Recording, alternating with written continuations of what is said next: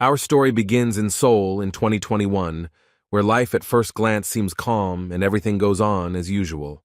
In the backyard of one of the ordinary educational institutions, a completely natural phenomenon was taking place. Four hooligans, led by a guy with a cockerel hairdo, wanted to make fun of one of the ordinary schoolchildren. Despite this, the guy with glasses behaved calmly and measuredly. He thoughtfully looked at his notebook and asked the hooligans to hurry up with their dialogue so that he would not be late for the academy. The enraged leader of the hooligans was not particularly pleased with his words and, like a typical antagonist, began to scratch the back of his head, discontentedly repeating the name of this guy. Without taking his eyes off his notebook, the bespectacled boy named Do Jae-min walked past the cheeky student, saying that if they didn't have any questions for him, then he would move on.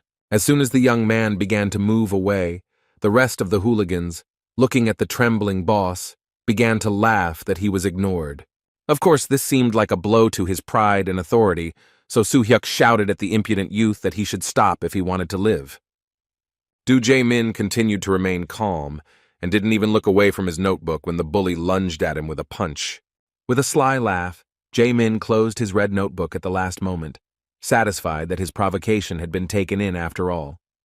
At that moment, he suddenly changed the course of events with his sudden kick to the face of the boss of this gang of hooligans.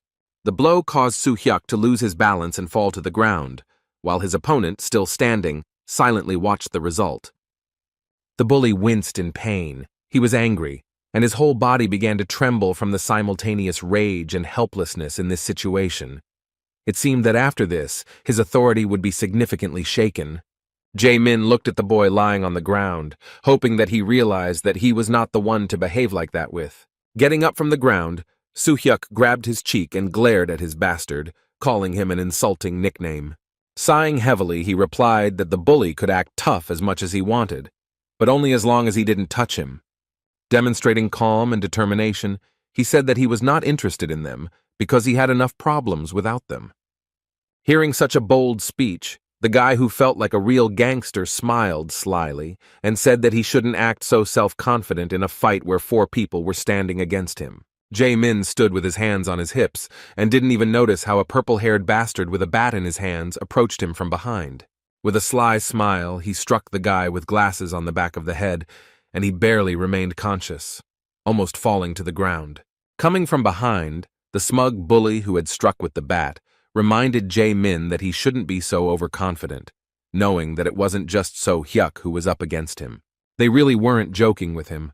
After this blow, blood started to flow from the back of his head, and it began to slowly drip onto the ground, staining his snow-white shirt.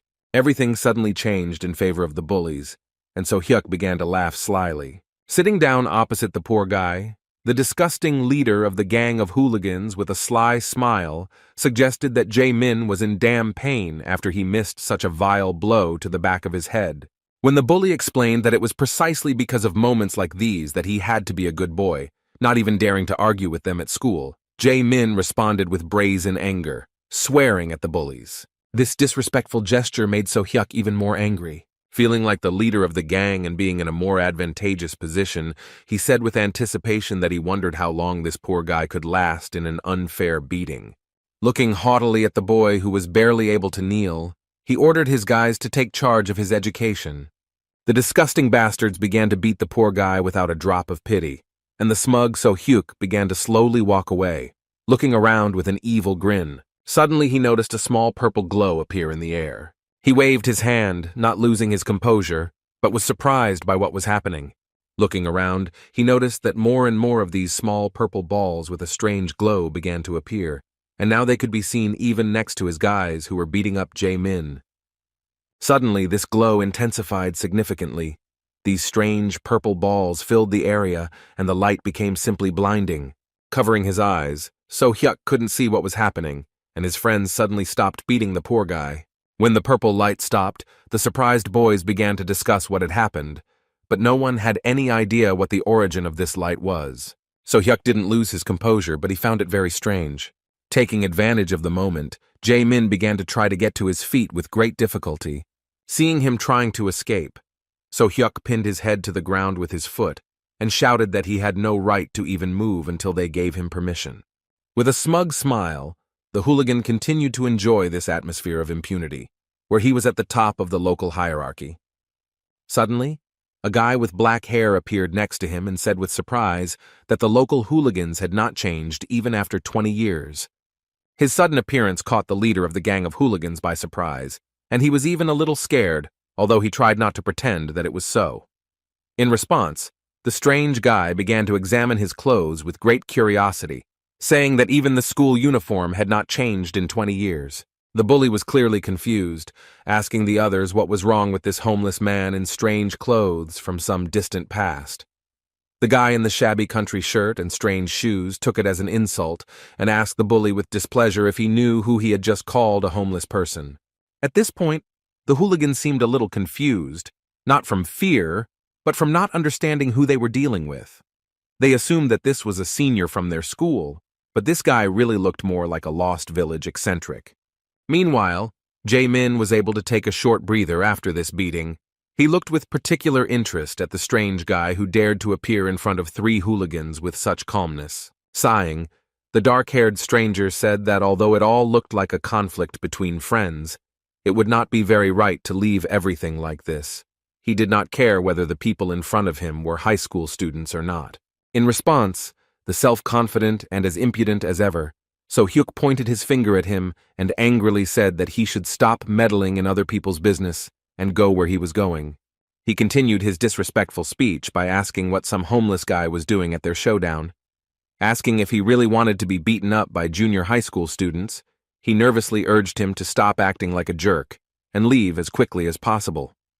After listening to this self-confident speech, the guy in the strange, tattered clothes mockingly asked why the youth were so rude and disrespectful these days. He said that they were not dealing with some homeless person, but with a great high school student who was 20 years older than them. His words sounded like the ramblings of a madman, so So-hyuk placed his fist on the guy's chest as a warning and told him to run as far as he could before he got into trouble. The guy with the black unkempt hair had reached the limit of his patience, and in response he grabbed the rude man by the arm and said that he would break his arm if he continued to irritate him. This guy's grip was really strong, but he wasn't completely serious, and so Hyuk was able to break free from his grip, shouting that there was some crazy suicide in front of them. Now it was clear that this situation would not end without a fight. Swinging his fist high, an enraged So-hyuk shouted that the homeless man had played at being brave. He aimed his blow with all his might towards the face of the calmly standing guy. However, the mysterious stranger easily avoided this furious blow. So-hyuk didn't even have time to realize that he had missed. Looking to the side, he saw that the crazy stranger had managed to slip away and was already standing a few meters away from him. With his hands folded in front of him, the boy in village clothes responded to his insolence by saying that he had gone too far in calling the high school student crazy. Looking at his hand, he sternly said that they would still receive their punishment, but first they would be able to see something incredibly frightening. After this mysterious speech, the stranger raised his hand high and began to pronounce some mysterious words with a frighteningly confident expression on his face. Every word he said reminded the kids of the moment in some movie where a villainous magician suddenly appears. Having finished some unintelligible spell reading, the stranger snapped his fingers. The boys were horrified, because they didn't know what else to expect from the madman, before whose appearance a mysterious purple light appeared. However, despite their worries, nothing happened, and after the strange movements of this young man, silence reigned on the back platform of the school. The weird high school boy with the weird haircut didn't understand why his spell wasn't working. He kept snapping his fingers in different directions, but nothing happened. The bullies he encountered started to lose their temper. The high school student, looking at his hand, began to be genuinely surprised that the magic wasn't working, while So-hyuk, sighing heavily, began to grimace in anger. He couldn't believe that in one day he would meet 2 idiots who behaved incomprehensibly. First, they came across a bespectacled man who dared to contradict them on his own. The second irritable person turned out to be some crazy guy who was doing some kind of nonsense right in front of their eyes.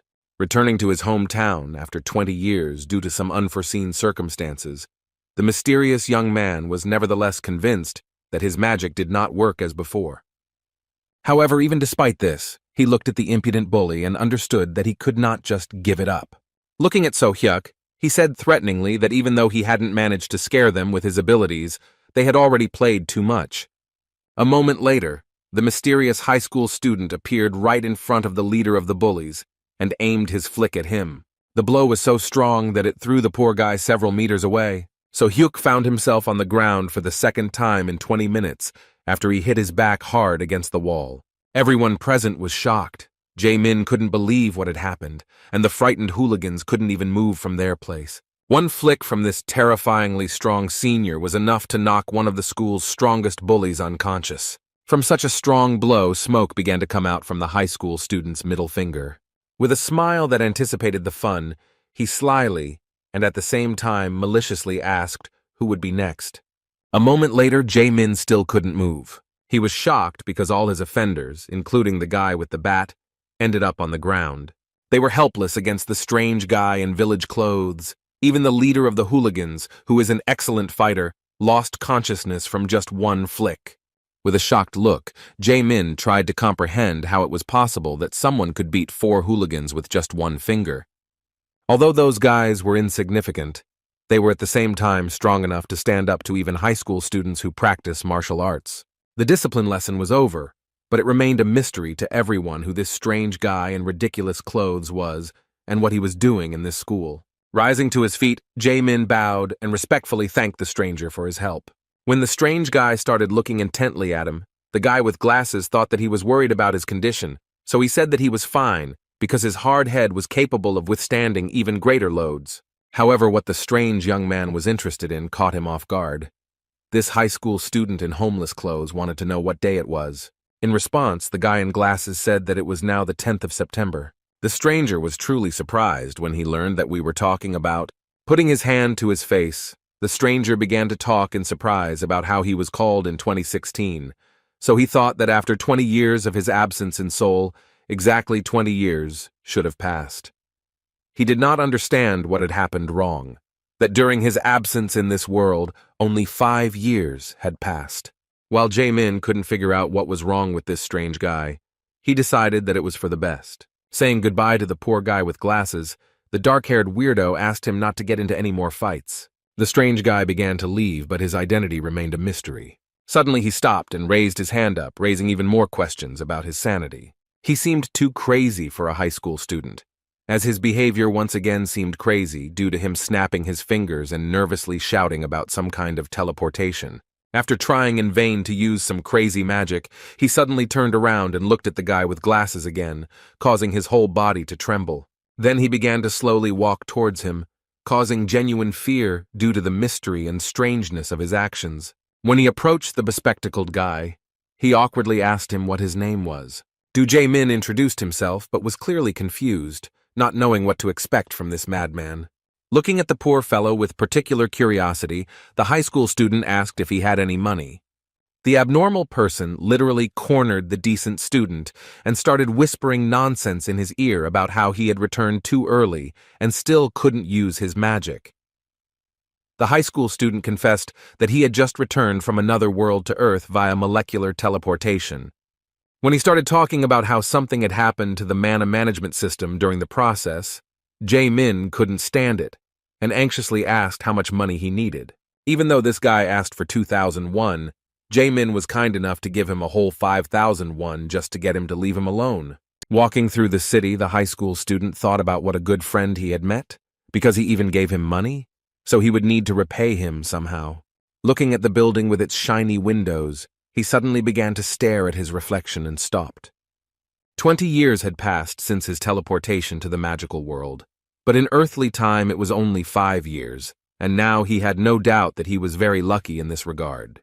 Now 24 years old, he knew that his family would likely still recognize him. On the way, he saw something strange, something that was different from the ordinary situation 5 years ago.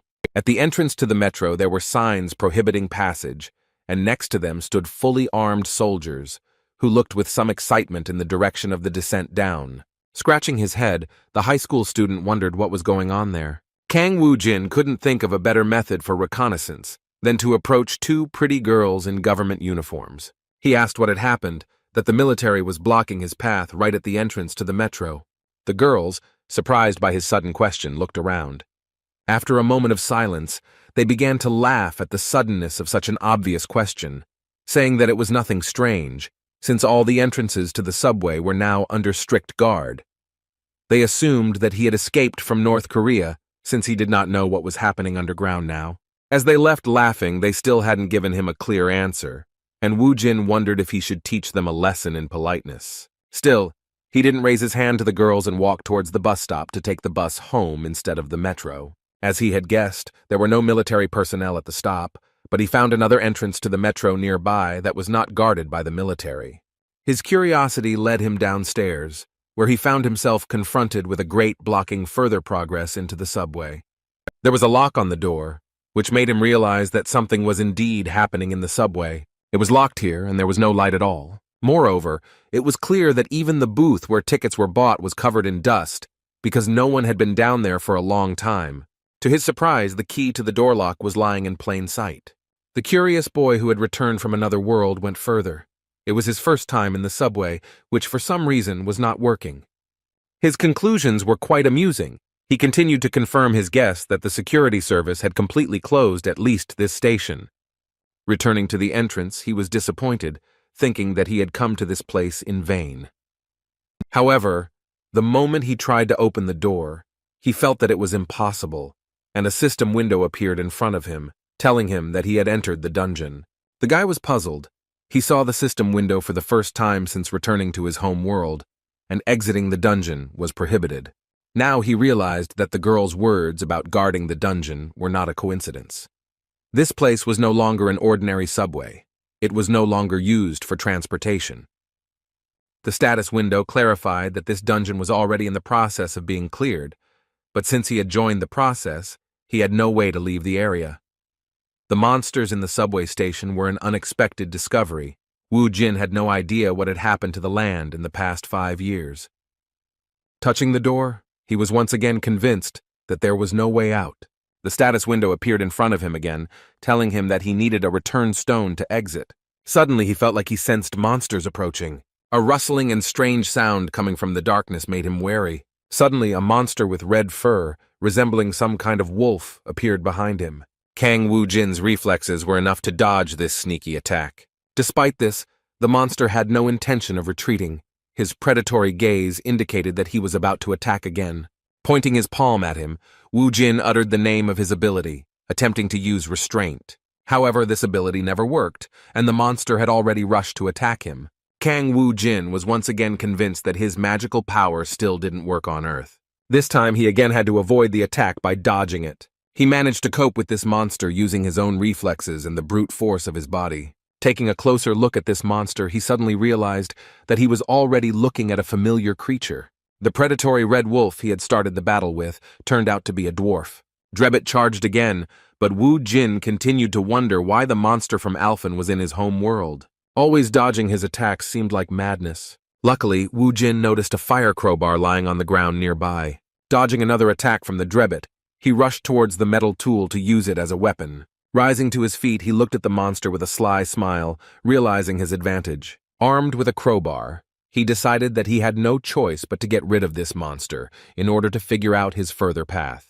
The predatory creature began to growl furiously, rushing to attack again.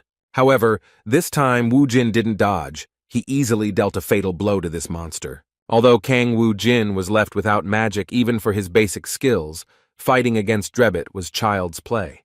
As expected, it didn't end there. Looking around, Kang Woo Jin saw another small flock of Drebit approaching. With an anticipatory smile, the boy who had been investigating the changes in his homeworld assumed that these guys had lined up specifically to entertain him. As expected, he had no trouble dealing with even such a flock of Drebitoi. There wasn't a single scratch on his body, which wasn't surprising, but he knew that if someone much stronger appeared, there might be problems. Suddenly, a notification from the system appeared in front of him, informing him that he had gained a level up. Now he realized that he had not just been transported back to Earth, he had become a newbie again, although he also belonged to the necromancer class. Despite the lost progress, he was still an experienced fighter and was not against going through this path a second time. He thought that there was nothing wrong with getting stronger while these creatures were running around Seoul.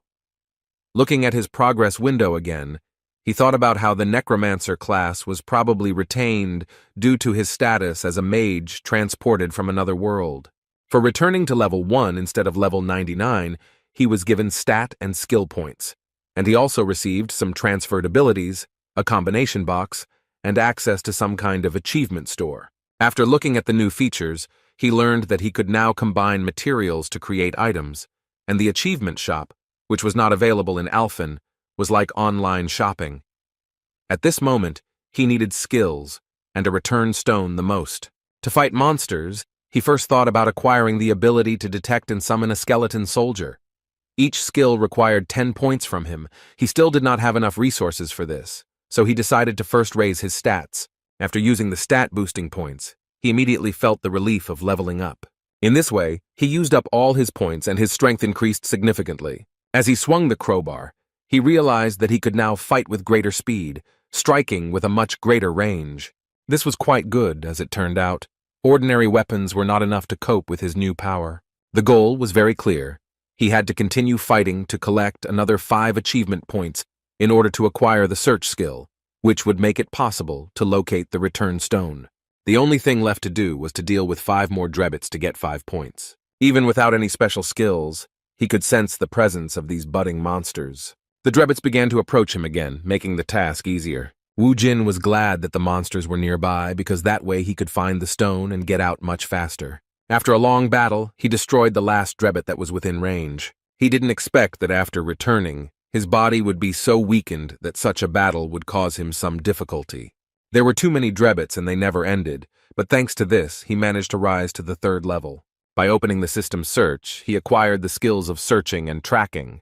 Having acquired the new skill, Wu Jin used it without hesitation, but in this room he found nothing but the bodies of the destroyed drebbits. It became obvious that the return stone was somewhere near the train landing, but looking down the stairs and seeing the many drebbits, Wu Jin wondered whether he should go down and make his life more difficult with another grueling battle. Even with his vast experience in another world, he knew that fighting everyone at once would be too risky. Moreover, being an experienced necromancer, he thought that doing this alone was not his style. With this thought, he entered the achievement shop again and purchased the Skeleton Soldier Summon Skill Book. The system informed him that in order to use the skill, he needed to sacrifice a monster corpse to summon a skeleton soldier. Being experienced in this matter, Wu Jin immediately distributed 10 points between mana and control.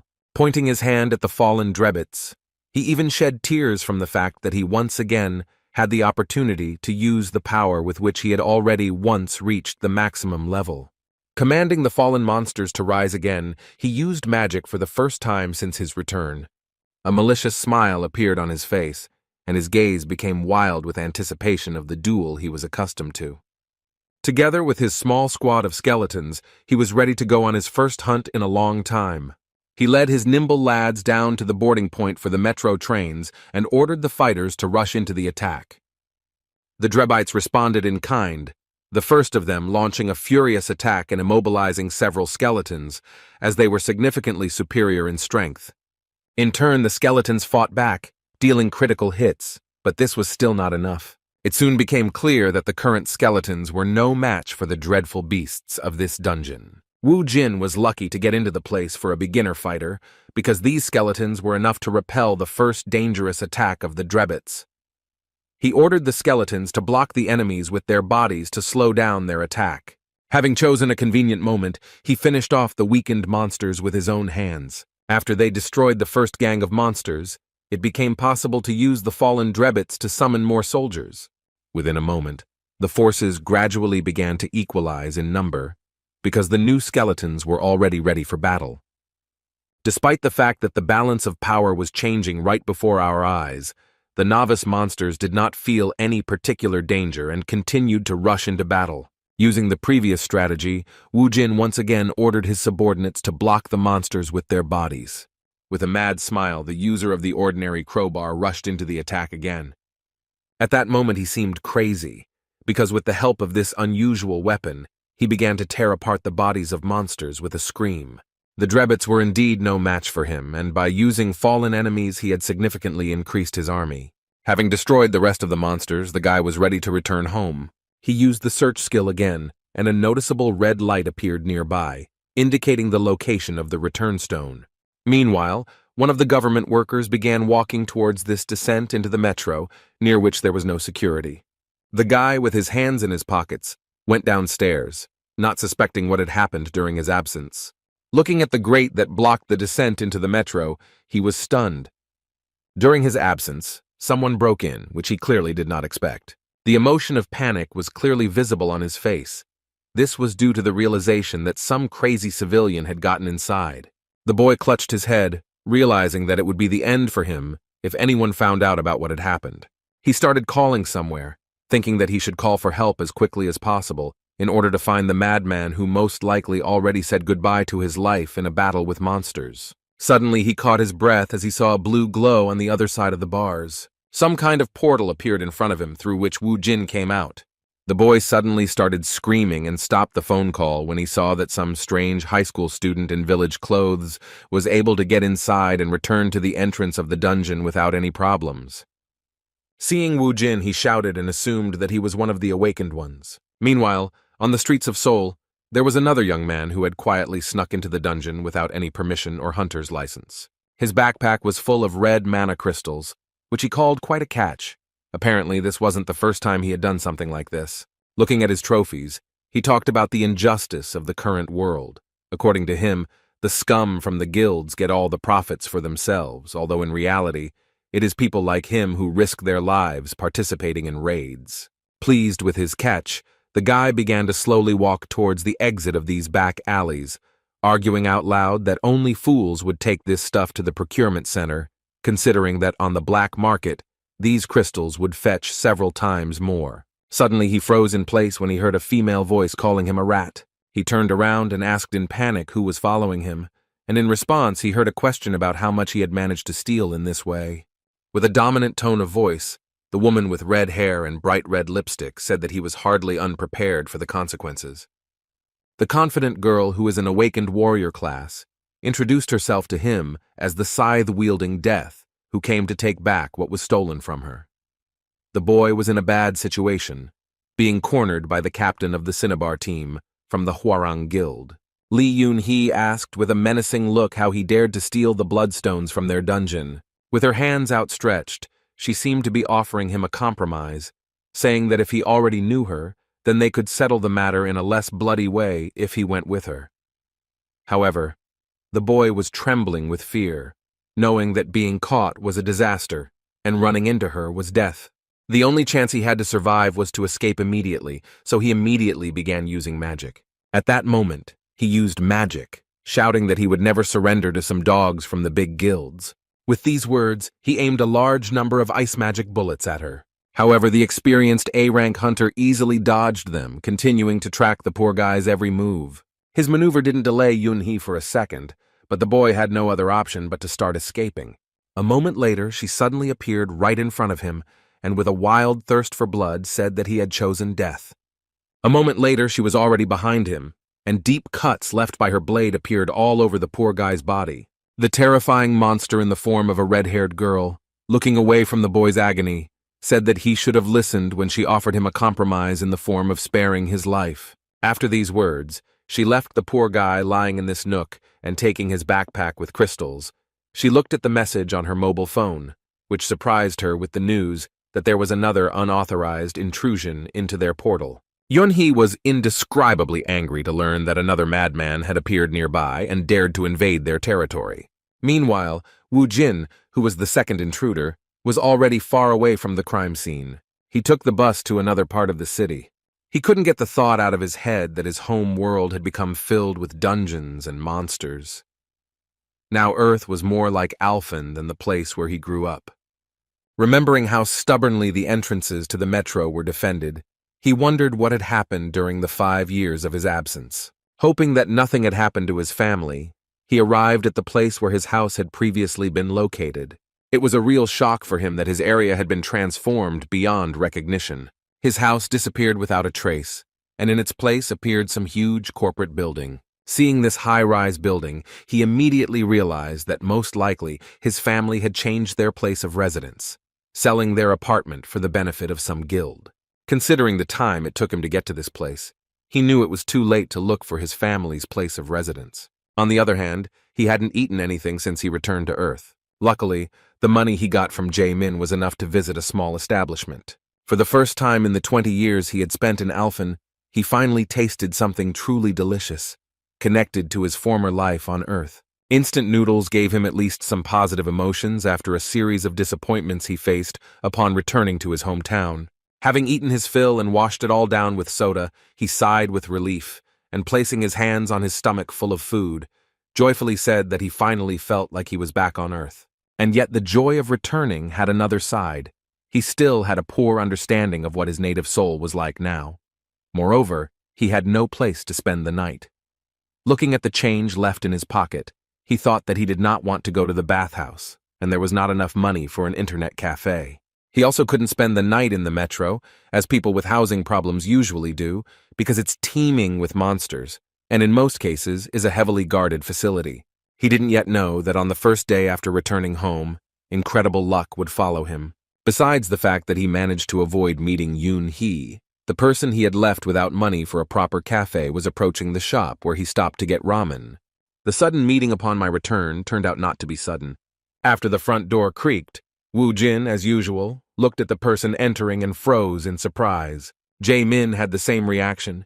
He hoped that he would never meet this weirdo again, who saved him from the hooligans. Seeing this old man in a place like this after a hard day was the worst possible outcome for him, but Woo Jin turned out to be a really lucky guy. As soon as he saw the poor guy in glasses, he immediately rushed towards him and, smiling, clapping him on the back, said that he just wanted to meet him.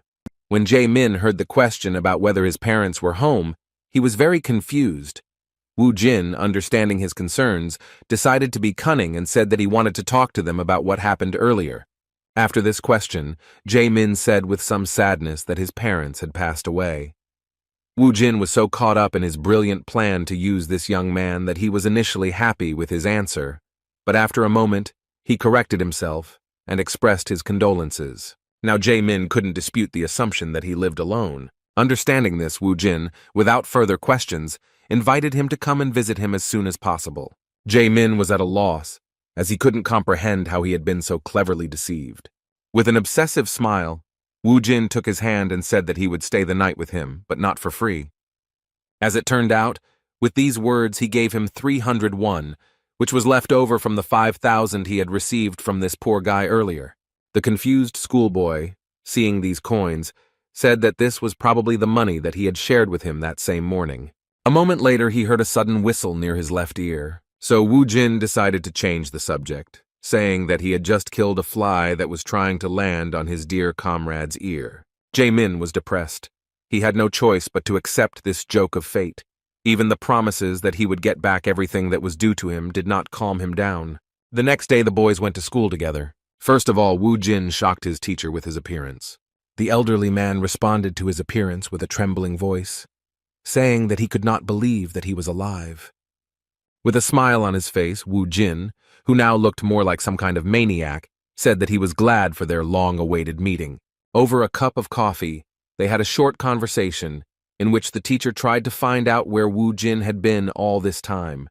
Everyone was afraid that he had died due to the sudden appearance of dungeons from which monsters began to break through. In response, Woo Jin said that he technically died and came back. As expected, the teacher didn't pay much attention to such nonsense, still thinking that this guy had become very strange and needed psychological help. The conversation that followed concerned what was happening at this time, but due to the stupidity of the questions asked, Woo Jin never learned anything interesting. The only useful information he got from his teacher was the list of students in the school. As expected, his classmates had long since entered universities or found jobs, so the only person he knew was Ko Jae-min. The polite guy with glasses attracted the attention of the girls, which really got on the nerves of the guys in his class, including So Hyuk, a bully with whom he constantly had conflicts. This cheeky guy once again showed his disgusting character by pushing a student aside on his way to Jae-min. Placing his hand on his shoulder, he reminded him in a rude tone that his luck was not due to his personal strength, but to the fact that some madman had appeared out of nowhere and interrupted their lesson in politeness. With an angry and threatening look, he asked if he thought they should finish the conversation they had started earlier. Jae-min calmly replied that he would listen to his words, but only if he stopped making noise in the classroom. His words and calmness in such a situation made the bully furious. In response, he grabbed the poor guy by the hair and shouted that he needed to think again about the situation he was in and how he should behave in front of them. Just before So Hyuk was about to slam his head into the table, he heard a boy suddenly enter the classroom asking him to stop. As it turned out, it was Woo Jin, who was happy that he not only visited his new friend, but also met the hooligans who did not understand his words the first time.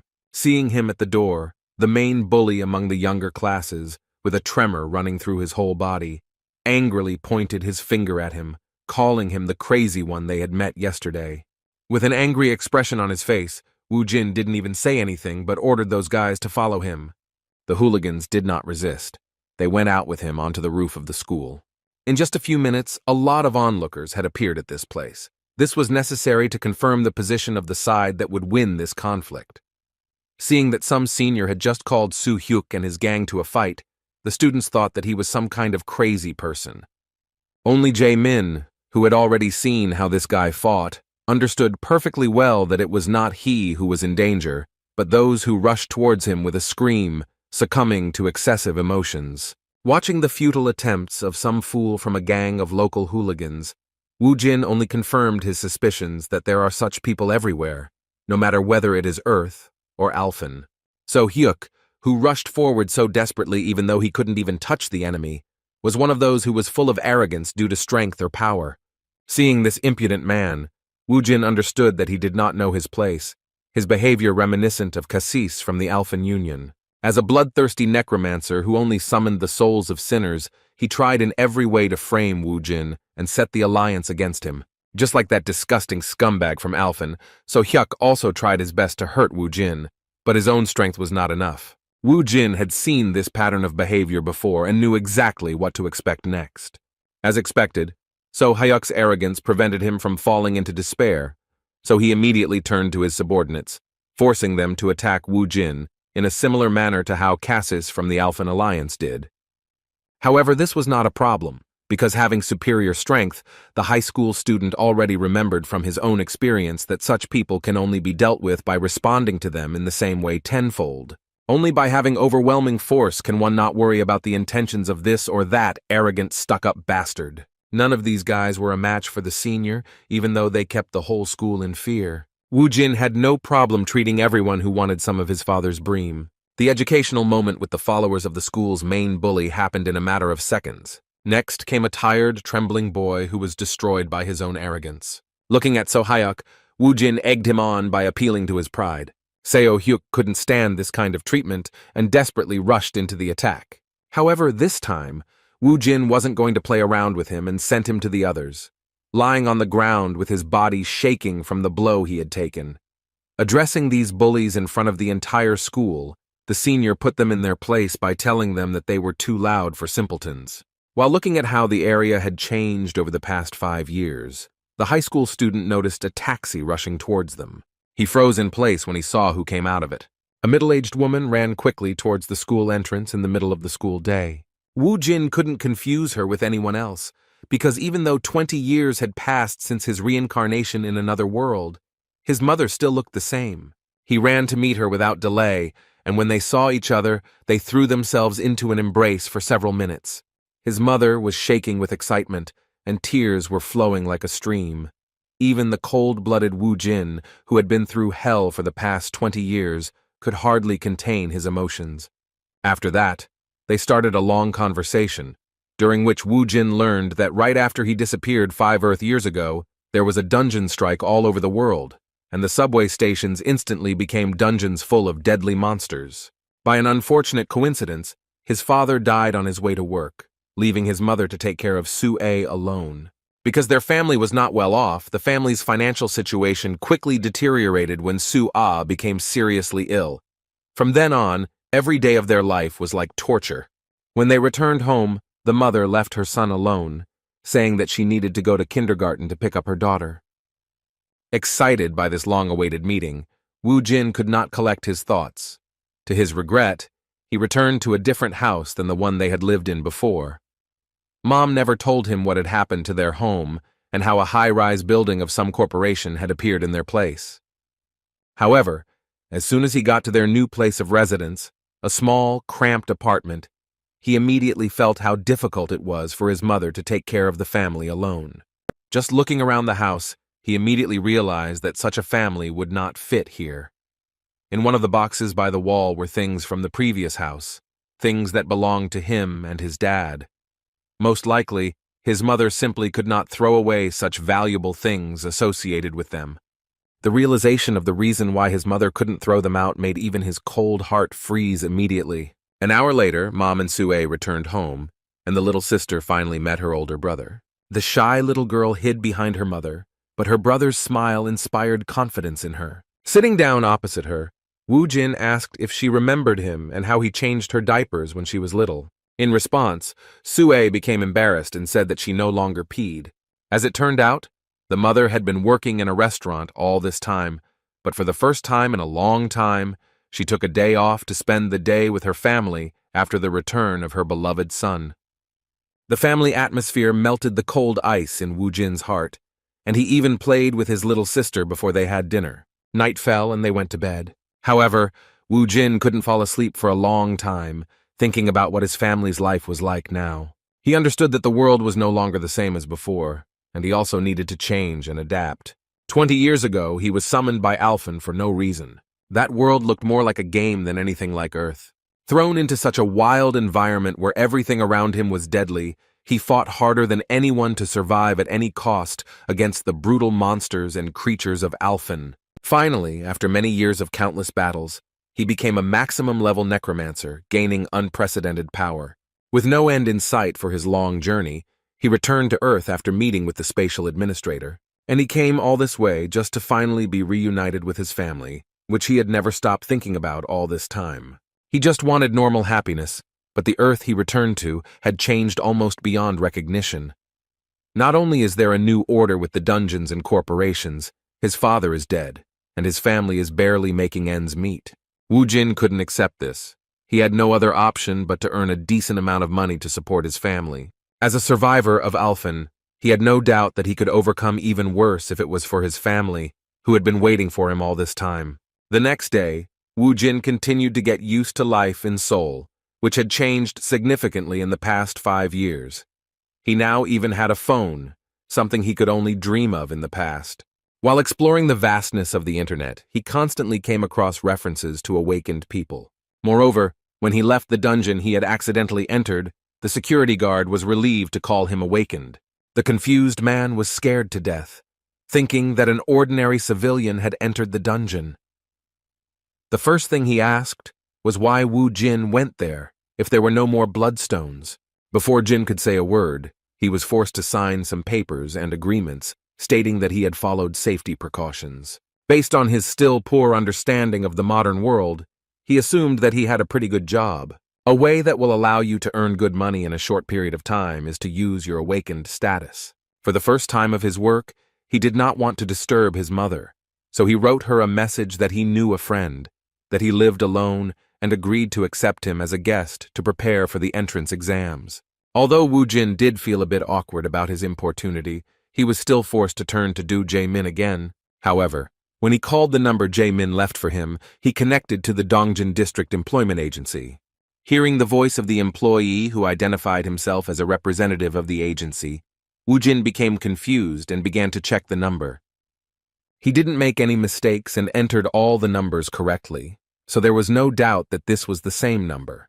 Only after confirming that he had indeed contacted an employment agency did Woo Jin realize that the cunning Jae-min had dared to deceive him out of fear of further extortion of money.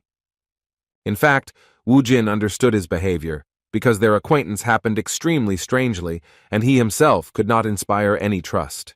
On the other hand, Jae-min might even have regretted doing this because he never said thank you for the fact that Soo Hyuk and his gang wouldn't bother him anymore thanks to the high school student's actions.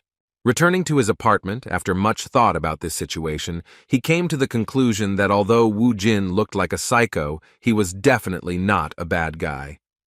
In addition, there was no need to worry about him anymore, since he was able to meet and talk to his mother. However, when Jae-min returned and entered his apartment, something unexpected happened. Suddenly he heard a familiar voice welcoming him home. Jae-min was startled to see Woo Jin sitting at the table, eating tangerines and watching TV. His first panicked question was how he managed to get inside. As it turned out, he had seen Jae-min type in the password to enter the house earlier. Although he could be praised for his phenomenal memory, his new friend from elementary school was not so happy and said that it could be considered breaking and entering. However, when Woo Jin mentioned that he had called him but someone else had picked up, all the complaints disappeared due to the guilt he felt about the deception. Seeing Jae-min's awkwardness, Woo Jin decided to put himself in his shoes and change the topic, asking if he would mind answering a few questions for him.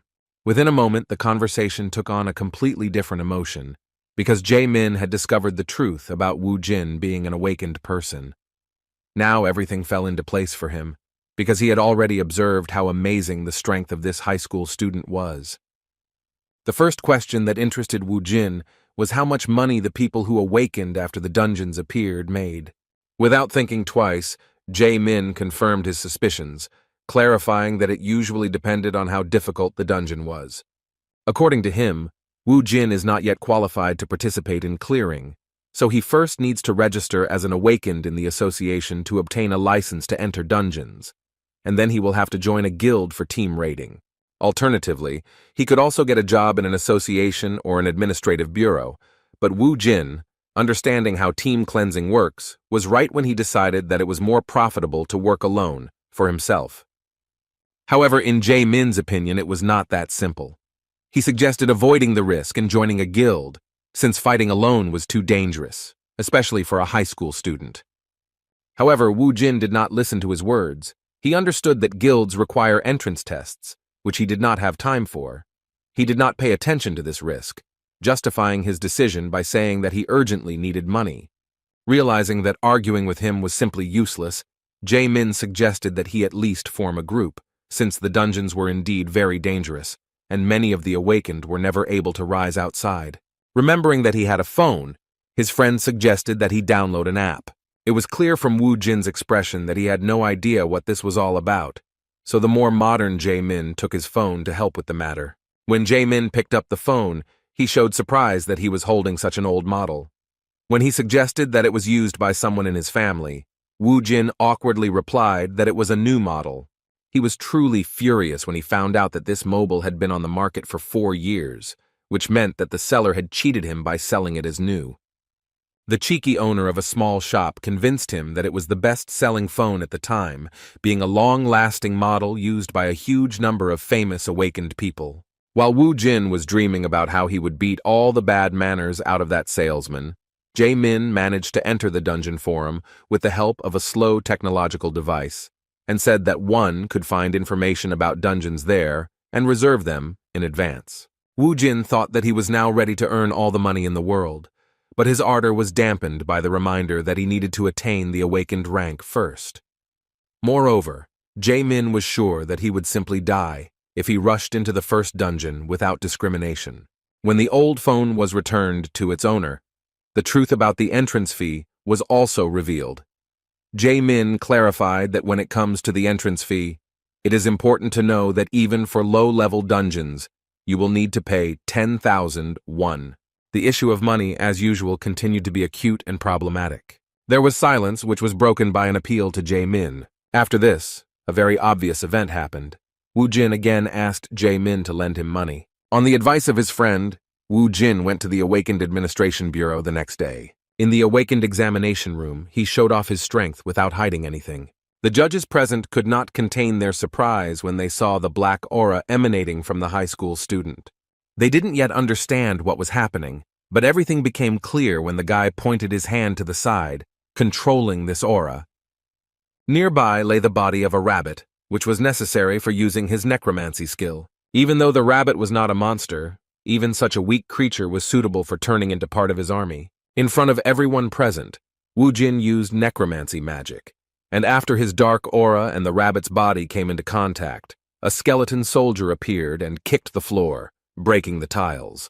The fact that he shocked all the judges could be judged by the fact that they could not utter a word. Even though the skeleton was summoned using the corpse of a weak animal, its powers were comparable to at least an ordinary person. Seeing their reactions, Woo Jin was in anticipation of receiving a decent rank. With only one skeleton, he felt extremely confident, realizing that necromancy was a very rare and truly powerful magic. His only warrior gave off quite an impressive aura, even though he was only a beginner level. The judges said with surprise that his powers were truly amazing. They had indeed seen a lot here over the past 5 years, but this was the first time they had met a user of necromancy. Summoners' abilities are judged by the combat abilities of the familiars they summon, so it was common practice to use copies of goblins to test Wu Jin's strength. Seeing the use of a hologram that had a physical form, Wu Jin couldn't help but be amazed at how far technological advancement had come since the blood crystals appeared in his home world. This looked pretty cool, as it greatly simplified the process of testing the skills of new recruits. Wu Jin immediately ordered his familiar to charge in and show his power. The skeleton obeyed the order without question and destroyed the goblin in an instant. Despite his abilities being truly unique, he was left disappointed with his license upon completion of the test. Wu Jin was given an F rank, and when asked if that was a high rank, he was gently informed that it was actually reserved for the weakest awakened. As expected, the summoned familiar's power was weaker than they expected, however. In turn, the judges tried to calm the awakened one by saying that since it was a unique ability, there was no doubt that he would easily find a party for himself. Still, Wu Jin wasn't too upset, thinking that he didn't care about the rank as long as he could enter the dungeon. Having obtained the license, he immediately went to the nearest point, which turned out to be Silim Station. The dungeon rank was estimated at 2 stars, and quite a lot of novice awakened warriors with fairly good equipment had already gathered here. One of the awakened, who was not going into the dungeon for the first time with his group, when he saw a newcomer standing alone, asked if he wanted to join their squad. There were 7 of them, and the guy with green hair said that they still had some free space for him. However, Wu Jin refused his offer, saying that he could handle it himself. The green-haired stranger was surprised and replied that he didn't see the point in spending so much money to enter, since he would hardly be able to carry many bloodstones due to the time limit. When he saw the surprise on Wu Jin's face, he immediately realized that he had only recently become a minor and did not yet know all the nuances. The next question was what rank the curious boy was. After learning that Wu Jin was only an F rank, the green-haired awakened believed in himself and that he could be manipulated.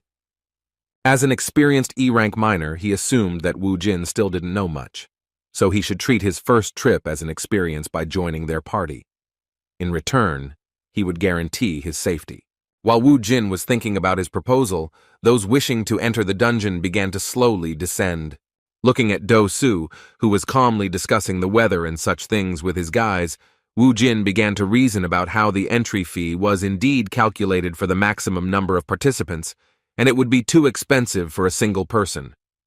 According to Do Su, the maximum number of participants at the entrance is 8, and to enter alone, you need to pay for 8 at once, a whopping 800,000 won.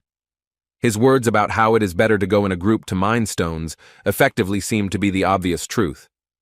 Wu Jin decided to listen to his advice, because the idea of going in a group wasn't that bad, because it would be nice to get some information about the process first. Suddenly, he was distracted by a strange young man who looked rather nervous. He assumed that Wu Jin was also nervous about entering this dungeon. When the necromancer replied that a man should not show fear, even if he was afraid, the intrusive stranger laughed awkwardly, saying that he liked this confidence. Hong Sung-gu turned out to be the same F-rank fighter. This fire mage was recruited in the same way as Wu Jin. It seems he awakened 2 months ago, after which he left school and began to earn money as an awakened.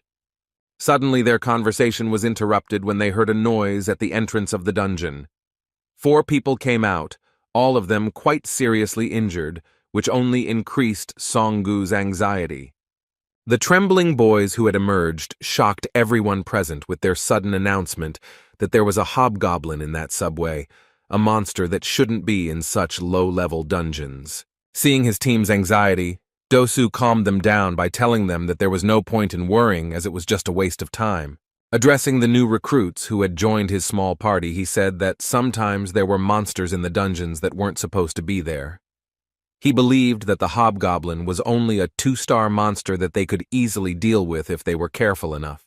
Having calmed his comrades, the squad captain suggested going down into the dungeon. From the very beginning, they were met by low-level monsters, which was to be expected in such a place. Upon seeing the ordinary goblins, Song-gu immediately used his fire magic.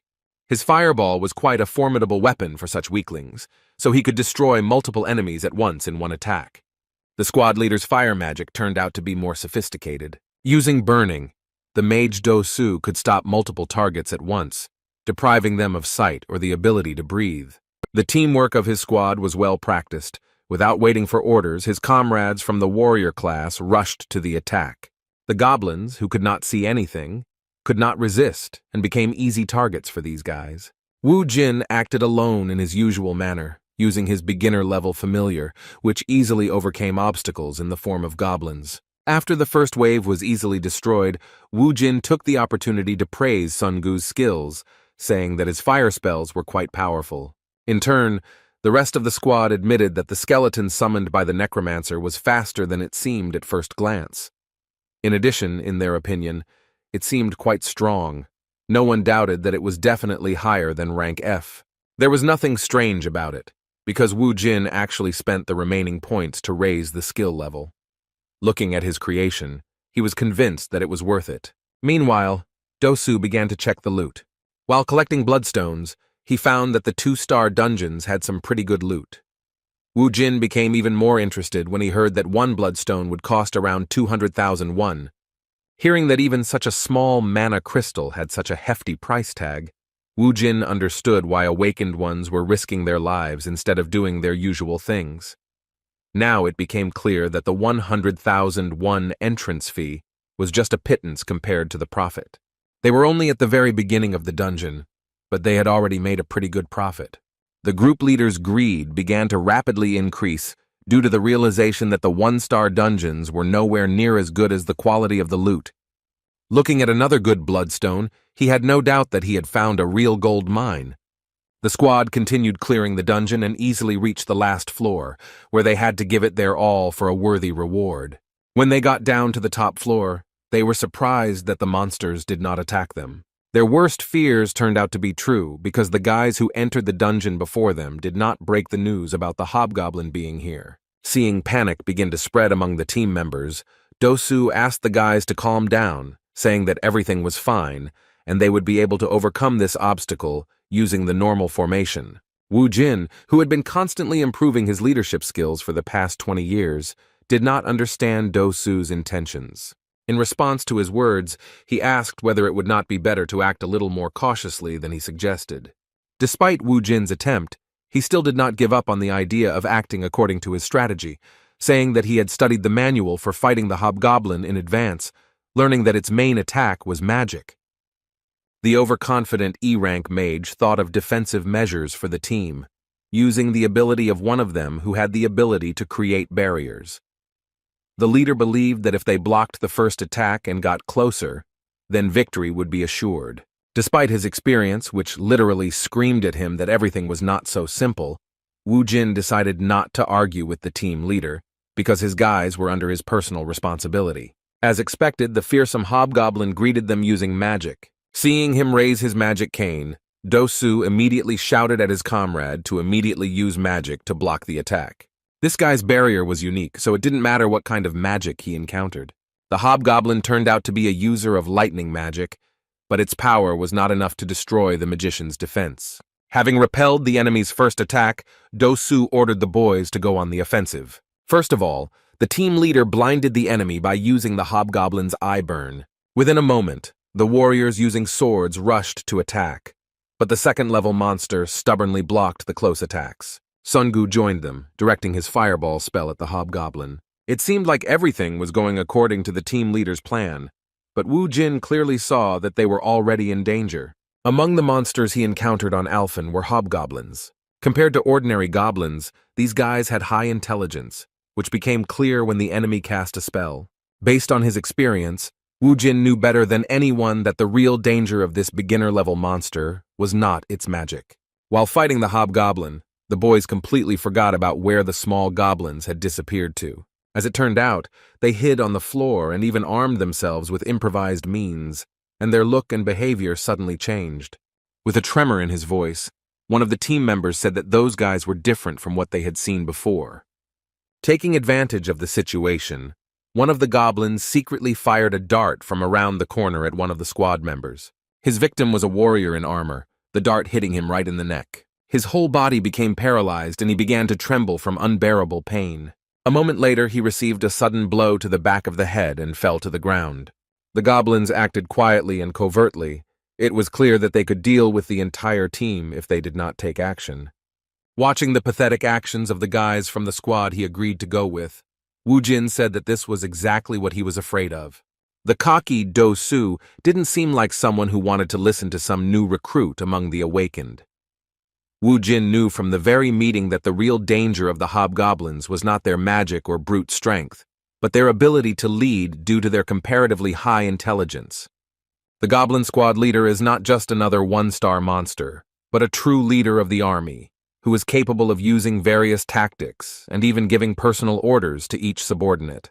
Realizing that the guys couldn't cope with the panic, and the situation was getting worse with every second, Do Su made an adequate decision for the first time.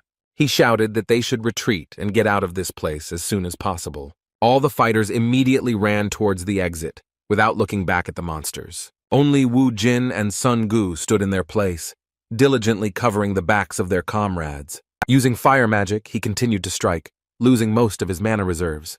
However, now using the means at hand, the goblins were able to withstand his attacks and continue their advance. Addressing the others, Do Su stated that they were no match for this enemy, so they should retreat immediately. When one of his bewildered comrades asked what they would do with Zhang Chul, who had suffered from 2 surprise attacks, the leader shouted that he was beyond help. Without even trying to help their friend, they cowardly ran towards the exit. However, the hobgoblin was not willing to stop the fun. He was delighted with how well his players had performed. Having accumulated enough mana, he directed lightning magic towards the fleeing boys. The blow was accurate. The hobgoblin aimed it at the most diligent of the fighters. Songgu, who was too careless, was hit by this magical attack. The boy began to fall to the ground, and the leader, despite his condition, did not change tactics. They continued to run towards the exit. The boys began to move away to a safe distance, and the goblins decided to stop pursuing them, being satisfied with such prey. When everyone had fled, the wounded Songgu, lying on the ground, was left to be torn apart by the goblins and their leader. The only one who didn't chicken out was the most experienced and quiet among the awakened Wu Jin. Taking out his favorite weapon, a crowbar found in the subway, from his inventory, he began to slowly walk towards the goblins, saying that he had not hunted such enemies for a long time. Using his power, Wu Jin summoned 4 fighters who could easily replace the cowards who fled as soon as they sensed danger. Realizing that the battle was not yet over, the hobgoblin immediately ordered his army to continue the offensive. Analyzing the situation and referring to his experience, Wu Jin came to the conclusion that it would be difficult to deal with goblins under the command of a hobgoblin. Based on this, he decided to make an unexpected move and rushed into the vanguard himself, heading towards the strongest enemy, the goblins, whose instincts and will belonged entirely to their leader, fearlessly rushed into a frontal attack. Within a moment they were stopped and busy fighting the necromancer's familiars. While the skeletons were fighting the goblins, Wu Jin could fight their leader without fear. Seeing a human next to him, the hobgoblin began to release lightning magic, pointing his cane at the enemy. Wu Jin had calculated from the very beginning the time it would take for the enemy to carry out such an attack. A moment later, he dealt a fatal blow to his opponent. With a sly smile on his face, he asked the hobgoblin if he really thought he would politely wait for him to finish casting his ridiculous spell. Due to the enemy's rather low level, his actions were quite predictable, and dealing with him alone was not particularly difficult. After defeating the strongest monster in this dungeon, Wu Jin received a level-up message. As soon as he raised his level to the 6th, he immediately felt the increase in characteristics.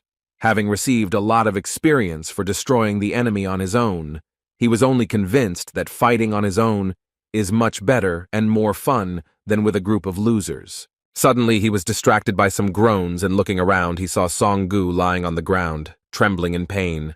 Wu Jin was surprised that he was still alive, and in response, he heard a desperate, weakened plea for help. He had no particular reason to help the stranger, but he still decided to make contact with the poor fellow. Sitting down next to him, he asked what would happen to him if he saved him. In response, Songgu said in a trembling voice that he would not tell anyone that he was actually a D-rank fighter, not an F-rank fighter. The dying boy's words seemed like complete nonsense, and even Wu Jin was surprised by their stupidity. Wu Jin knew that this guy could be useful, so he thought about what he could ask for in return.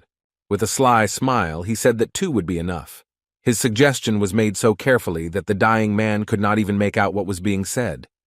Despite the unclear conditions, they managed to reach an agreement. After Wu Jin saved this wounded poor guy, he gave him a completely fair task. Songgu personally extracted all the mana crystals from the bodies of the dead goblins. Using this boy's labor, Wu Jin managed to obtain a backpack almost full of precious materials. After finishing the job, Songgu, who was staring at his savior, could not stop thinking about how he was given the lowest rank. After seeing it in action, he immediately realized that even without using the power of a necromancer, he could hunt 2-star monsters, which immediately made him a D-rank hunter.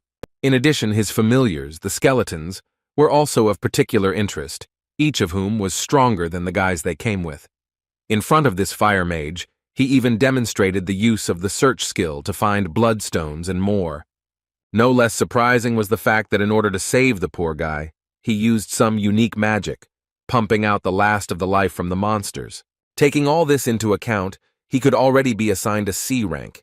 And another shocking fact was that Wu Jin had previously reported that he had registered as a hunter only 3 hours ago. Taking back his backpack, which was overflowing with precious materials, Wu Jin learned that he would receive approximately 800,000 won for all of this. Looking at the trophies, he admitted that it was not bad considering he only paid 100,000 won for entry. Looking greedily at the poor fellow, he put him in an awkward position, warning him that all the loot belonged only to him. Wu Jin's obsession with money really scared Songgu, but despite this, he was glad that he was able to save his life with 2 million. Having finished collecting the mana crystals, the guys went to pick up the return stone. Suddenly, Wu Jin felt a slight thirst for blood, causing him to stop and ask his new comrade to wait at a safe distance. It was difficult to see where the danger was coming from at first glance, but Wu Jin was sure that an enemy ambush was waiting for them ahead. Looking around, he made sure that there were no more monsters here. Based on this, it became clear that the problem was with those scumbags who abandoned them to their fate.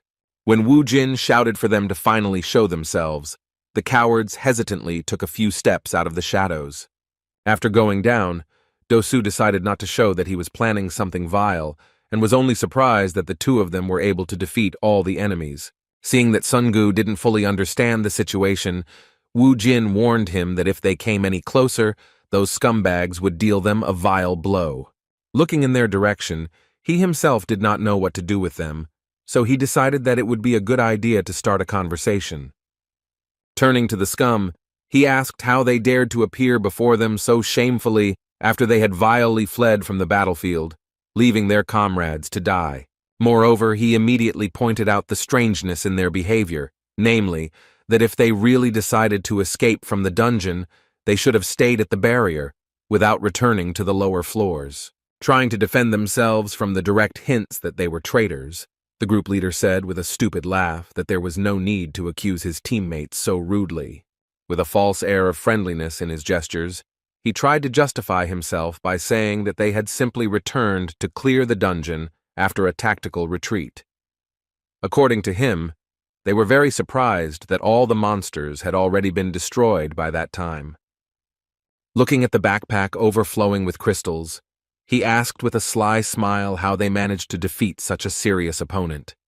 Wu Jin had no intention of playing his dirty games, and said in a serious tone that they should not delay their vile plan. Taking off his backpack with precious materials that most likely interested the leader of their group, he assumed that those naive fools wanted to run away after receiving the return stones. But now they saw that everything was cleared out here, and the money itself was coming to meet them. A moment later, he scattered all the mana crystals onto the ground and was met with stunned looks from part of the group who did not expect such an act. With a menacing look, Wu Jun said in all seriousness that if they wanted his trophies so much, then they should try to take at least one of them for themselves. However, even after such high-quality manipulation, Dosu continued to try to convey a different opinion to him. He repeated with a ridiculous smile that there had been a misunderstanding, justifying his words by saying that they were not so stupid as to attack someone who had killed monsters that they could not do anything against, even with the help of coordinated work. He apologized for them leaving him and Sungu behind, justifying this act by saying that their lives were at stake and something like this could be expected. He explained the return back by saying that they simply returned for the return stones, and now, seeing that the path was cleared, they could even thank him for giving them the opportunity to take John Chul's body. Seeing how stubbornly leader Do-Su continued to justify his behavior, Wu Jin began to doubt his guesses. The green-haired guy, although he was fond of jewelry, still looked quite sincere. Sighing heavily, he decided that he had simply gone too far, confusing the premonition of the monsters with an ambush. Based on this, he assumed that during those 20 years spent in Alphen, he had become too nervous and distrustful, which even affected his attitude towards people like him after his return. In just a moment, he was confronted with the reality that he had begun to deny a few seconds ago. He felt a sudden, intense burning sensation in his eye area, which was used on him by a fire magic user, the leader of their group, Do-Su. Song-gu was shocked by what was happening, and, staring at his savior, did not even have time to react to the fact that those scoundrels received the order to begin the attack. A moment later, a magic arrow flew at the poor guy and hit him in the left shoulder. Song-gu screamed in pain as Wu Jin began to get his bearings, resigning himself to the fact that he had to fight. He saw Do-Su rush at him with a knife, shouting furiously that he shouldn't hold a grudge against him for this. In an instant, he appeared right in front of Wu Jin and dealt him a vile blow to the stomach. Meanwhile, in some other dungeon, another raid was successfully completed, because the main team of one of the most serious guilds of Seoul was responsible for it. The guys were well equipped, moreover. They even had a truck that transported all their gear. Not only the logistics, but also the teamwork was almost perfect. One could envy the way they supported each other after a successful raid. Their pleasant conversation was interrupted by a phone call. The team leader, who is the same red-haired girl we met earlier, took a call in which she was informed that the second unexpected intruder who entered their property had been found. It was about Wu Jin, and Yoon-hee couldn't help but be surprised when she learned that although they didn't have any information on him, they did have information that today was the first time he appeared in the database after registering with the Awakened Alliance. Of course, the team leader wanted to know immediately where he was at that moment in order to have a clearing conversation with him. She had no idea what kind of trouble he had gotten himself into on the very first day of his awakened career. Back to those events, the vile and disgusting Do-Su had already stabbed Wu Jin, and after his knife stopped, he began to look into his eyes with curiosity, expecting to see a reaction to pain in them. He was simply shocked when he saw that instead of the expected reaction, he began to laugh maliciously, saying that he was surprised by such insolence. As it turned out, not only did Wu Jin manage to get his bearings, he also blocked that sneaky blow by grabbing the attacker's arm. He held his arm so tightly that Do-Su began to tremble from the sharp pain, similar to a broken bone. He no longer had time to talk. He threw the attacker to the ground with brute force, and he didn't even have time to notice how it happened. Do-Su broke the floor with his own body and began to scream in incredible pain. While adjusting his long hair, Wu Jin asked with an evil expression if he really believed that he could carry out such a vile plan. There were only a few scratches on his face, and his eyes were intact, since he had managed to use the mana aura. Pointing his finger at the other bastards who dared to challenge him, he asked if it was true what they said about all the awakened beings being the same as them. Looking at the shameless traitors blinded by the bloodstones, he shocked those guys by using necromancy on the goblin corpses lying next to them, calling for reinforcements in the form of 5 skeletons that outnumbered the attackers in strength. He declared that it was time for punishment, and then ordered them to get rid of the scoundrels. Within a moment, all the members of the group were exterminated right before the eyes of their leader, who watched helplessly while lying on the ground. Wu Jin didn't intend to waste much time on them, so he reached for the knife that Do-Su had dropped. Walking slowly towards the leader of the group, accompanied by the shouts of the other fighters, he looked him coldly in the eyes, making it clear that it was all over for him. Injured after being thrown so hard to the ground, Do-Su was in a panic, and he hoarsely shouted that he was suggesting that they just talk to avoid violence. With a wild look, Wu Jin asked him in return if he wanted to stall for time so that the delay in using his skill would pass. A moment later, Dosu joined his comrades and departed for the next world. After dealing with the vile members of the hunting party, Wu Jin did not miss the opportunity to check the pockets of their leader, expecting that he should have a lot of money. Wounded in the shoulder, Songgu, who witnessed this cruel spectacle, could not believe his eyes and the cold-bloodedness with which his savior dealt with the attackers. After eliminating 5 people in an instant, Wu Jin said that these bastards were useless anyway, and then asked his new friend if he agreed with his words. Looking around, he asked why he couldn't even find the words to somehow respond to his question. Songgu was shaking from fear and pain from his injury. He said with great difficulty in a weakened voice that Wu Jin was absolutely right. Having finished his business, Wu Jin came closer to him and, putting his hands on his hips, stated the fact that he was in danger for the 2nd time in a row. Speaking of this, he shocked Songgu by saying that because of this, he would have to pay double. There was nothing to explain here. Songgu himself understood that he had been saved twice and was now in infinite debt to this madman. Ignoring the attackers lying nearby, Wu Jin treated Songgu's wounds for the 2nd time, giving him first aid. Thus, the raid was completely over, and when they came out of the dungeon, the representative of the alliance controlling this station could not understand why he saw only 2 members of the group, which consisted of 8 people. When asked why there were only 2 of them, Wu Jin calmly replied that all of their other comrades had been killed by monsters that were much stronger than they had expected. This information was not only shocking, but also suspicious. The Soul Hunter Alliance representative, noticing the overflowing backpack on the awakened man's back, asked how they were able to collect all those bloodstones. Looking at his backpack, which was indeed suspicious, Wu Jin answered without hesitation that even though they were facing a serious threat, it still didn't stop them from collecting all the trophies so as not to leave the money lying on the ground.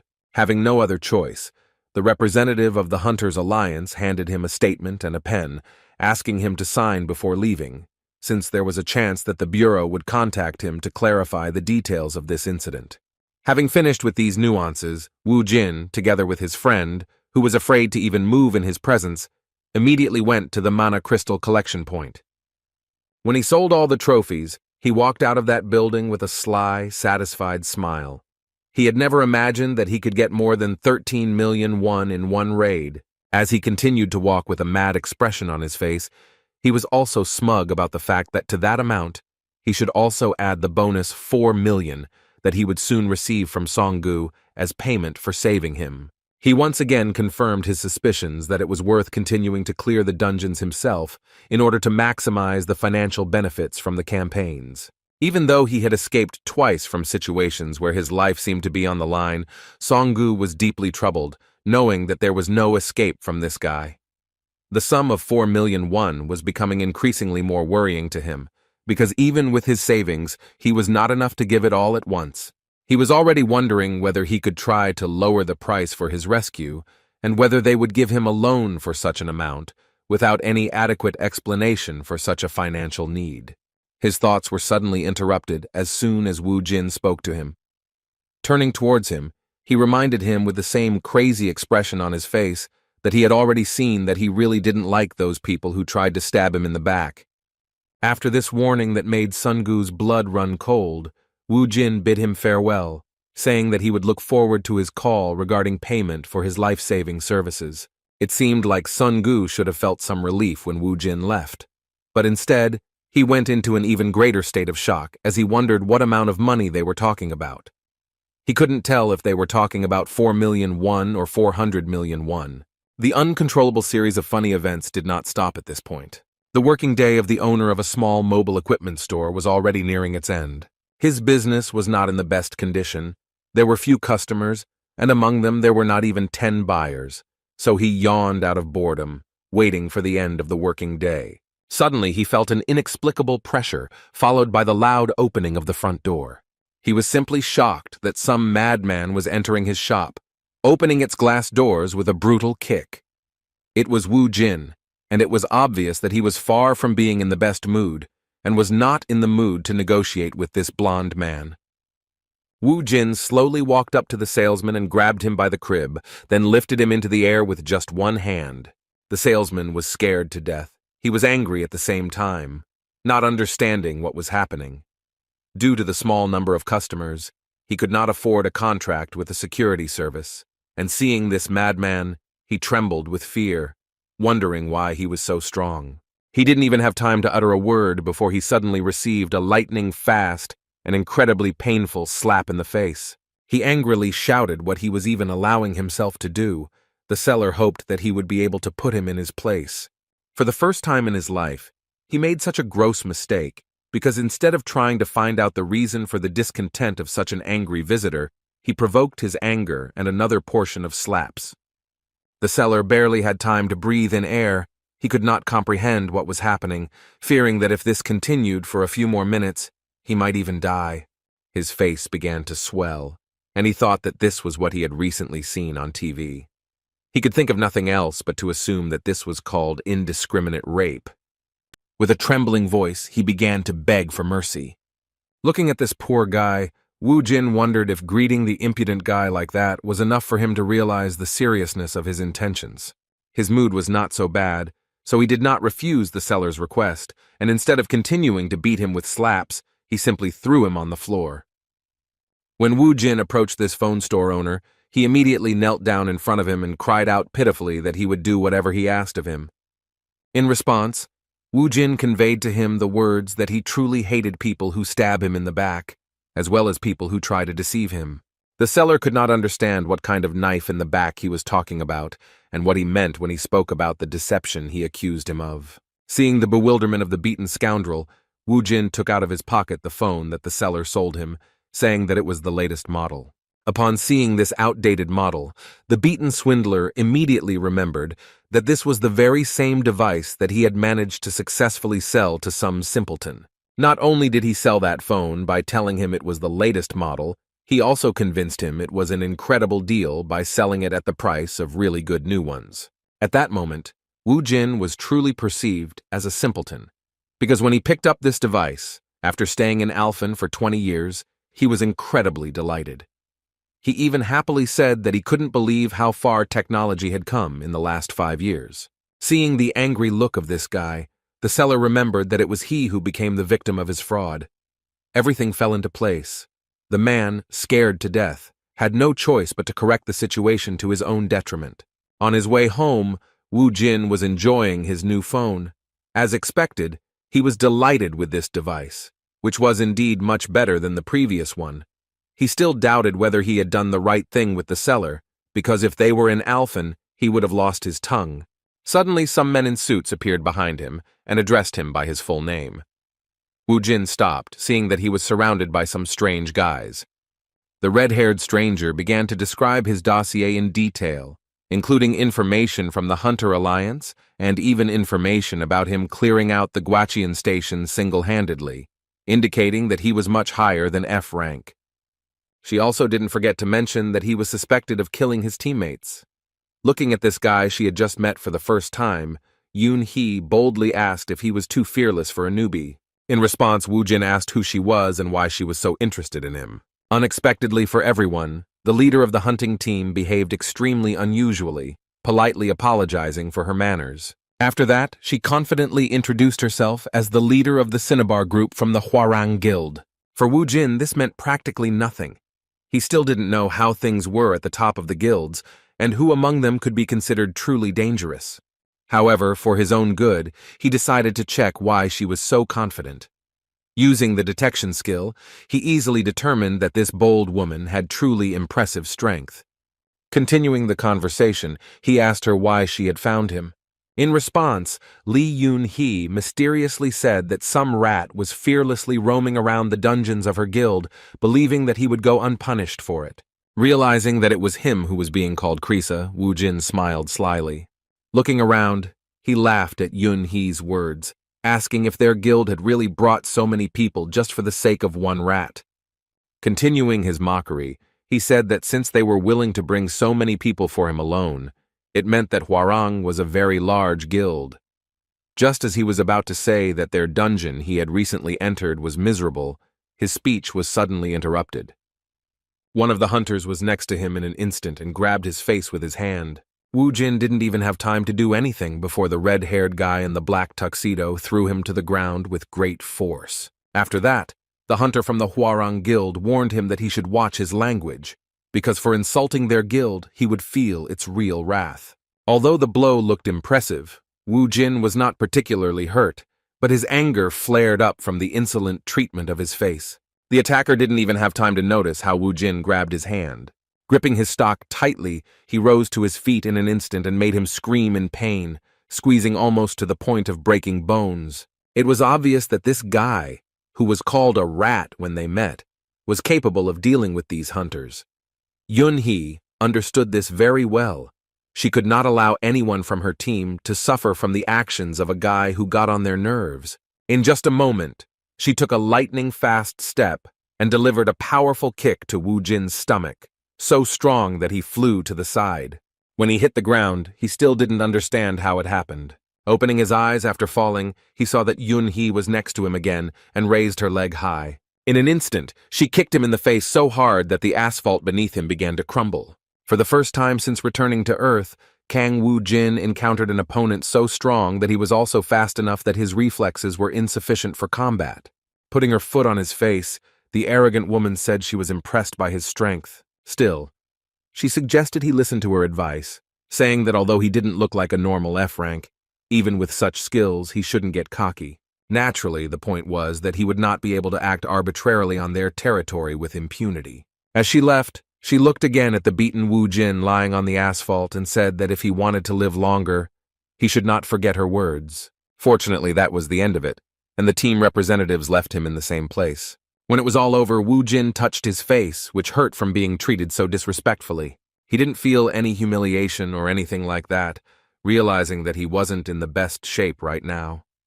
Moreover, he was even genuinely surprised that for the first time in a long time, he had lost a battle without a chance. After such an unexpected warm meeting, Lee Yun-hee became very interested in him, and when he told Jae-min about this meeting, he was shocked to the limit. When Wu Jin asked him if she was really a famous person, he said with great emotion that she was one of the 10 awakened of their country who had an A rank. As for the Hwarang Guild, it turned out that it was in the top 3 along with the Hammer and KH. According to him, they all have great influence in politics and economics. Shocked by what he heard, Jae-min asked what his ridiculous protector had done in the first dungeon, that they paid such special attention to him. Wu Jin was extremely dissatisfied with such a tone and answered him insolently. He said that his weakling friend should watch his language, because in fact, if he wanted, he could beat even the Hwarang army, but after he regained his strength. In response to his words, Jae-min even began to laugh, saying that the pride of a guy with an F rank was simply amazing. However, Wu Jin couldn't help but agree with his words, knowing that he would definitely be at a disadvantage if he fought someone outside the dungeon, even if they were high level. In addition, the necromancy skill itself was not unlimited, as it required corpses. The silence was broken when he handed Jae-min a bag containing some rather expensive famous perfume. The hint that he smelled bad was interrupted by the return of the money he had borrowed from him for a while. Seeing the impressive amount in front of him, Jae-min began to feel awkward and asked him to give back as much as he took, saying that he had already helped him a lot. When Wu Jin began to insist that he not refuse his gratitude, Jae-min was genuinely touched by his attitude. With a sly smile, the high school student added that if it was convenient for him, then he should consider the rest to be payment for living together in his apartment. Jae-min agreed with his words, but in an instant, he broke out in a cold sweat, realizing what his words really meant. He realized that Wu Jin was gently hinting to him that he was going to continue living with him. Trying to understand the reason for this behavior, he mentioned that he had recently met his mother. Wu Jin immediately understood what was going on, so he gave a direct answer that her house was too small, and he wanted to stay at his place until he could buy a new place. As an awkward pause ensued, Wu Jin became a little flustered by his only friend's words, and assumed that he had given too little money. In response, Jae-min reassured him that there was no problem. Before finishing his speech, he noticed that Wu Jin had changed his phone number. He was genuinely surprised, saying that this was the first time he had seen this latest model among his friends, which was in some sense a technological breakthrough. When he asked to look at the phone, Wu Jin breathed a sigh of relief, knowing that the salesman had understood his request correctly this time.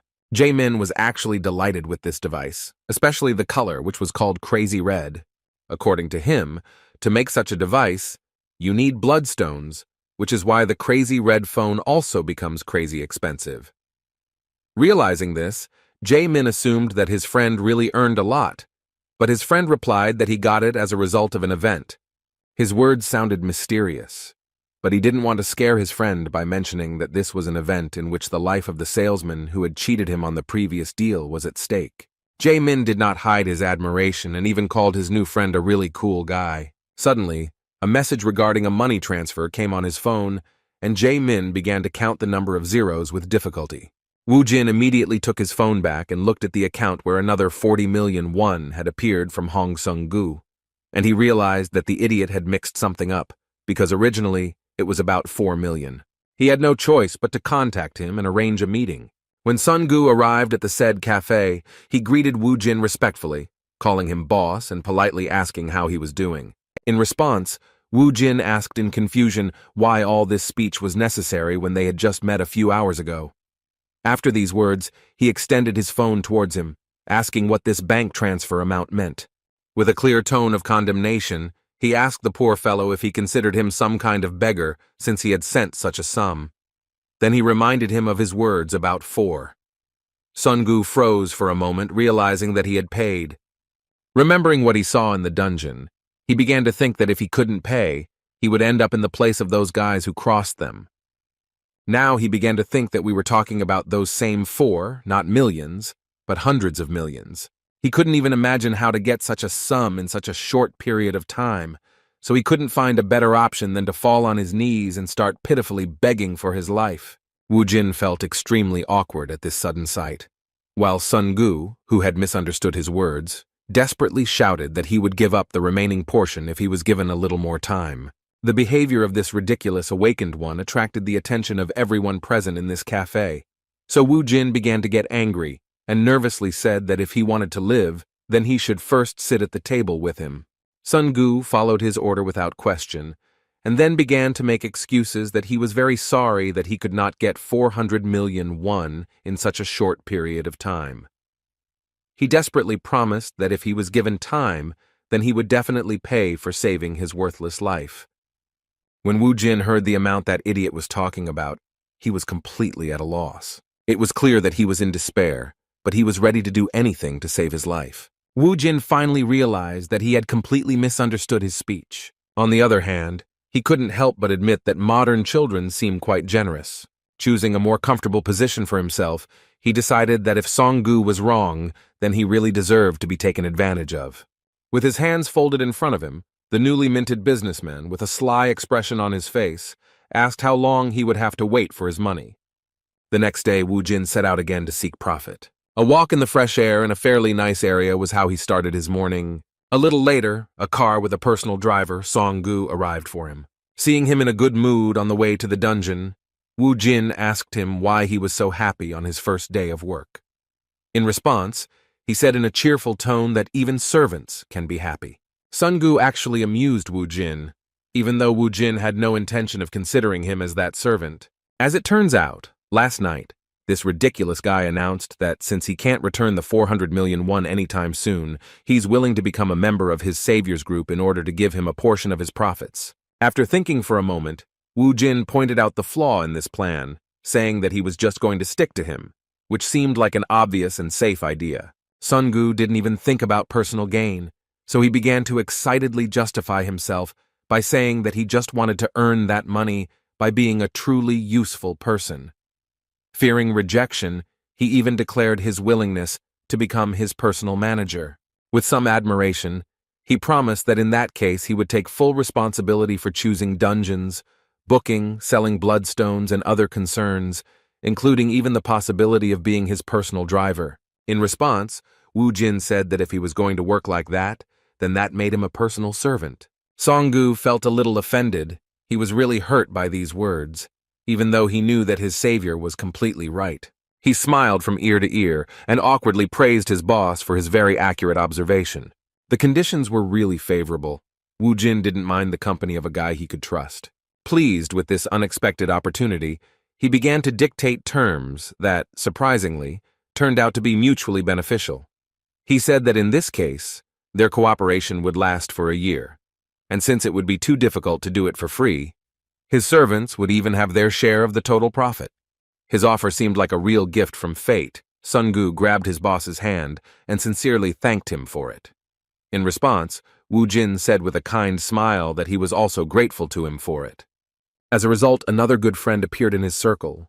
Looking at Song Gu, who was driving him to the pre-booked dungeon, the carefree awakened one thought that it was quite funny, because by pure chance, he got himself a servant due to a misunderstanding in which he actually wanted to return the excess.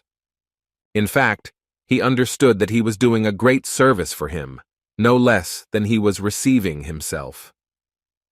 Looking at this young man, he pleased him with the sudden words that if he would just do his job well, then 10% of the profits would be at his disposal. Hearing this, Song Gu turned away from the road and, with tears in his eyes, thanked his boss for what he was doing for him. When Wu Jin interrupted his snotty speech by asking if he had found the dungeon he had been told about, he immediately replied that at the boss's request, she had reserved a 3-star dungeon with the most monsters. They soon arrived at the third exit of Maebong Station, where a swarm of Reikis was located. Monsters like cockroaches weren't much of a problem in terms of battle difficulty, but their numbers were definitely very impressive. Sun Gu was at a loss, doubting whether they could handle such a task. He had 2 backpacks on his shoulders, and his only task was to collect trophies, but Wu Jin still asked him to keep an eye out, so as not to be accidentally hit by a surprise attack. The numerical superiority of the Rakia swarm was a serious problem, but not for a necromancer with a lot of experience behind him. Wu Jin got his bearings from the start. He had to spend all his points on control in order to increase the maximum number of his army. The number of skeletons he could control had grown to a massive 19, which was even more than the maximum number of participants in a single raid. Taking quantity with quantity and superior quality was a wise decision, but even so, they were in for a pretty hardcore playthrough. In just a moment, this floor turned into a bloody battlefield.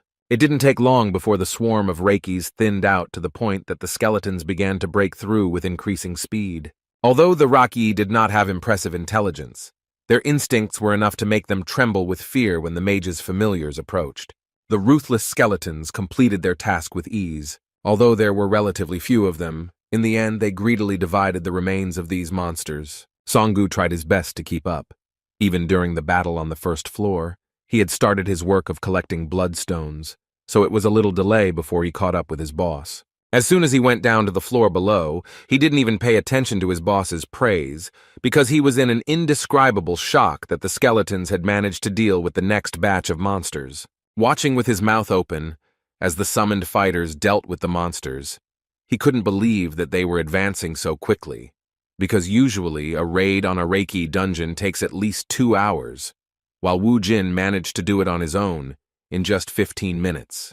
The main fighter of their modest squad was already very tired of fighting at such a pace, so he sat down on a bench to finally rest. Opening the status window, he saw that he had already reached level 7 and had accumulated some achievement points that he could use to strengthen some of his stats. The skills he could learn at level 7 seemed boring and not particularly useful.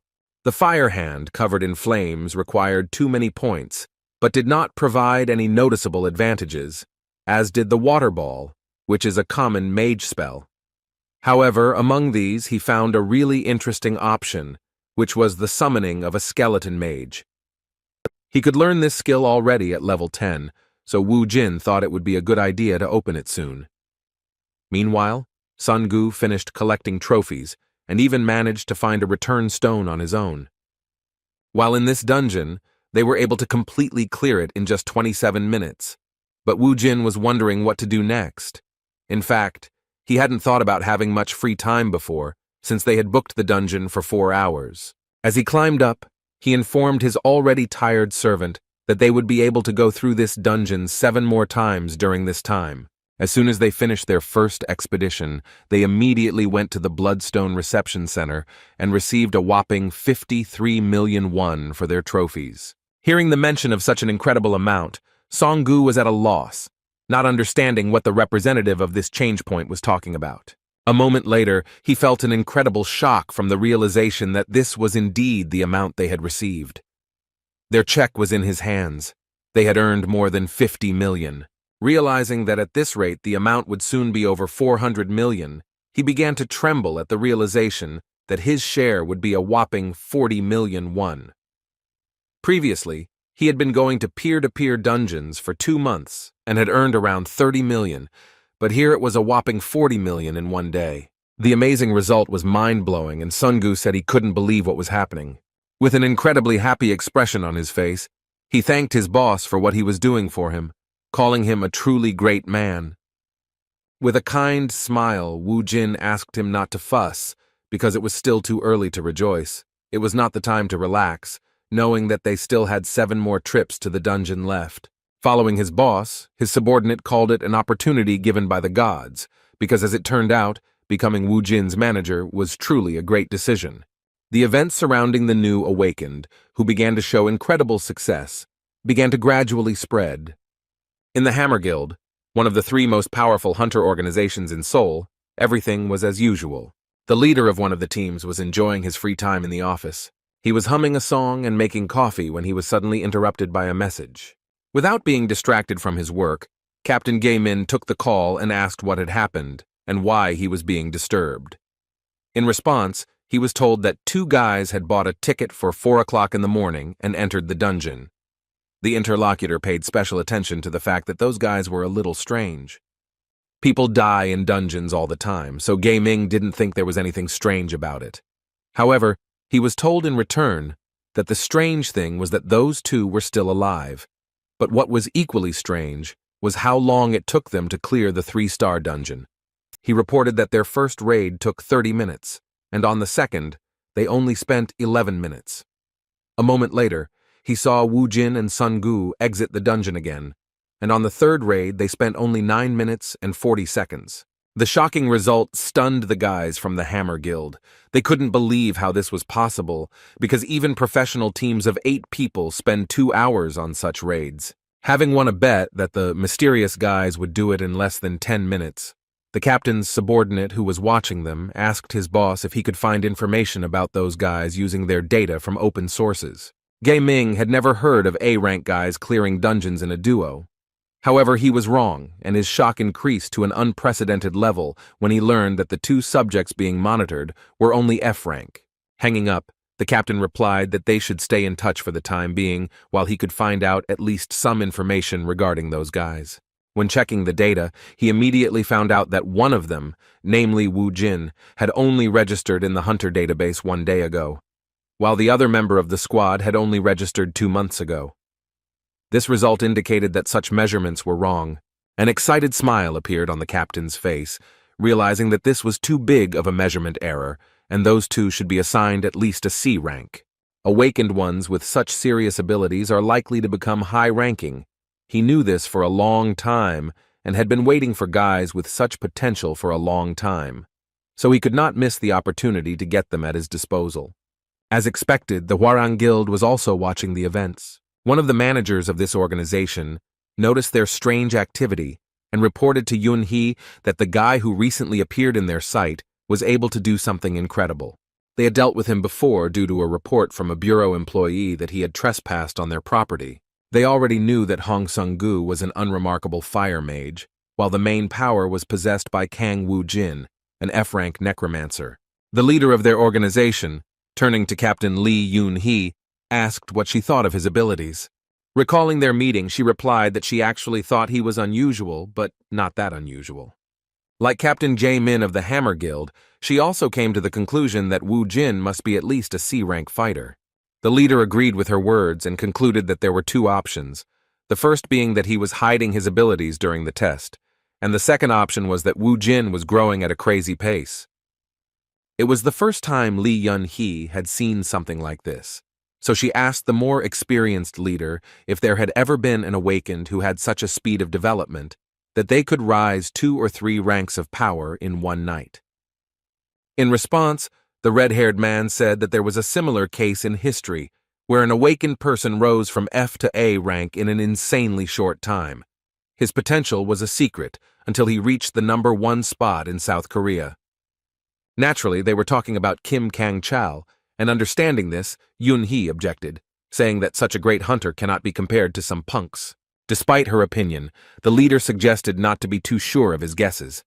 He thought it would be a good idea to confirm who Woo Jin really was. Lee Sang-ho, the brother of Captain Ha-yoon, who is the master of the Hwarang Guild, gave his sister the order to bring this guy to his office so that they could find out what kind of person he is. Meanwhile, the boys continued their non-stop raids in which Woo Jin became increasingly faster. On the other hand, Sun-gu, who had a completely different role, was barely able to stay conscious. While collecting bloodstones from defeated monsters, he thought that if such loads continued, he would be the first to die in the dungeon while extracting precious trophies. Turning to his boss, he asked in a tired voice if they could take a little rest. Seeing his condition, Woo Jin replied that he had done a good job. Even though Sun-gu was his servant by verbal contract, he respected his work and fatigue, so he took a short break. Song-gu sat down on the floor, immediately drank half a bottle of water, and said with a more cheerful expression that he felt much better now. When the boss asked how much time they had left, he replied that it was a little over an hour. They were doing much faster than expected, so after 3 hours of continuous dungeon raiding, they had already managed to earn around 400 million won. Woo Jin knew that this was enough to buy a house for Mom and Su-ah, and also for Sun-gu to have everything he needed. Based on this, he made a very unexpected decision. Rising to his feet, he gave his friend an incredible motivation by saying that all the remaining bloodstones would be completely under his control, and during this time he would be under his protection. Taking a deep breath, the boss suggested that his subordinate get everything he could, after which he suggested that they speed up. In just a moment, he rushed forward with great speed to attack the remaining monsters that were on the lower floors. Sun-gu was taken aback by Woo Jin's enthusiasm. The progression of strength gradually increased, and the fighter, using the crowbar and his familiars, turned into an increasingly powerful hunter. Taking advantage of the opportunity, he not only improved the skills of his skeletons, but also fought on the battlefield himself, improving his own characteristics. The rush sometimes made him need to act according to the situation. Previously, he was just a general who wisely led his army, but now, finding himself at the forefront of the battle, he himself often found himself in dangerous situations. However, in such a weak dungeon, he didn't really feel the pressure from the monsters, because their numbers weren't a problem thanks to his 19 skeletons, and he himself could easily deal with surprise attacks.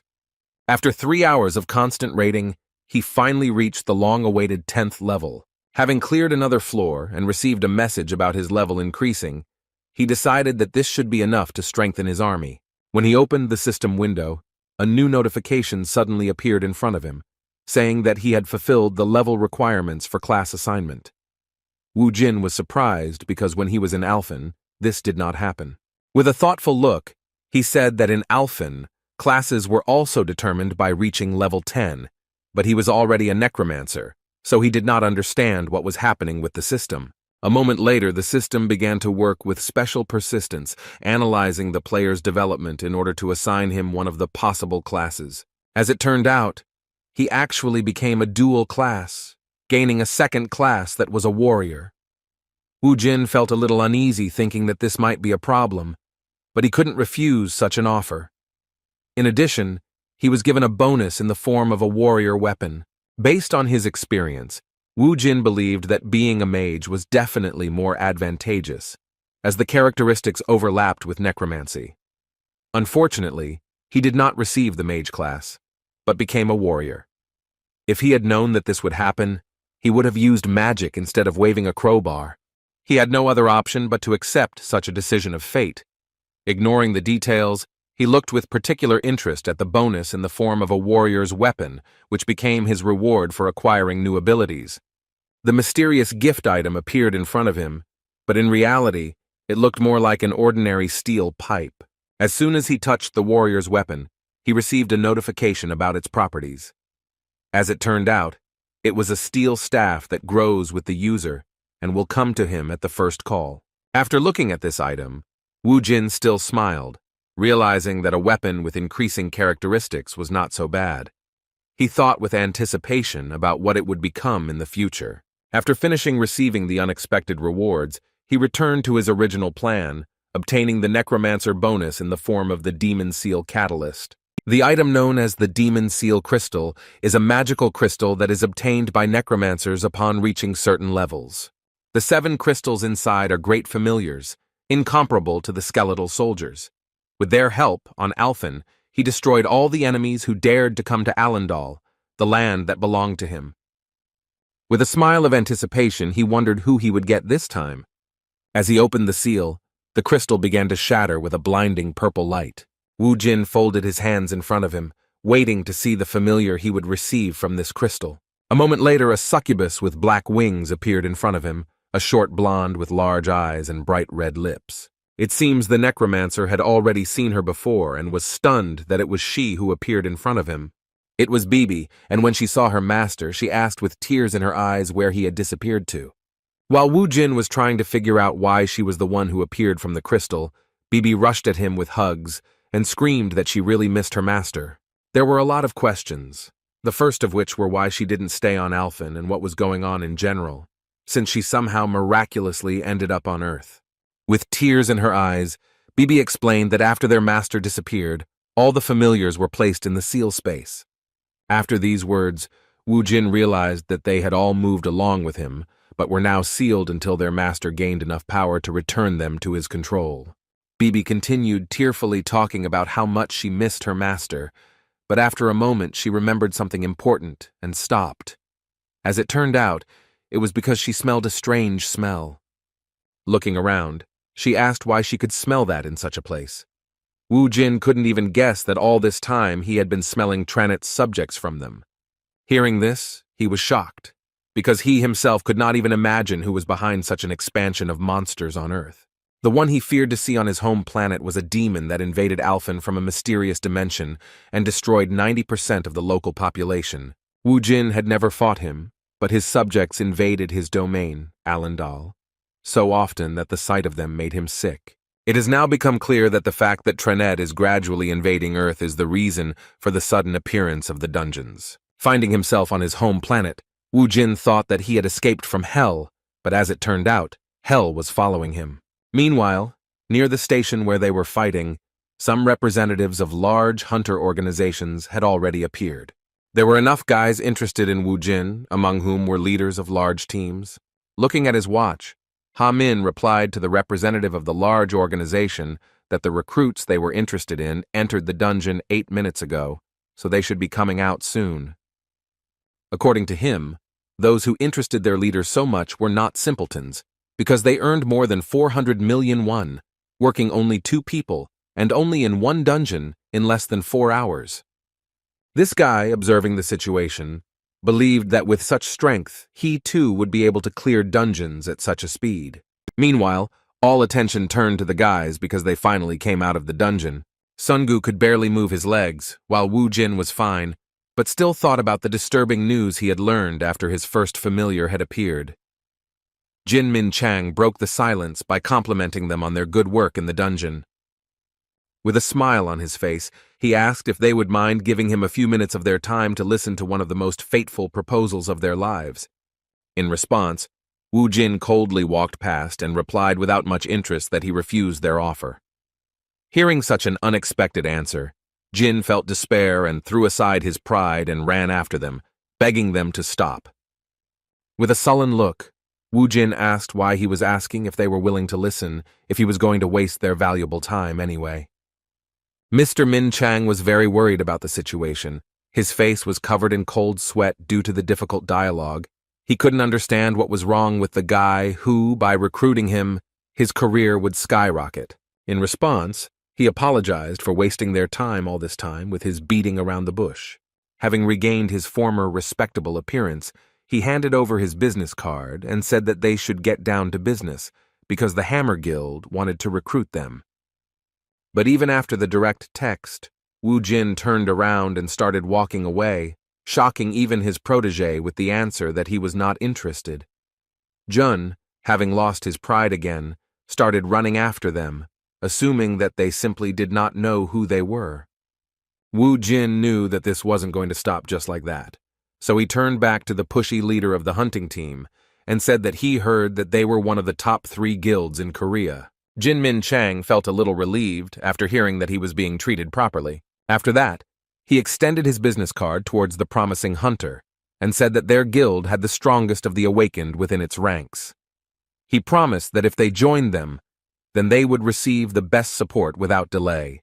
Skipping formalities, Wu Jin, calling the representative of one of the strongest organizations simply a man, asked him to stop this meaningless dialogue.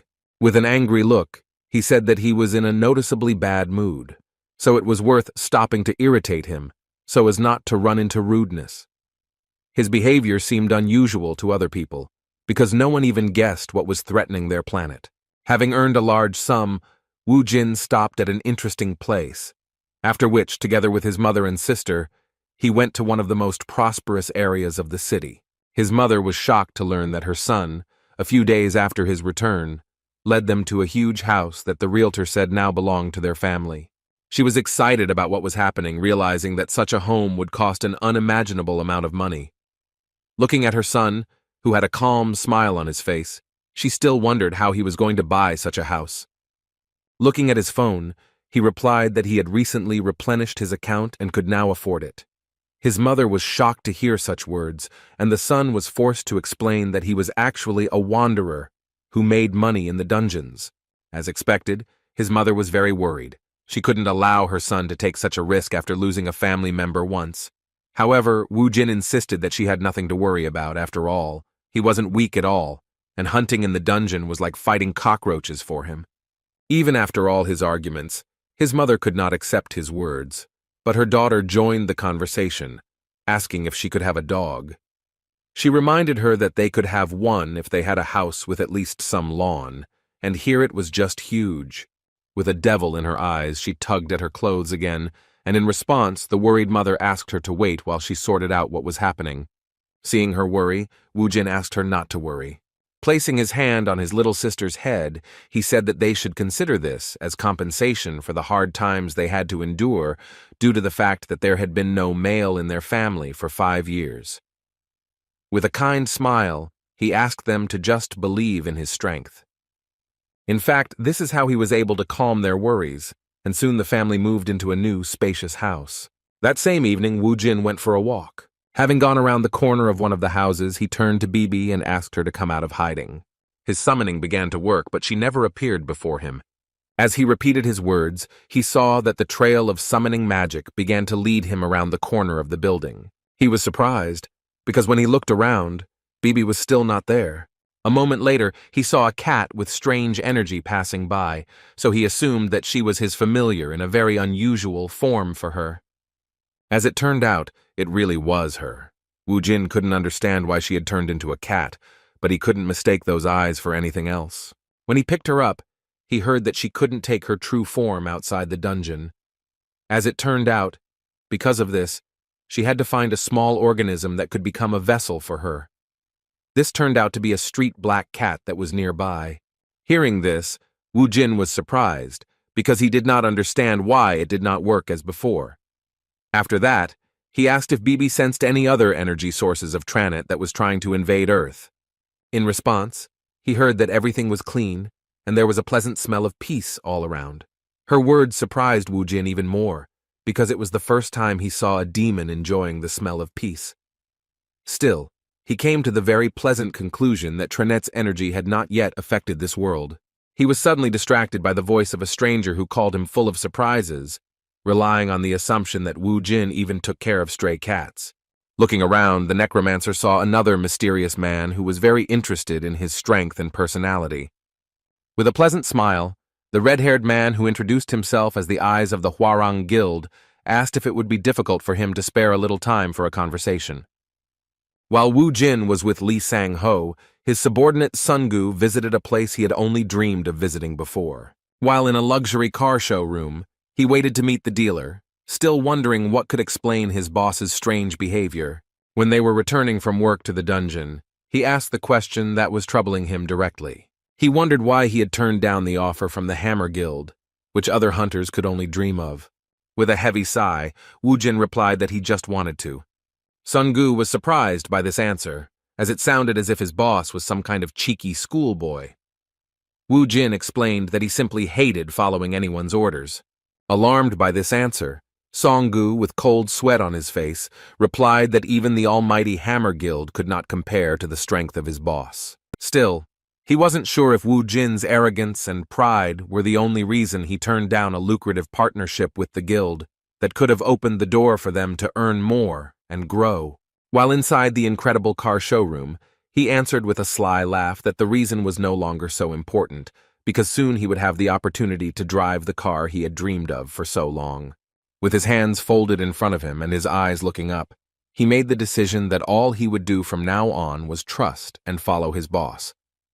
A moment later, his thoughts were interrupted by the dealer, who came out to meet him, apologizing for keeping him waiting.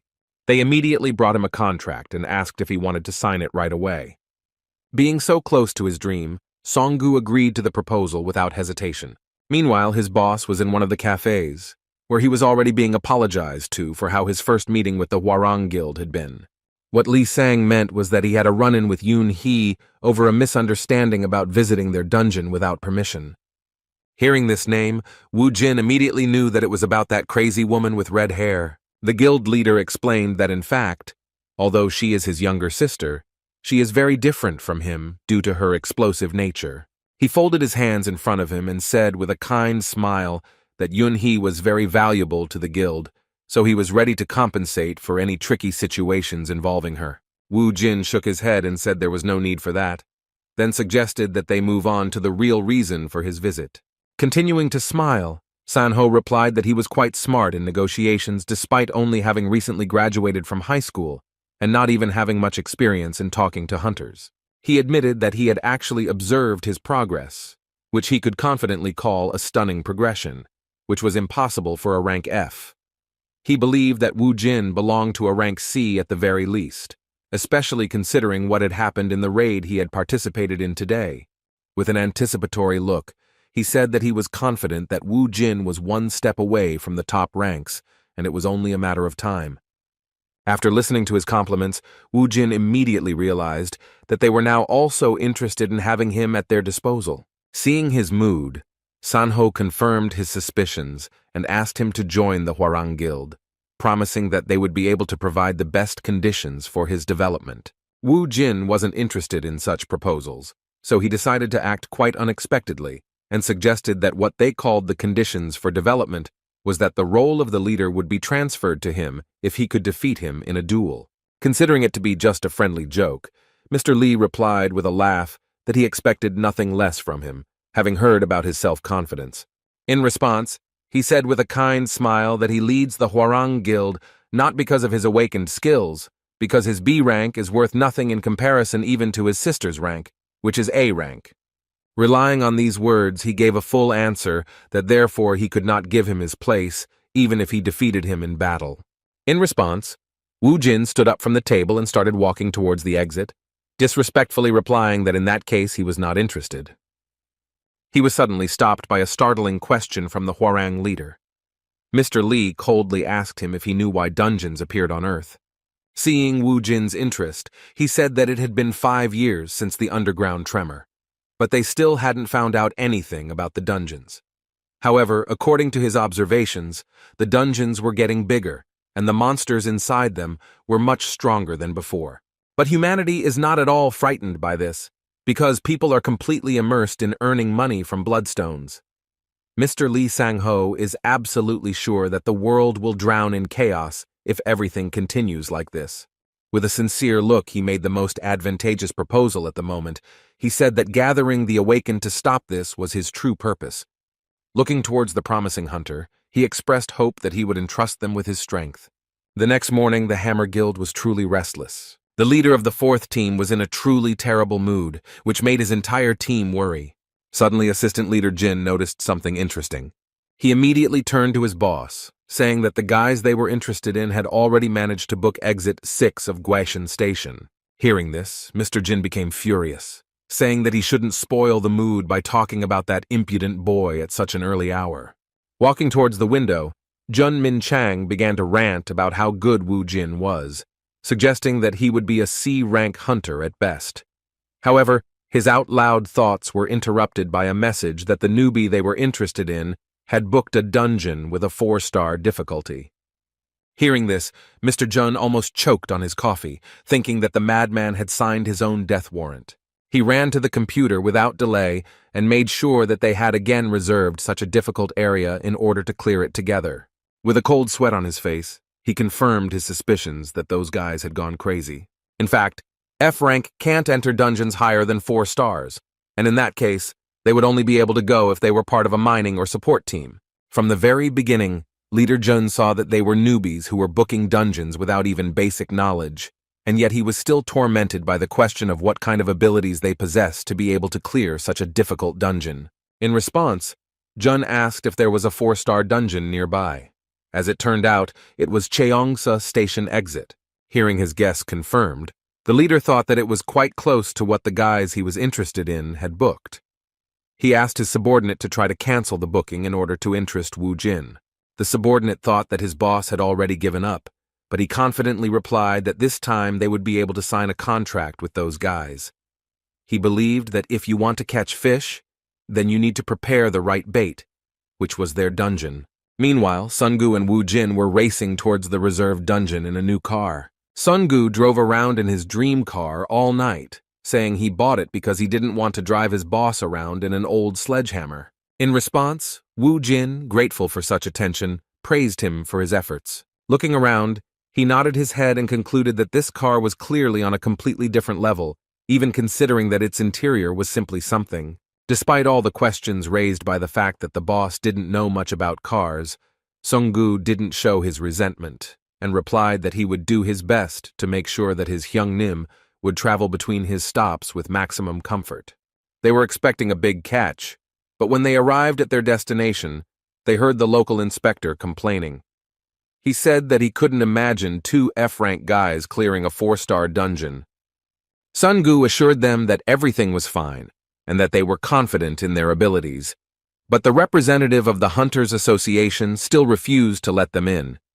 He said that it was suicide, and it was not about him not wanting to take responsibility for such an act. It was clear that he was afraid of damaging the reputation of the Hunting Association, and besides, those were the rules. After listening to the inspector's dissatisfaction, Songgu returned with sad news to his boss, who was waiting for him nearby. With an uncertain look, he said that he could not convince the inspector because he said that they were not allowed to visit this dungeon. He apologized to the boss for not investigating the matter from the beginning. Wu Jin didn't blame him for the money he had paid. There was nothing he could do about it, so he said that they should spend the next day reassessing their abilities. In order not to waste time, he asked Ha Min to check if there were any 3-star dungeons nearby. At that moment, their conversation was interrupted by a man in formal clothes, who said that he could not believe that they had met again near the dungeon. As expected, it was Mr. Jun, who had planned to meet like this from the beginning. Calling this situation fate, he asked what had happened and if he could help them in any way. With a kind smile, he tried not to show that he had hoped from the very beginning that he would meet them in this way. Without hiding his obvious suspicions, Wu Jin mockingly repeated his words that this was indeed fate. With his hands on his hips, he asked the curious leader of the 4th team of the Hammer organization how exactly he was going to help them. Without further ado, they headed to the Guachin Government Complex station, where they had prepared a dungeon for these guys in advance.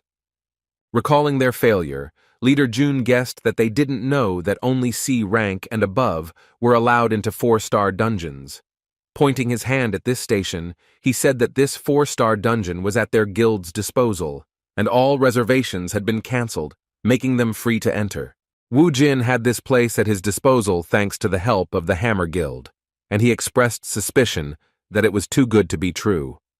He said that all such concessions had to be paid for, so he asked what they wanted from him in return. With a kind smile on his face, Leader Jun assured that this was just a gesture of goodwill, and they would resolve their friends' rank issues on their own, so they could clear this dungeon to their heart's content without worrying about the Hunter Association's reaction. Taking his words into consideration, Wu Jin replied that if that was really the case, then they would be most happy to agree to this proposal. After these words, the leader of the fourth team wished them good luck in passing, but asked them to stay for another minute to receive a gift from him. Waving his hand, he asked to walk with him a few meters. Next to them stood their work car, in which the gift in question had been previously located. Opening the trunk, Leader Jun said with a sly laugh that everything has to be paid for. Min Chang didn't ask for anything in return, but he was in anticipation, thinking that a favor is always repaid with a favor. It's no secret that there is an unspoken rule that if someone shares food with you, it's natural for a person to share in return. Although Wu Jin was obviously a strong awakened, Leader Jun didn't know him well enough, and thought that he was just a kid who was 24 years old. He was more than sure that he already had him on his hook. In turn, the subordinate of the leader of the fourth team thought exactly the same. It was not the first time he had carried out this scheme together with his boss, so he began to play his own game, making a compliment that the mood of their dear friend had changed for the better. When Wu Jin asked what he was talking about, he replied that yesterday he was in such a mood that it was scary to even talk to him. Remembering that day, the necromancer agreed, because he really was in a bad mood due to the fact that all his thoughts were occupied with Tranit's presence on his dear earth. Seeing how Wu Jin was gradually becoming more open to communication, the trickster from the Hammer Guild asked with a smile on his face if they would mind having a drink together after their raid was over. Wu Jin agreed without hesitation, and that impudent office plankton immediately came to the conclusion that the kid had fallen for his manipulations. Having been in the Hammer Guild for 2 years now, he was confident that their tactics were impeccable, and that their target would soon sign a contract with them, especially after they had a few shots of strong soju. He continued to talk about celebrating their success, mentioning that he knew of a nice place nearby. Watching this whole stupid performance, Sungu felt a little awkward, realizing that it was a waste of time, because no matter how much they sucked up, his Hyunim still wouldn't join their guild. When Jin Min Chang returned, he stopped for a moment, looking around the area for the guys he had brought to this place. When Ha Min asked where those guys had gone, he replied that they had already gone to the dungeon. Hearing this, Mr. Jin began to shake with anxiety, saying that he had asked them to wait so that he could give them a gift for the journey. He was furious, and his protege did not understand what his anger was about. He believed that he was going to wait for them to return anyway, so this gift could be given after their raid. As it turns out, this gift was a much-needed survival kit, without which you can't go on raids on 4-star dungeons. Throwing the 2 bags on the ground, the leader asked Ha Min how much the F-ranked guys who entered such dungeons knew, and whether they had heard about the dangers of such a raid. With a worried look, Mr. Jun thought about the fact that for such dungeons, a D-rank team with a C-rank leader was recommended. He knew that Kang Wu Jin was only an F-rank on paper, and with his speed at clearing 3-star dungeons, he should be able to defeat the monsters in this dungeon. But despite this, his success was in great question due to the fact that he did not take the necessary equipment, because from 4-star to 6-star dungeons are different from low-level ones. If you go there without information and a survival kit, even a high-ranking hunter will not return alive. With his hand to his face, Leader Jin said that this was the end, because with their actions they had not helped, but had literally sent those guys on a deadly raid. Meanwhile, the boys had already cleared a significant portion of the dungeon, clearing all the floors with ease. Looking around, Wu Jin wondered if this was really a 4-star dungeon, considering the monsters they encountered along the way were all too common. Songgu assumed that it was just an easy 4-star dungeon, and his boss decided to agree with it to avoid straining his brain. All the bloodstones had been collected, so Wu Jin activated the search for the return stone. Unexpectedly for him, there was no reaction to the use of his ability. Wu Jin thought that it couldn't be that there wasn't such an object near them. He couldn't even imagine that this wasn't the whole dungeon, and that they only saw the open part of it, so he chalked it up to his skill being too low. In order not to waste time, they decided to return to the place where they started, looking around. For the first time in all the raids, they encountered such an unusual problem. Walking through the same place once again, Songgu noticed that the place where the entrance had previously been had moved somewhere and no longer looked the same as before. Suddenly, he stopped and said in surprise that something was wrong here. A bright glow appeared before them, which provided answers to their troubling questions. Where they were looking for a way out of the dungeon, a portal suddenly appeared that led them deeper, to the hidden part of this place. It became obvious that the portal had not caused the return stone to appear. They had no other option but to enter and continue clearing the dungeon. With an anticipatory smile on his face, Woojin said that he now understood why this was a 4-star dungeon. They were near a portal, beyond which a real survival game awaited them. Still, the guys decided not to delay, because even though their trip was paid for by the Hammer Guild, they could not waste precious time thinking. Having passed through this portal, Woojin was surprised by what he saw in front of him. They found themselves in another change, and Songu began to behave strangely. For some unknown reason, he stripped naked, and Woojin couldn't understand what he was planning. He immediately looked away and asked with some awkwardness why he did it. In response, he heard a disgruntled cry about Hunim also standing naked in front of him. Looking around, Woojin realized that only their bodies could move through this portal, while their clothes remained in the place where they entered this teleport. The strange forest they found themselves in greeted them with some strange animal cry. Standing there without clothes was a pretty bad idea. While Songu was panicking, his boss was becoming increasingly surprised at what was happening, becoming increasingly convinced that this was indeed a dungeon of a completely different level from the ones they had been in before. Thanks to his skills, Woojin quickly obtained the necessary items to survive in this dimension without wasting any time, even covering basic needs such as clothing. Seeing how he could control space, Songu couldn't contain his delight. Woojin continued to amaze him with his skills and how he acted coolly in any situation. Even though they had been working together lately, he still seemed like a complete mystery. While Songu was trying to guess what his boss was doing, he was distributing his experience points. At that moment he was at level 10, and thanks to the bonuses transferred from Alphen, his stats were much higher than those of guys with the same level. Even so, he knew that a 4-star dungeon was still dangerous. For example, in the Rocky dungeon, the necromancer's skills were enough. But here everything was different, because he could meet strong enemies with whom he would have to fight face to face. Considering all the risks, he decided to use the rest of his experience points to learn warrior skills. Now he had several movement abilities, a strong blow, anger, and warrior intuition in his arsenal. Having prepared everything necessary, the guys rushed into battle in order to direct time in the right direction without delay. The first monsters were already close, and Songu, who was still panicking at being in such a place, asked his boss to be on guard. The huge lizard rushed through the dense forest towards the unexpected guests at high speed, while Woojin appeared right in front of it in an instant.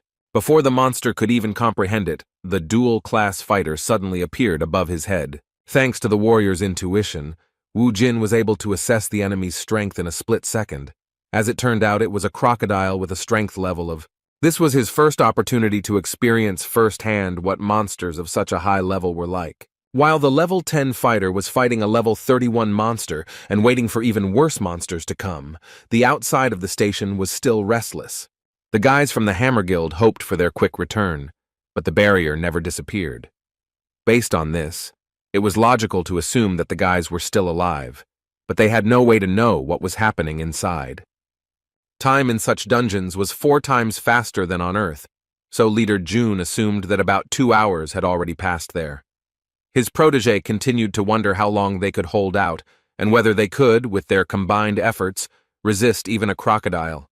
In fact, although the guys knew how incredible the newcomer they were interested in was, even the leader of the 4th team doubted that fighting bare-handed against monsters above level 30 was something possible. Of course, he was most worried about the guys going inside without a survival kit. He didn't know what Woojin's abilities were, so he was worried about them not having any equipment. The portals in high-level dungeons don't allow materials from Earth to pass through, and it's dangerous. The only things that could be brought were things from other dimensions or made from materials using blood crystals. Clutching his head, Jinmin Chang, who thought this was the end of his whole plan, said that even if their guys could deal with the monster, the main problem would be the lack of water and food. One problem was replaced by another, because they understood that even if it was difficult to survive empty-handed in the Amazon jungle, then there was no talk of such survival in the portal of a high-level dungeon.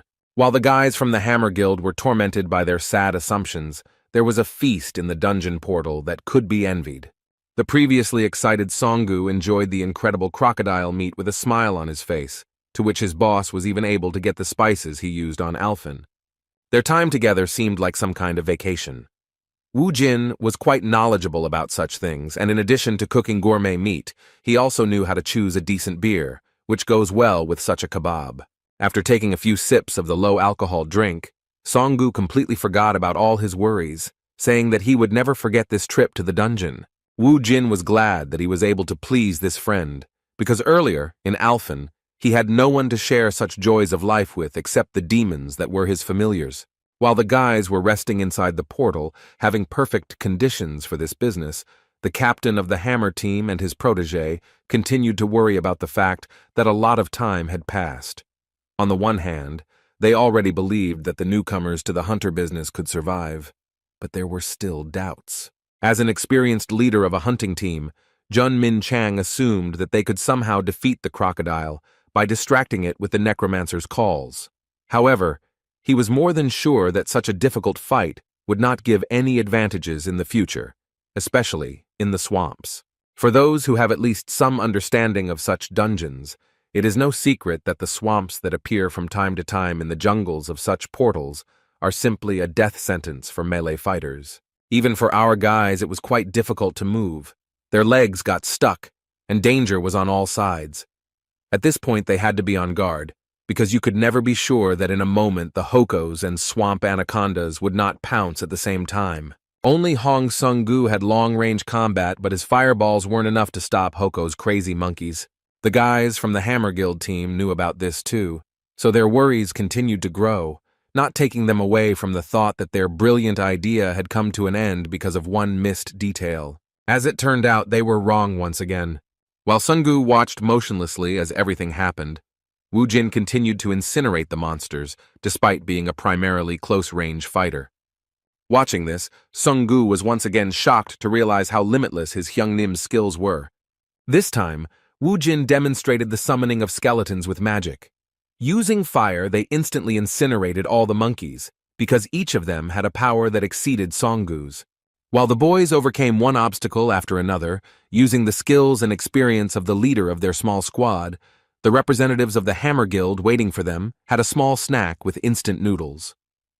4 whole hours had already passed, and the ward continued to ask his leader whether they would be able to clear the dungeon. Jun Min Chang was still tense. He still didn't know the exact answer, and this time he added an important detail that it wasn't only the monsters that were dangerous in high-level dungeons, because there were plenty of unfamiliar plants, animals, and insects there. They didn't even doubt that the newcomers who entered a high-level dungeon for the first time knew nothing about such ecosystems. This meant that there was a high chance that they would eat something poisonous due to hunger. Meanwhile, Sun-gu, who was under the care of the all-knowing Hyung-nim, was enjoying tropical fruits. He liked them very much, because they were sweet and very tasty. Wu Jin explained to him that they were mortally dangerous when raw, but after cooking on fire, they became edible. Hearing this, the ward became frightened and immediately spat out everything he had managed to chew. He even started to resent his Hyungnim for not warning him in advance. Wu Jin laughed good-naturedly at his protege's clumsiness, because he couldn't explain to him how he knew about everything inside such places. It was not yet time to reveal the secret that his life in Alphen had lasted for 20 years.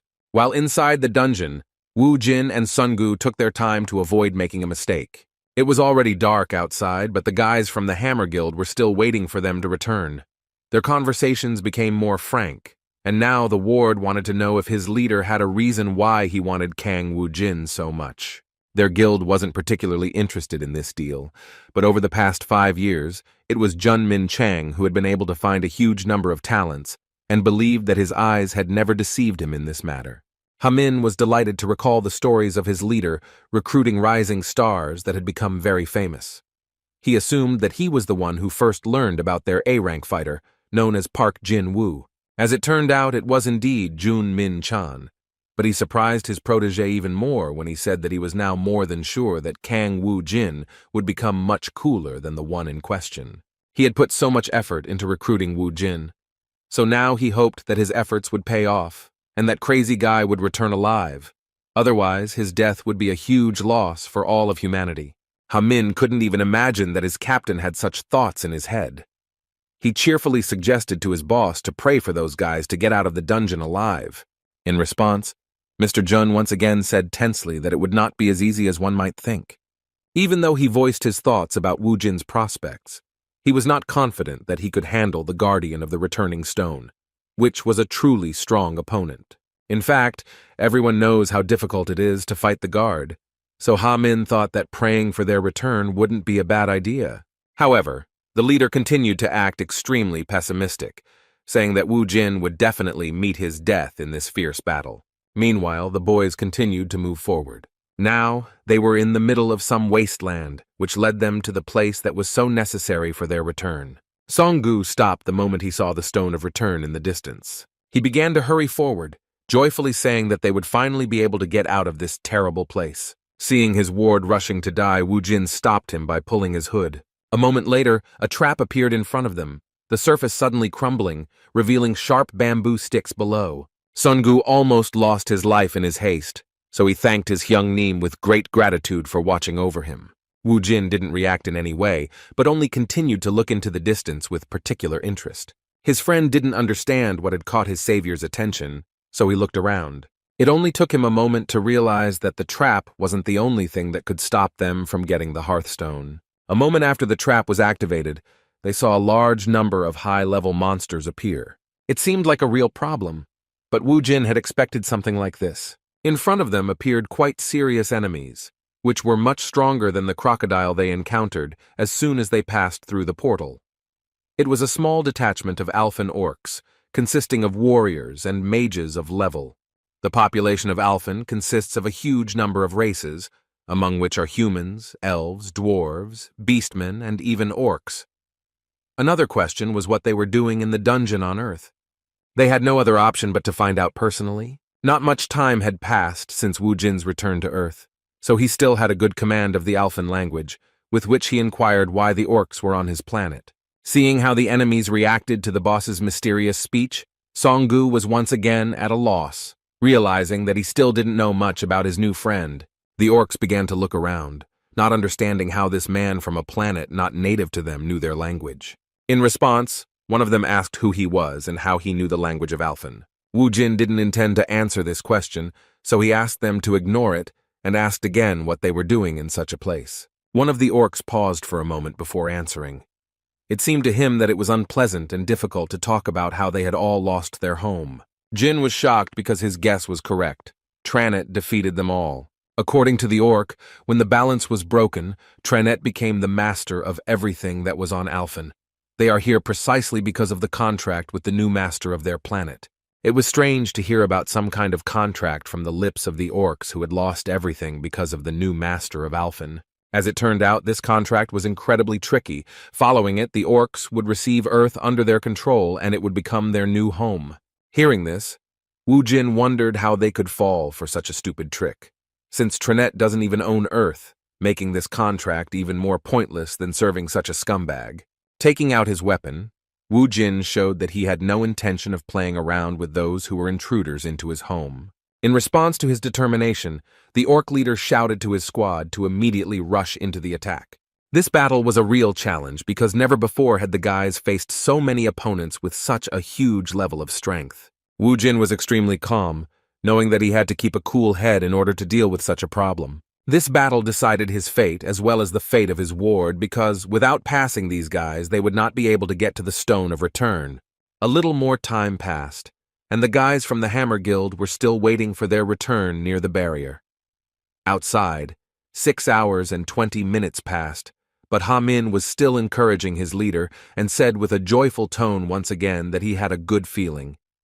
At this moment, Junmin Chang, who had been pondering the situation all this time, began to realize that they were probably crossing the swamp, or, which was unlikely, were already near the orc squad that guarded the return stone, since more than 1 day had passed. He was amazed at the thought that those two actually had a chance to clear this dungeon that belonged to a high-ranking dimension. Suddenly, the barrier began to disappear before their eyes, which shocked them even more in their moment of deep thought. Min Chang literally felt a lump in his throat, realizing that this was a fateful moment, because there were two options. Looking down, he froze, hoping that the boys would return. However, the hope that they would return alive began to fade gradually. The barrier disappeared, but they still didn't come out.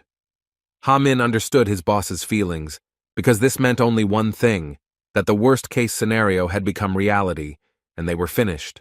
Disappointed with what happened, Jun Min-chang was devastated and was about to fill his emptiness with alcohol, so he suggested to Ha-min that they go back. However, a moment later, he heard footsteps and tired, dissatisfied words about taking a cart with him on the next raid. Looking down, he saw the guys dragging a huge number of artifacts obtained from inside the dungeon.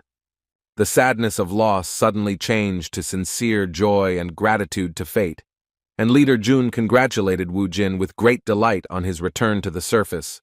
With the same calm smile, Wu Jin, who didn't even look tired, asked why the guys from the Hammer Guild were so happy to see him. Returning back after a long raid, the guys got acquainted with the details that they missed before entering the dungeon. Wu Jin came to the conclusion that the survival kit was not very necessary, but the information was very much so. They were a little disappointed to learn that the crocodile skin, which was a very expensive resource, did not interest them, and was left in the dungeon. In fact, Songgu was not thrilled to hear that he would take it next time. The bloodstones, which weighed quite enough, were enough for him. The dream of becoming a fire mage was becoming increasingly vague, because his job as a loader did not give him a minute to rest. At one point, the driver noticed that his Hyun Nim was looking at someone on the street with particular interest. As it turned out, he saw his friend Jae Min walking along the sidewalk with some girl in a blue dress with a yellow Panama hat on her forehead.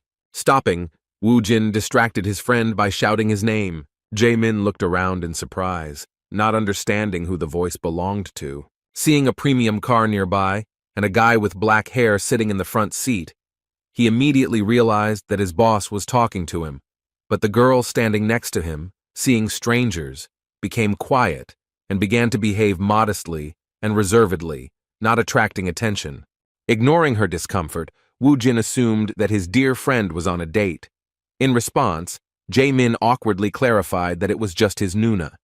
When Jae Min addressed her, he introduced Wu Jin as the guy who helped him deal with some problems with bullies. He had told her about him before, and she knew exactly who he was, but she still felt uncomfortable.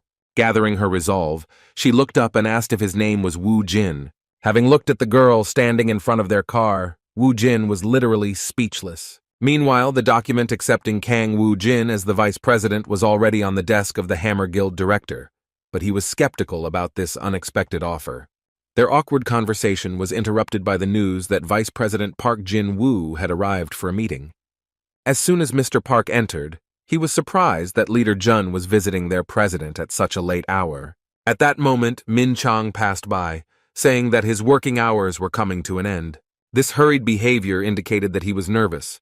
The vice president could not help but ask his boss what was wrong with this guy. Sighing heavily, the president replied that he himself had no idea, because the leader Jun had noticed some necromancer and came to him with a request to make him the vice president of the Hammer Guild. Park Jin-woo responded to these words with a good laugh and said that if Leader Jun says so, then he should be listened to, but the president was not pleased with such a proposal and replied that their precious employee had already lost his former grip. According to him, Jun had only been bringing in mediocre hunters lately, and spotting a man like Mr. Park Jin-woo was pure luck. Moving away from this topic, the president asked his deputy how things were going in America. As it turned out, they had some nasty rumors that turned out to be true. There was talk about some incident, and that Titan protected people from the disaster. The guild in question found a woman in one of the dungeons who mysteriously appeared from the dungeon. They continued to watch her, but could not find any changes since she had been razed to the ground. The strange woman and the dungeons, who did not show aggression towards people, did not know human languages, and constantly uttered a word that people from the Titan Guild could not understand. Representatives of this American guild assumed that it was some kind of post-traumatic syndrome due to which she could not get rid of a certain word, which broke her psyche. The guild leader saw her as the key to uncovering the secret of the dungeons, so he asked his wards to talk to this woman to learn more about her origins and the situation around the dungeons. Ding Kun, who is the leader of this guild, is an A-rank awakened, who is really worried about the origin of the rifts on the ground. It has been 5 years since the dungeons appeared, and he was convinced that they finally found some clue. The woman in question spoke the language of Alphen, and the word she spoke was the name of the necromancer she had met on her planet. While fateful events were happening in the world, Wu Jin was enjoying a quiet life. Jae-min returned home and began studying, but he still felt uneasy about returning home alone after going out with his sister. As it turned out, upon seeing Ji-woon, his boss invited her to go to a cafe together. Ji-woon did not refuse such a sudden offer. After a short conversation, Wu Jin drank a few glasses of strong drink, and with a kind smile began to wonder how fate gave them the opportunity to meet again. He did not hold back in complimenting her, and even said that although 5 years had passed, she was still as cute as before. In response, a blush appeared on the shy girl's face, and she tried to somehow avoid such unexpected words.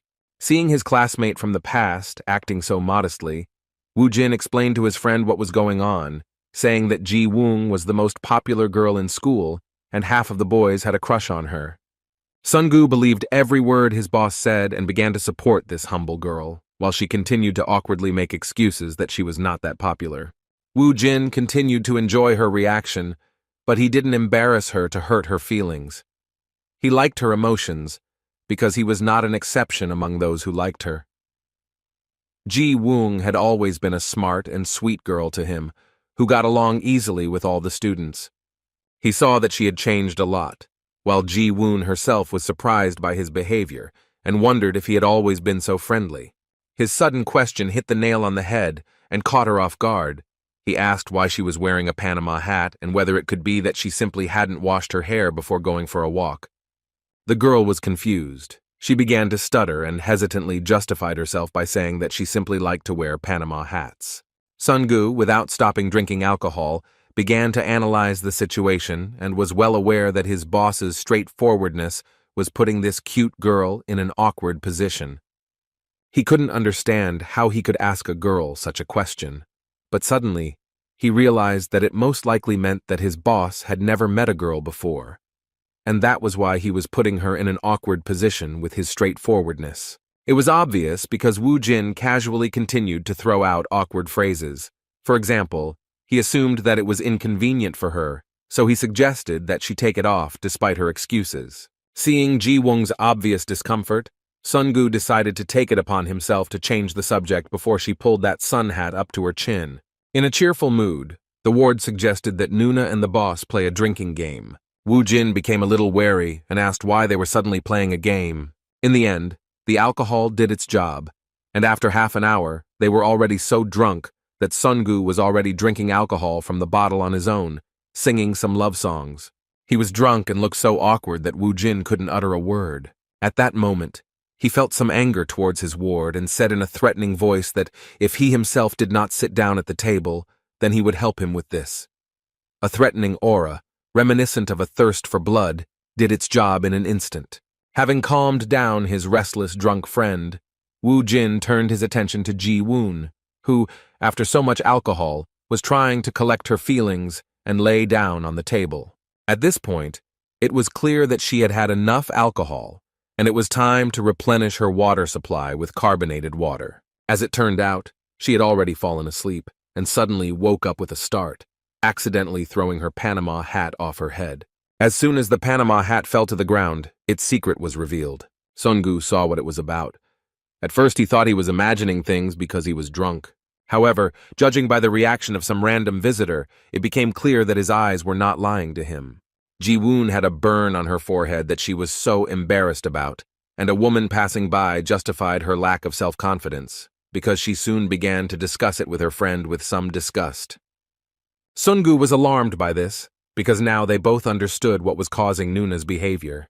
Despite this, Wu Jin continued to be cold-blooded. Luckily, Ji-woon was asleep again at that moment, so she didn't notice what happened. As usual, it was up to Wu Jin to deal with the situation. He picked up her hat and asked his friend not to make a noise as if something big had happened. Putting a Panama hat on her head to hide her burn, he said that it was no big deal, because even with him, she was still just as cute. After drinking one last time, the guys went home, first of all taking Ji-woon home. When she woke up, the first thing she felt was a headache due to a hangover, because alcohol is a senseless and disgusting thing. Remembering what happened that evening, she wondered where she was, But when she looked around, she saw her younger brother and realized that she had been sleeping in her own bed. Jae-min saw his sister finally wake up when she first asked how she got home. The brother replied that Woo-jin had brought her, after which he offered her to wash up and have some soup, which is great for overcoming a hangover. Ji-woon did so, but when she entered the bathroom, she was surprised to notice a Panama hat on her head. At first, she thought she had fallen asleep right in it, but at that very moment, a very important memory from that evening came into her head. She remembered being so drunk that she felt a lightness in her head, which was due to the fact that the Panama hat had fallen to the floor. However, at another point, she clearly remembered being carried in someone's arms, and the Panama hat was already on her head. Her heart began to flutter with excitement at the realization that he had finally seen her secret. It was about the scar she got during the dungeon breakthrough 5 years ago, when she was attacked by a monster. Standing in front of the mirror, she told herself that she didn't want Woo-jin to see her with that horrible scar on half her face. She wanted him to think that she was still the same as she was when they were in school. At that moment, she suddenly blushed, remembering the moment when Woo-jin carefully put a Panama hat on her head and called her cute, despite the scar that ruined her life. For the first time in 5 years, she heard such words, a compliment from a man who not only saw her forehead for the first time, but was also not indifferent to her. She felt warmth, while before others reacted to her scar coldly and cruelly. At that moment, Woo-jin remembered the events of 5 years ago in his sleep, even before that incident occurred during the first appearance of the dungeons. After another school day, as usual, the question arose about who was on duty and who stayed after classes to clean the school classroom. The first in this pair was Kang Woo-jin. The second person turned out to be a rather unexpected choice. It was Ji-woon. Everyone left, and the boys quickly finished the task, but they worked silently the entire time. After locking the office, the boys began to leave the school when Ji-woon started the conversation first, asking if they had forgotten to do anything. Kang Woo-jin answered very briefly and calmly, which surprised her greatly. As Ji-woon continued walking through the school hallways, she was surprised that he was so quiet. She even admitted that he reminded her of her brother, who always responded to her with one word no matter what she said. Woo-jin once again gave her a one-word answer, causing Ji-woon to quietly laugh, saying that at least by the second quarter they could start some kind of conversation. From then on, she suggested that they start saying hello every time they saw each other for the first time that day. The shy guy again agreed to her unexpected proposal, after which Jae-woon stopped and said that she had something to tell him and she would do it in his ear. Kang Woo-jin was surprised by her words, and as soon as she came closer and reached for his ear, he blushed in surprise. What she said to him at that moment remains a mystery, but we must not forget that she was the girl that almost all the boys in school were in love with. This beautiful dream was interrupted by the appearance of Bibi in the body of a cat, who asked him to wake up. Jin was even a little angry because she interrupted such a pleasant dream, which brought him pleasant memories and warm feelings that he had not experienced for 20 years. The first thing Woo-jin said when he woke up was that Bibi had cast some kind of spell on him while he was fast asleep, and not expecting anything. As it turned out, the guys were staying at a hotel. When Woo-jin went down to the first floor, he was already met by Sungu, who had managed to book a nice dungeon. Sitting down opposite him, Woo-jin asked if any 4-star dungeons had been reserved. As it turned out, Sungu was still searching, because there are very few such dungeons. Medium and large guilds immediately reserve such options, so for guys like them, everything was not easy. The question was quite difficult. The guys couldn't waste time, so Woo-jin even thought about going to some 3-star dungeon to earn at least some money. Suddenly, he had some crazy idea and dialed a person from his contact book who was signed by the name of Weakling. Before making the call, Woo-jin began to laugh maliciously, and in response to his request, the same Weakling immediately replied that he would soon arrive at the meeting place. In response, Woo-jin said that he would not wait more than 15 minutes. As expected, Woo-jin's authority was impressive enough that the guy did not even try to ask for more time. Seeing such unusual behavior from his boss, his protege asked who he was calling. At first, Woo-jin suggested that Sungu try to guess, and after his futile attempts, he said with a sly smile that that person was like a generous tree for them. As it turned out, the one who was listed as a weakling by him was none other than the leader of the 4th team of the Hammer Guild. The man rushed into the hotel building in a great hurry, and Wu Jin, seeing him in front of him, praised him for getting to the meeting place so quickly. Trying to catch his breath, Jun Min Chang apologized with a happy expression for making his dear friend wait for so long, and then asked what his help was needed with. Sitting down next to him and clarifying the essence of the request, he said that if it was about finding 4-star dungeons, then he was one of the best specialists in this matter. According to him, the dungeon forum is really good, but only for beginners. Taking the laptop in his hands, he said that he could take advantage of the guild's exclusive program. According to him, the guild support team specializes in this matter, but he himself has access to the Hammer Guild base. Returning to how the guys spent the day after the last raid, he said that they can stay overnight for free in any hotels if they join them. Continuing to recruit them to his team, he stated that they could also provide a house for free, which was a very lucrative offer for any high-level hunter, and an exceptional thank you if they agreed to cooperate. With a cheerful smile, Wu Jin replied that it was great, although it was clear that he was not at all interested in their offer even after such statements, because he could already afford to buy houses, and soon he might even get the opportunity to get one of the good hotels. While they were talking, Jun Min Chang finally logged into their guild's database and suggested that they look into any raidable dungeons that might be at their disposal. With a good laugh, Wu Jin agreed that guilds were quite convenient, but he meant that they were convenient for using their resources without mutual obligations. They went to the dungeon location without any delays, and Ha Min, who also came to meet them, informed the leader that they had confirmed the reservation, and now the guys had unhindered access to their territory. Before sending Mr. Kang Wu Jin to the dungeon, the leader asked if he would be willing to enjoy a cup of tea while having a pleasant conversation. Seeing the friendly attitude of the young and promising hunter, he did not hesitate to clarify that at the same time he would be able to give them information about cooperation and, what is no less important, clarify what they could encounter inside the dungeon. Jin did not mind because it was profitable, as coming closer, an experienced recruiter from the Hammer Guild clarified that this was confidential information of their guild and that it should be awaited with special anticipation. With some awkwardness, Wu Jin played along, saying that these words warmed up his interest. Suddenly something happened that caught Songgu's attention. For the first time he saw in person how the dungeon was reset. At that moment Jun Min Chang felt a certain shock from the realization that he was following this dungeon reset.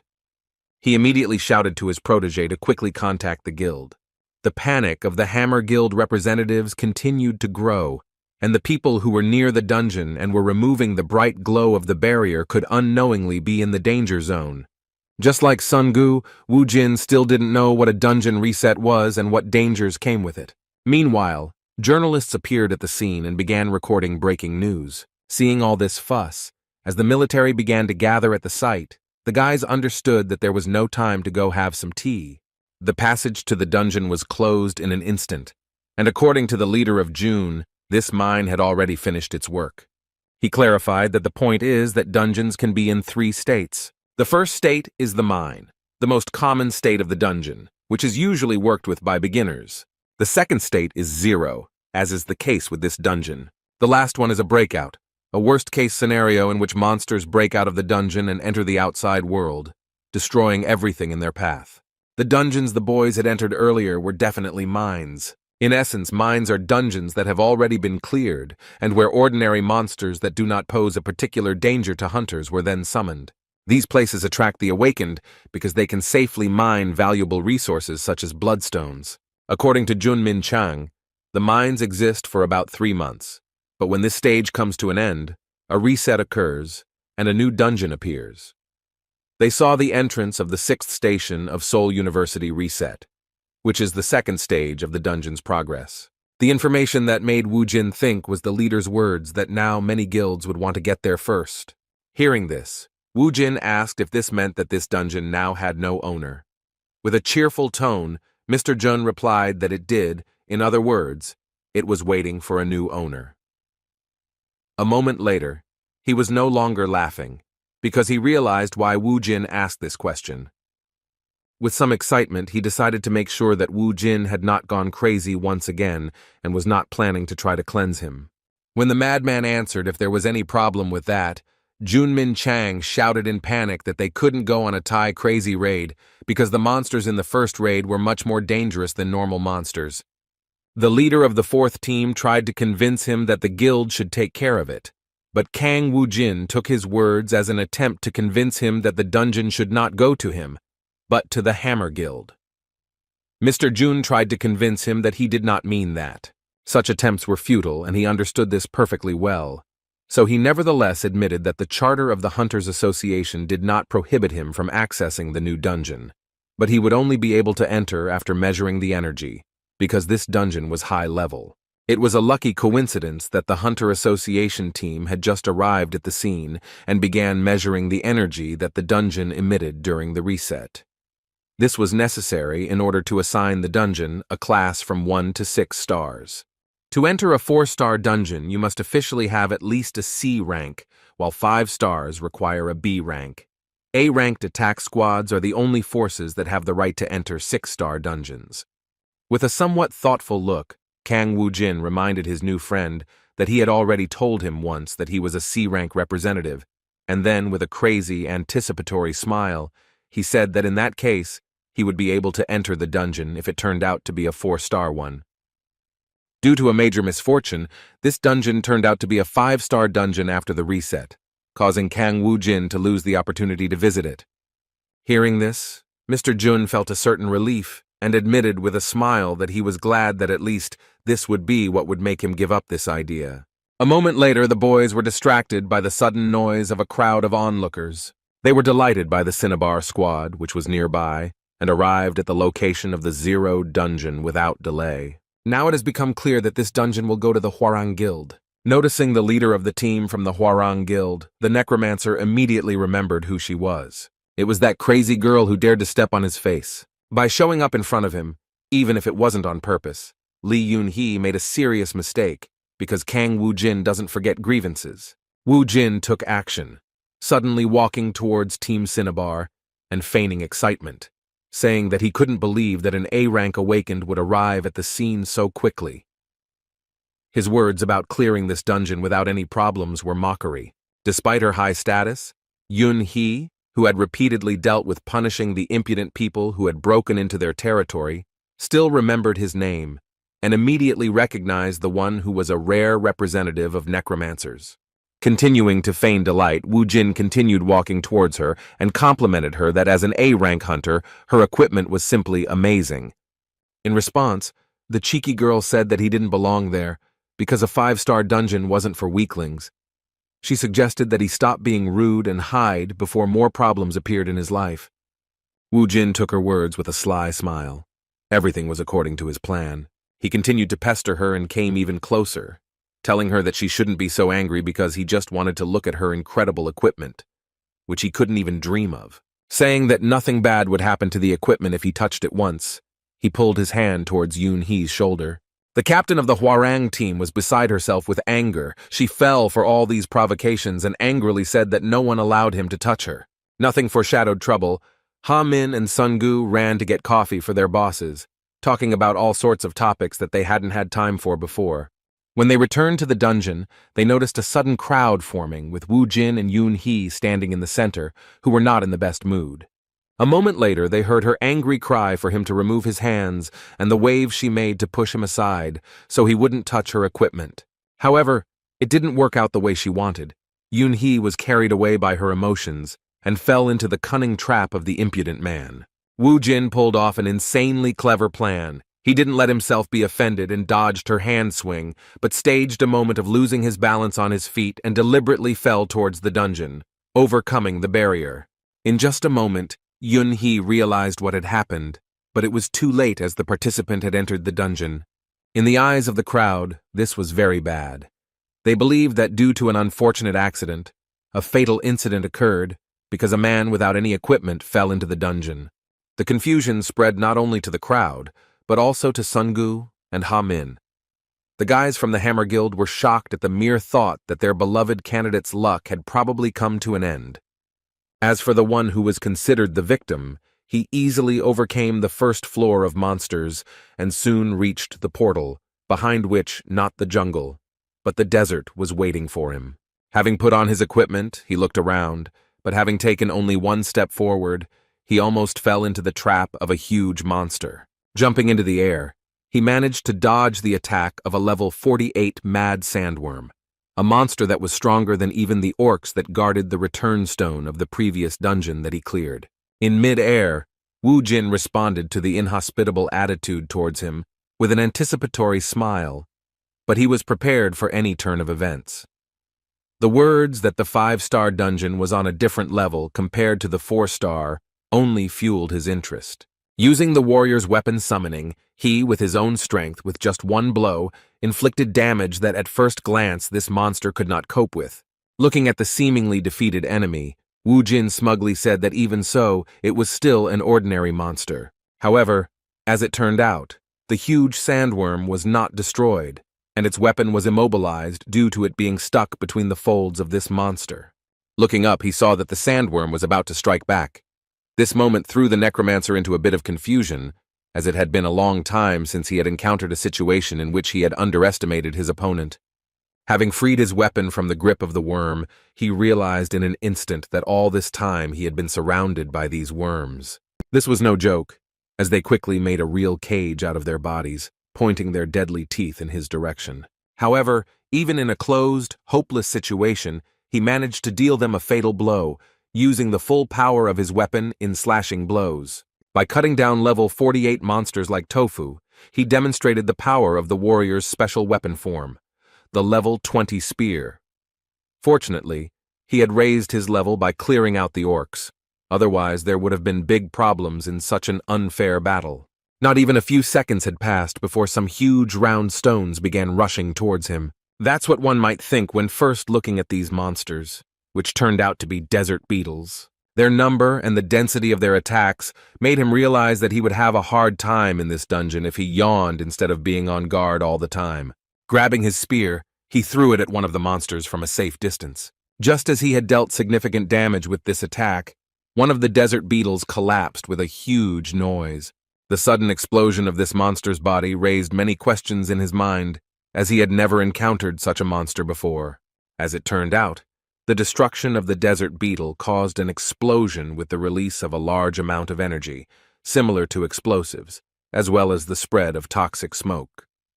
It became obvious that fighting these monsters at close range without proper equipment was tantamount to suicide. He was surrounded and forced to react as quickly as possible, so in an instant, he built a bone wall from the corpses of the monsters, creating a barrier that saved him from colliding with the monsters. The bone wall did indeed protect him from the blast, but the surprise attack was still very dangerous. After getting out, Wu Jin grabbed his head due to the large amount of damage he had received due to this attack. Without wasting any time, he used the spatial technique to replenish his mana reserves, and also used the medicinal potion and antidote. After regaining his strength, Kong Wu Jin said with a serious attitude that he now had no doubt that the 5-star dungeon was on a completely different level. To add to his words, it's worth mentioning that what makes it even more difficult is the fact that he is the first one to enter it after the previous dungeon was reset, making it even more difficult due to the advanced level of the monsters. Outside, panic continued. People's opinions were divided, and most were inclined to believe that Kong Wu Jin had somehow managed to find a safe place where he was waiting in terror for his death, avoiding encounters with monsters. This infuriated the Yunhee fighters, because they thought he was just chilling out there. Watching all this and the stupid conclusions of some fools from the Hwarang Guild, a close friend of Wu Jin could not stand it and shouted that his Hunim was not chilling there, but was capturing the dungeon. In response, the Hwarang representative mockingly said that C rank was useless there. He continued to escalate the situation by saying that Wu Jin was probably hiding somewhere to delay the moment of his helpless death. Seeing that Sun Gu was on the verge of starting a fight, Mr. Jun intervened in the conversation and suggested that he believe and wait, not looking at the fools. Sun Gu listened to this wise advice and stepped aside, folding his hands in front of him and resigning himself to the situation where they were considered crazy, just like his Hyungnim. Trying to somehow distract himself from his latest worries, Jun Min Chang approached the incredible necromancer's protege, and with sincere curiosity, asked if he really thought that Wu Jin would be able to clear even such a dungeon on his own. Sungu answered without hesitation that it was out of the question, and that his incredible Hyungnim would definitely return alive. His answer seemed like some kind of childish romanticization of a terribly dangerous situation, but Jun restrained his reaction and took the opportunity to ask if he could tell him what skills his boss had that could give him an advantage in such a situation. Even though he was angry and emotional, Songgu did not follow Mr. Jun's lead and shook his head firmly, saying that he would not tell them anything. In the eyes of the guys from the Hammer Guild, he was truly stubborn, because until then he had not said anything important. They were surprised by how loyal he was. It even made them truly respect him. On the other hand, although such information was valuable, it did not change the fact that if everything ended sadly, it would all lose any meaning. However, the mere thought of Woo Jin surviving left Mr. Jun in a daze. Knowing that this would mean that there was an 11th A rank in South Korea made him tremble with curiosity about the identity of this young man. Meanwhile, Woo Jin continued to fight. The constant, non-stop battles that would have exhausted any fighter began to bear fruit. The fighting was still hard, but in this short period of time, he managed to significantly improve his characteristics and even reached level.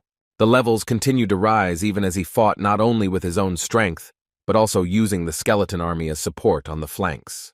Having defeated another wave of monsters of a fairly high level, he already felt a huge difference in his strength, and there was only one level left to reach the next summoning of a demonic familiar. While examining the area, he was surprised that this desert was so large that it was impossible to see its end or any clear change in the landscape. Suddenly he froze in surprise, realizing that he had found something interesting. In the distance, he noticed a familiar place, which most likely looked like some place connected to his past in Alphen. It was the abandoned village of Raglesia, and Woo Jin immediately went to this place to conduct reconnaissance, for which he used his skeletons. After examining the entire perimeter, he came to the conclusion that there was no one here. He had already begun to doubt his assumptions and decided that perhaps this village was truly abandoned. However, the next moment made it clear that he was right from the start. Suddenly, some powerful attack was aimed at him, which was rapidly approaching him. Thanks to his incredible reflexes, he managed to dodge the attack at the last moment, which easily pierced through the strongest part of the summoned skeleton that stood behind him. This sneaky attack made Woo Jin angry, and he began to look in the direction from which this sudden attack was directed at him. As it turned out, it was a creature familiar to him from the race of beastmen, or rather, a mixture of man and snake named Nagi. Appearing before Woo Jin, he asked who he was dealing with and why the stranger was trying to invade the temple. In response, Woo Jin surprised him with words, saying that he had already seen this place, which was the temple of Arya. When Nagi asked how the man knew about the goddess Arya, he replied that he did not believe that there were those who did not know the Alphen goddess of divination. After this, Woo Jin asked Nagi why Arya's followers invaded Earth, and whether this could be considered a situation in which Tranet and Arya began to act together despite their differences in worldview. Hearing these straightforward words, Nagi literally flared up and shouted that he should not dare insult the goddess, because the situation that he so disrespectfully describes is in fact a necessary measure to punish the cult. When the topic of the cult came up, Woo Jin asked what kind of cult they were talking about. Despite the hostile reaction and a certain hatred towards the human, Nagi still explained that they had united with Tranet in order to punish the traitor who had escaped Earth. The one he was talking about, he called the Blue-Eyed Priestess. Hearing this, Woo Jin learned very valuable information because he had no idea that the priestess was on Earth. Now he had all the information he needed, and there was no longer any need for these guys. In response to these words, he took out his warrior weapon, a spear, which had become even stronger after recent battles, and then said that he did not care about the priestess. After these words, he took an attack stance and said that despite this, he would not allow them to enter the Earth, which was under his protection just as the Arya temple was under the protection of these creatures. In response, Nagi, recognizing the man's determination, answered him with the same words, saying that he would throw all his strength into passing through him to Earth, after which he showed his fighters, who had long surrounded him, were simply hidden by invisibility. Looking around, Woo Jin awkwardly said that this was too much because getting people mad was his personal thing. Despite his speech, there was more than enough reason to worry. He couldn't sense their presence, which only meant that their stealth skill was higher than his detection skill. Now it became clear that the skeleton soldiers would hardly cope with such a task. To make the task a little easier, he assigned skill points to increase the skeleton summoning level to, even without turning around, he felt a noticeable change in their strength. Now they were much better armed, became stronger, and even received small but quite strong armor. Taking a step forward and preparing to fight, he acknowledged the truth he was faced with. With anticipation of the battle, he said out loud that even after this, the outcome of the battle still remains a mystery. Even so, both he and Nagi had no doubt that putting their lives on the line was the only option to move forward. The elite goblin spearmen rushed forward with a cry. The skeletons were less talkative, but the sound of bones striking each other coming from their bodies made it clear that they were no less determined in battle. Wu Jin had also already entered the battle and first assessed the strength of one of the opponents by blocking his attack. At that very moment, he became the target of another enemy attack. Having parried this blow, he removed his spear from the previous opponent, dealing him a fatal blow.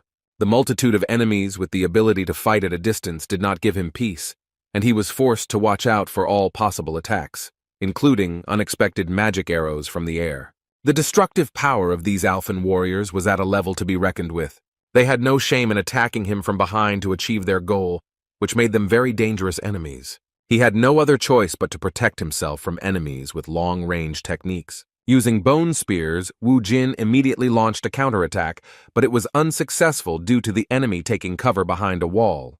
The cunning orcs mocked his failures, working in the most complex manner. As soon as Wu Jin was distracted by the long-range group, one of Alphan's tailed monsters rushed at him at the same time, so he was forced to hide with the help of a bone wall, which reliably protected him from external attempts to penetrate inside. After getting outside, he sighed heavily because the enemy attacks really made him nervous. The difference in enemy levels was really significant. They took it by numbers and superiority in close combat, and they also covered each other, using the terrain features. It was very difficult to fight such enemies alone, and Bibi and the skeletons could do nothing. It seemed that at this level the skeletons could at least help somehow, but they would be destroyed faster than they could get rid of these scumbags with their combined efforts. He didn't have a chance now, so he had to resort to using one of the trump cards reserved for such moments. Meanwhile, the news channels were already covering the recent events. They were saying that more than 10 hours had passed since the incident victim, Mr. Kang, a C-rank awakened, fell into the dungeon. The news anchor also announced that the barrier had not yet disappeared and that Wu Jin was probably alive. The fact that he was still alive was called a miracle by both the anchor and most of the experts. The Hammer Guild leader, who was still monitoring the situation, said with a dissatisfied expression that Kang Wu Jin had entered there specifically to gain fame. Speaking about his ward, he decided that as soon as he returned, he would receive a serious reprimand for bragging earlier, and then almost completely giving away such a dungeon for the benefit of the Hwarang Guild for free. Meanwhile, Min Chang and his protege tried to somehow support Sun Gu, who was sitting in a bad mood, waiting for his boss. Thinking that this was so, the guys tried to support him and even brought him food so that he would not sit idle. According to them, the best time to capture a 5-star dungeon is 12 hours, so they can't guess how long they'll have to wait. In turn, Sung Gu, with a devastated look, replied that his young Neem must be having a hard time, because collecting all the trophies alone is no fairy tale. Looking at the cooling food, he tried to find some peace in this situation. With tears in his eyes, he accepted the offer of a snack to somehow shorten the time spent waiting for his boss to return. Meanwhile, the situation inside the temple became really tense. Despite a desperate battle, Wu Jin's side was defeated, and their vile enemy forced him to his knees before him, mockingly asking if he really intended to crush the temple with such a weak force. Without raising his head, Wu Jin replied with a laugh that he didn't believe that the 5-star dungeon really irritated him. Considering his self-confident speech as a bluff, Nagi asked with a sly smile why his defeated opponent continued to bluff. He went berserk the moment he heard Wu Jin's cheerful reply that his behavior was not delusional at all. As it turned out, he fought until the very end just to increase his level and get a new familiar from the sealed Devil Stone. As he removed the seal, he caused a bright, blinding color to appear, causing his enemies to become worried at the sudden and incomprehensible turn of events. Within a moment, the demon was summoned and the surface began to tremble. The reason for this behavior of the surface was the appearance of a demon that began to break through the earth. Seeing the stone monster in front of him, Nagi began to panic, shouting that Wu Jin was a real scumbag. When his old comrade appeared next to him, the necromancer said with a sly smile that he was glad to meet them. His servant, who lifted him up on his body, became his reliable help, throwing the enemy aside. The demon incarnated into a golem, using the environment made of sand. Sweeping away everything in its path, the golem began to move forward, rapidly reducing the number of opponents. The order was still the same: go forward, destroying the enemies. The enormous pressure and sudden change in situation put Nagi in a difficult position. He had to change his plan, give orders right on the battlefield, changing the formation to one that was safer for his troops. On the other hand, Wu Jin was quite free in terms of strategy, and just continued to work on the enemy clusters. The power of his sand golem was far superior to that of the enemy, and gave them no chance of survival, even despite their well-coordinated teamwork. Rushing forward with spears in their hands, the spearmen were doomed to certain death. While fighting for their leader, they lost their lives as the balance of power suddenly shifted towards Wu Jin. The temple area suddenly turned into a battlefield, where the battle was already over for most of the participants. Nagi was in despair. He was incredibly angry at the realization that his incredible warriors had been defeated by the enemy's ace in the hole. He couldn't stand the fact that some man was mocking his unit, asking how hard it was to fight in the minority. Burning with rage, he clenched his teeth and said that he would destroy him along with his arrogance. After these words, Nagi began to angrily release his fire magic, accumulating it in his right hand for a powerful attack. In response, Wu Jin gave a command with a sly smile to change the shape of the warrior's weapon. Now in his hands was not a spear but a huge hammer, carrying great power. Using the skill, he prepared to block the opponent's strike, who furiously aimed his magic-enhanced spear at him. However, Wu Jin's cunning smile did not disappear even when he saw such a formidable force in front of him. As it turned out, his skill was to create a powerful vortex that would swallow up everything around it. By using his second trump card, he was able to easily defeat the strongest monster in this dungeon. Wiping the blood from his mouth, Nagi couldn't come to terms with what had happened. Looking at the beaten opponent, Wu Jin guessed that he couldn't get any information out of this stubborn guy because he was the boss of the dungeon. Looking down, Nagi wondered in response where someone so strong among earthlings came from. As it turned out, his anger knew no bounds and he couldn't just give up. His warrior will raged until the very end, and using the form of a snake, he rushed into the attack shouting that he would not die until he fulfilled the will of the goddess. These were his last words because just a moment later, Wu Jin destroyed him with one powerful blow of his warrior hammer. Nagi had lost his own life by talking too much, but even without that, he had little chance of seeing the next sunset. The dungeon boss had been defeated, but the people outside didn't know about it yet. While eating instant noodles, Songgu continued to think about his boss, but even in this situation, he noted that the food was quite tasty due to the fact that he was already noticeably hungry. Suddenly, he heard a tricky question about why they only took 3 servings of noodles. As it turned out, it was Wu Jin's voice, and upon hearing it, Songgu completely forgot about his delicious dinner and beamed with happiness.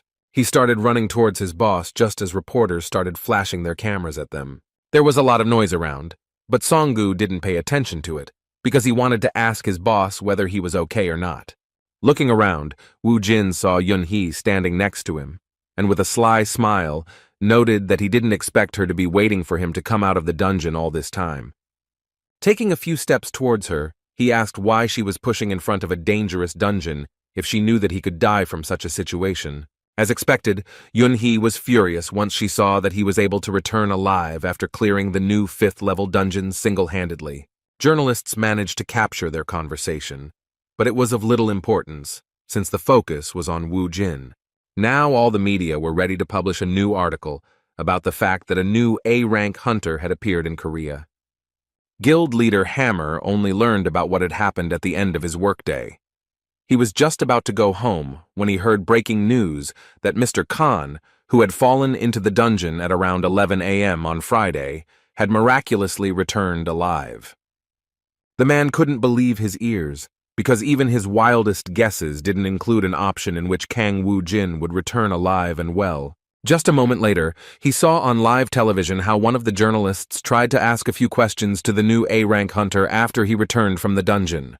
Suddenly, this attempt at an interview was interrupted by Mr. Jun, who abruptly covered the camera with his hand, saying that the man who had just cleared the 5-star dungeon single-handedly was in no condition to give an interview after such a terrifying workload. A large number of flashes continued to illuminate the street, but Sungu, Min Chang, and Ha Min shielded Wu Jin from the bright light, leading him closer to the car. It was simply unbelievable. Even the heads of large organizations were shocked by what happened at the end of a normal working day. The Hammer Guild president at that moment remembered his subordinate's words that this guy named Wu Jin was definitely an awakened one with outstanding abilities. He then replied that he could no longer invest in Leader Jun's intuition, as his recent awakenings had not shown any decent results since joining the organization. This time, his intuition actually worked, and now the president understood that if he brought Kang Woo-jin into their guild, then they would become the first organization in Korea to have 3 A-ranked hunters in their ranks. Although he began to regret his words, the prospects literally clouded his mind. With incredible joy, he began to think that Leader Jun had already completed his task, and Kang Woo-jin was now in their hands. Meanwhile, in one of the city's establishments, a celebration of the end of the working week was taking place. The Hwarang Guild president was reporting to a certain minister, saying that their business was going smoothly, and that a large number of people were involved. The minister repeated once again that not the slightest mistake should be made, but Lee Sang-ho insisted that all preparations had already been completed. In response, the government representative said that he had complete confidence in him and was willing to leave the rest of the business to him. Naturally, he also mentioned that at the end of this matter, the Hwarang Guild would receive a generous reward. At one point, Mr. Lee was distracted by a message on his phone, which shocked him to such an extent that he completely forgot about the conversation with the minister. At that moment, he learned that Kang Woo-jin had become the new A-rank hunter among the warriors of Korea. When the minister asked him what had happened, he answered politely and patiently that it was nothing important. Now he had no time for dinner with the minister, because he was beginning to be tormented by the thought that Kang Woo-jin was indeed not a simple awakened one. He guessed that this guy had a pretty high level, but he couldn't even imagine that he would become the new A-rank. In their last conversation with this guy, he mentioned that gathering all the worthy awakened to protect the earth from the danger coming from the dungeons was his true purpose. He tried to hook Wu Jin with such sweet talk, saying that he really hoped that the new promising hunter would entrust them with his power. However, despite his attempts, Wu Jin did not feel any affection for him. He was not interested in this proposal, because he understood that it was the most ordinary lie. With some condemnation at the end of their last conversation, he called his speech beautiful despite the fact that he himself is a rotten person inside. Even though it was a personal insult, Lee Sang-ho was willing to endure such impudence towards him in order to achieve his goal. He answered with a reserved smile that he still had not earned the trust of such a mysterious hunter, so he suggested that they continue the conversation another time. Remembering that situation, Sang-ho no longer doubted that Wu Jin had some kind of secret. Now the president wanted to see this guy and his team even more. He was ready to achieve this result at any cost. Suddenly, an idea appeared in his head, for the implementation of which he took advantage of the situation and asked the minister for a favor. As expected, the minister had close ties with him, and within the framework of business relations, he was willing to reward the Hwarang Guild president. With a sly smile, Sang-ho said that he would like to involve a certain interesting hunter in their business. During the following days off from work, Kang Woo-jin spent his free time pleasantly. What was pleasant for him turned out to be torture for his friend. Jae-min tried to concentrate on his studies, but the love drama Woo-jin was watching on his TV was so loud that it interrupted his thoughts and discouraged him from continuing to study. At one point, he couldn't stand it any longer, and turning around, he nevertheless expressed his dissatisfaction with the fact that he couldn't concentrate on his studies. His request concerned not only Wu Jin, but also Bibi and Sungu, who were watching the series on TV with him. Despite his impudence, Wu Jin still turned down the volume so as not to inconvenience his friend, who allowed him to continue living in his apartment. However, Jae-min's headaches had not diminished lately, because now there was also a black cat in his apartment that meowed too much. Turning to Woo Jin, he asked if they were worried about the situation that had developed around the recent events. The matter was that reporters from various newspapers had gathered near their houses and had been crowding for 3 days in anticipation of meeting the much-talked-about hunter. Woo Jin assured that it was not a big problem, because sooner or later they would break up, since he planned not to leave the apartment for a few more days. His words did not please Jae-min very much, moreover. The impudence turned out to be even more serious, because his new problematic and now even famous friend began to order some products from the store from him in order to enjoy movies with delicious food. Jae-min tried to convey that he was busy because he had exams coming up, but that didn't stop Woo Jin. As soon as he waved an impressive sum of money in front of him, he immediately changed his attitude towards this request, having learned that he could keep the change for himself. Suddenly, their daily life was interrupted by a call on Woo Jin's mobile phone.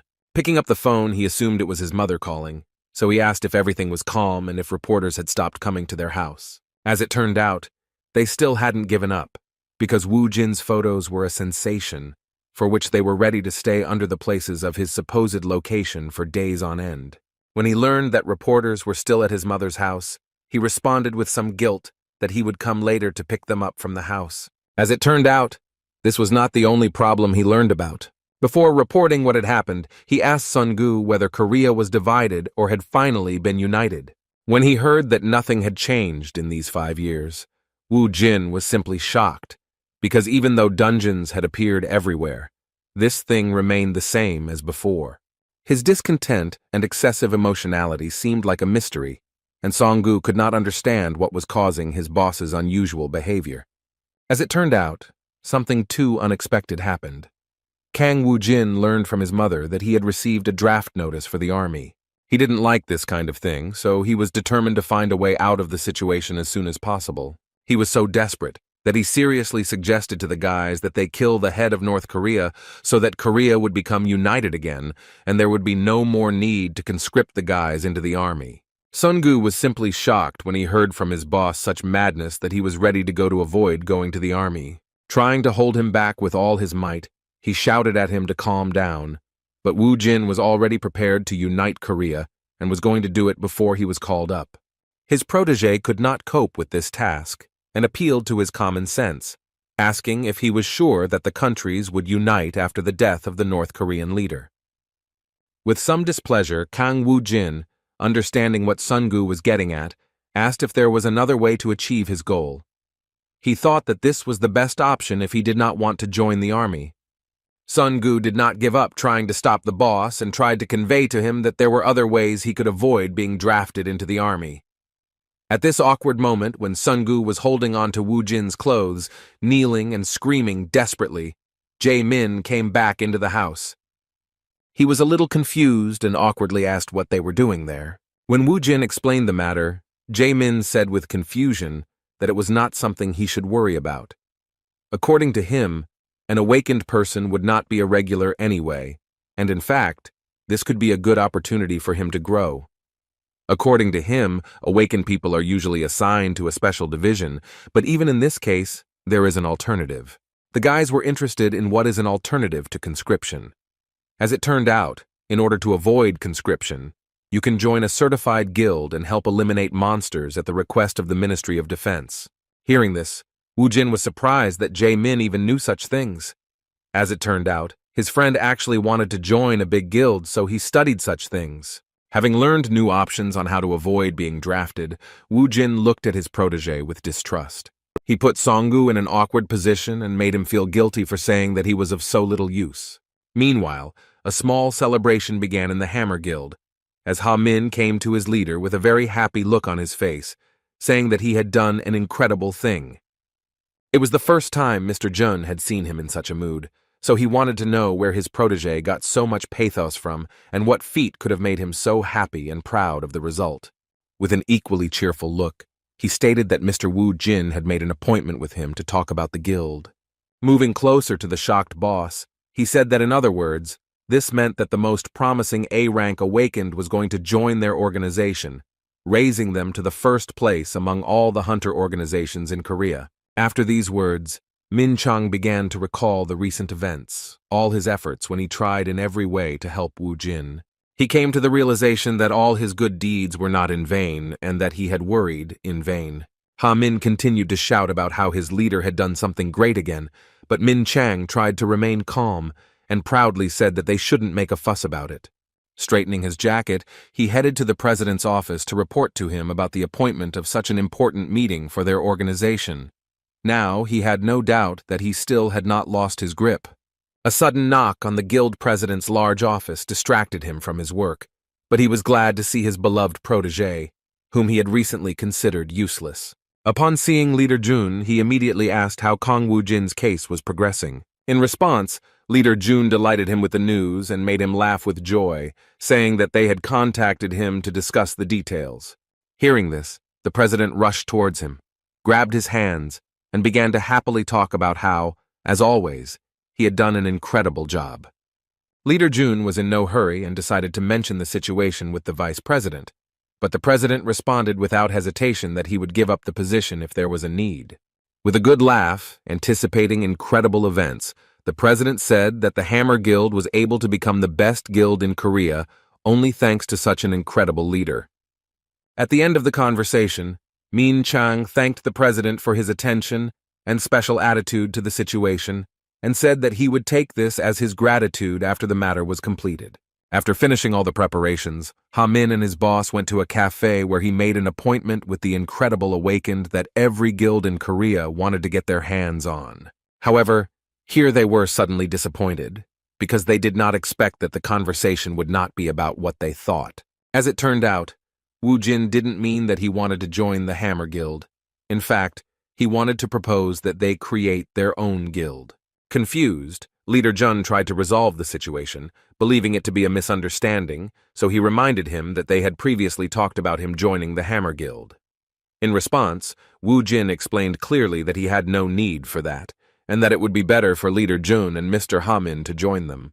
Leader Jun, who thought that success was already in his pocket, clutched his head and said with some tension that they were already sure of signing the contract.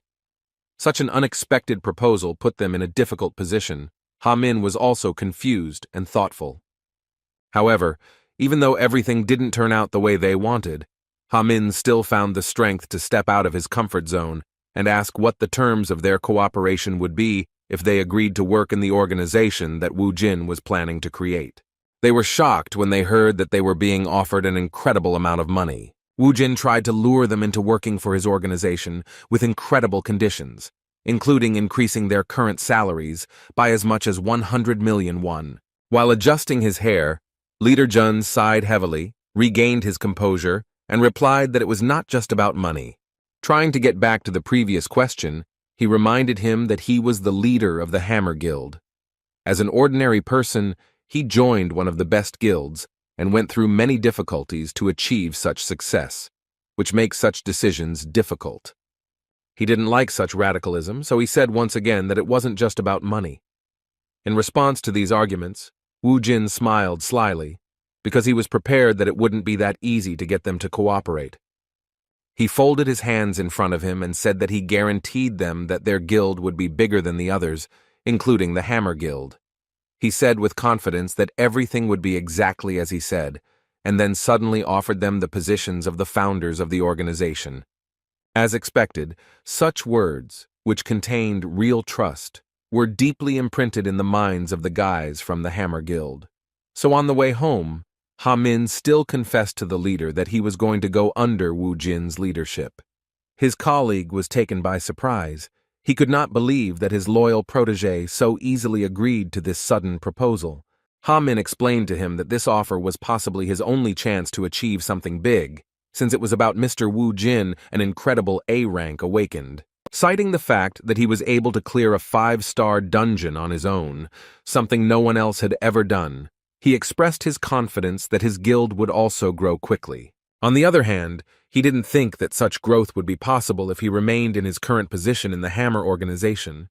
However, his words were the pure truth, and Min Chang understood that judging by the clearing of the dungeons, The guild of this awakened one had a bright future, which was just around the corner, unlike the Hammer Guild. No matter how much effort he put into this organization, he knew it would be difficult to become a department head or director, surpassing the founders of his organization. On the other hand, he also doubted the president's words about the promotion, and the most he expected was that if he was lucky, they would stop laughing at him and despising him for his series of failures. This was the moment of the two boys' peak determination, because Leader Jun also decided to change his place of work without much thought. With a sly smile, he said that he would have to take a risk to get a higher position. His protégé praised him for this determination and shouted that he had made the right choice. After saying these words, Ha-min took out his resignation letter, surprising his boss by saying that it had been prepared in advance. With a kind smile on his face, the ward revealed the truth to him, saying that all workers were like that. And yet the leader was not much different from him and demonstrated this at the moment when he also took his application out of his inside pocket. It was very crumpled, which indicated that he had been thinking about leaving for a long time, but could not find the determination to do so. Arriving at the office, they immediately headed to their places to pick up their things, but when they opened the door, they were surprised that the light was not on. They thought that everyone had already left, but they were wrong in their assumption. A moment later, the lights turned on and colored ribbons flew towards them, and to the sound of firecrackers, all the workers began to shout congratulations to the new boss, Jun Min Chang. The guys were in complete shock, realizing that their president had prepared a celebration in honor of the supposed success of their deal. In a cheerful mood, pleased with the leader Jun, the president said that he knew from their first meeting that the role of leader was too small for him. After these words, he announced to a thunderous applause that starting tomorrow, Min Chang will become a member of the board as vice president. At that moment, one of his colleagues approached Min Chang with a cake in his hands, inviting him to blow out the candles and make a wish. The other guys, with cheerful smiles, asked him not to forget them after the promotion and continued to congratulate him on such an incredible event. In response, Leader Jun could do nothing but laugh awkwardly and confusedly. Even despite their awkwardness, the president continued to make things worse for his subordinate, heightening the celebration by asking the staff to applaud Vice President Young-min Chang, adding that he was a genius who had completed an incredible negotiation. The guys didn't even have time to notice how all this action was over, and they found themselves in the middle of a celebration in a prepared hall with champagne and pleasant music, as well as an unlimited number of snacks. Seeing the confusion of his boss, Ha-min slyly gave him his statement. Running away from the new vice president, he said with a cheerful laugh that he was so embarrassed that the food wouldn't go down his throat, so he wasn't going to stay there and trusted his boss with the rest. As he left, he said that he believed that the leader would also be able to quit. He didn't have to be bored for long, because a moment later the president pounced on him with a request not to stand there like a pillar and to follow him quickly. The situation had worsened, even though it seemed that it couldn't get any worse. Vice President Jun felt even more awkward when he learned that all the Hammer Guild employees wanted to hear the details of his feat. With cold sweat on his face, Min Chang wanted to stop the president, but the president did not listen to him and asked him not to be shy and to tell everything as it was. Seeing the new vice president stuttering and acting unsure, his boss said he should come to terms with the fact that he now bears more responsibility than ever before. Jun folded his hands in front of him and admitted to all his colleagues that he had failed and that the celebration had been in vain. The president could not comprehend what he heard at first. Just a moment later, the man he had appointed as vice president ducked low and apologized for failing to recruit Kang Woo-jin. Once the president realized what had happened, he pointed his finger at his subordinate and angrily shouted whether what he had said was really true. In response, Jun apologized, and the president, filled with anger, continued to shout that a simple apology would not suffice, threatening his protégé with dismissal. Hearing about the dismissal, Min Chang felt some relief, realizing that he would be grateful for it. The president continued to shout about how much resources had been spent on this matter and how it couldn't be compensated for with a simple apology, but Min Chang didn't listen to him at all, as he was completely absorbed in his own thoughts. He was right, because Leader Jun released the reservation of the dungeon and let Kang Woo-jin use it for free, and also paid people to hide his real rank. Things went too far, So Min Chang took advantage of the situation to take out a resignation letter and said that he would take responsibility. Placing 2 resignation letters on the table, the vice president announced that he would be leaving the Hammer Guild. Hearing this, the president became even more dissatisfied, saying that he must have gone crazy. He wondered what his dismissal would change, since he was not a civil servant. He sighed heavily and assumed that Min Chang was simply running away from the mess he had created with his own hands. Looking down, Jun couldn't understand what else the president wanted from him, since he had already done everything he could to apologize, even resigning along with his protege. Still, he did his job, so he reported, saying that he had already finished with the formalities and was going to leave. When he said goodbye, he shocked his president, who thought he had him on a short leash. The president was beside himself with anger, and his 2 employees could only contain him, while the satisfied Jun Min Chang, adjusting his tie, had already completely said goodbye to the Hammer Guild. He was ready to face all the difficulties of his new life, trusting his intuition and faith in Wu Jin. For the first time in his life, he walked out of the Hammer Guild building with such a happy expression on his face. Seeing his light gait, Ha Min surprised him by asking him to hurry up and go to the car. As it turned out, he had been waiting for him all this time, believing that he would find the determination to accept this challenge and do what was right. With a kind smile, he explained that he would not go anywhere without his leader, after which he invited him to get in the car. Looking at Ha Min, Jun sighed with relief, thinking that this is what he likes about him, even though he can be rude sometimes. After that, they went to the cafe again, but this time to a separate business room. This time, Wu Jin greeted them with a wide smile, saying that he was glad to see them in the Ardal Guild. The guys were surprised to hear the name of their new guild. Wu Jin extended his hand to them and said that he hoped that they would get along and work effectively as a team. With a kind smile, Jun Min Chang sincerely said that he believed that with such a leader, they could do anything.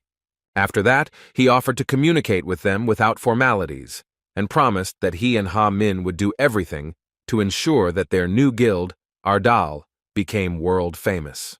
With a good laugh, Wu Jin said that in that case, he would simply call him Ming Chang. In fact, even though they had decided to avoid unnecessary formalities from the start, it was unusual for the former vice president of the Hammer Guild to be so casual. With some confusion, he stuttered and asked to be called leader of June from now on. Placing his hands on his new protege's shoulders, Wu Jin agreed to call him that, after which he warned that there would be organizational issues on him, so he should start preparing. Jun immediately replied that he would take care of it, while Wu Jin suggested that they first celebrate the founding of their promising organization. The leader surprised him with his proposal, so the confused leader Jun asked if the meeting was really over. As it turned out, Wu Jin really didn't know what else to discuss, because he assumed that leader Jun would be in charge of everything and work for everyone. After coming up with the name, he decided that his contribution was over. With some tension, Min Chang began to worry, wondering if it was really okay for the guild leader to be so careless and trusting. He felt a little uneasy just by watching how Wu Jin and Sun Gu were acting. They started discussing what kind of food they wanted to see on the banquet table, without even asking about the organization of their new guild. The only person with a sufficient level of responsibility suggested skipping the introduction stage, after which he asked to decide on something first. Kang Wu Jin, as the leader of the new guild, had no idea what was going on, but was willing to meet them halfway. First, Jun Min Chang brought up the topic of raiding the dungeon of the 6th entrance of Seoul University.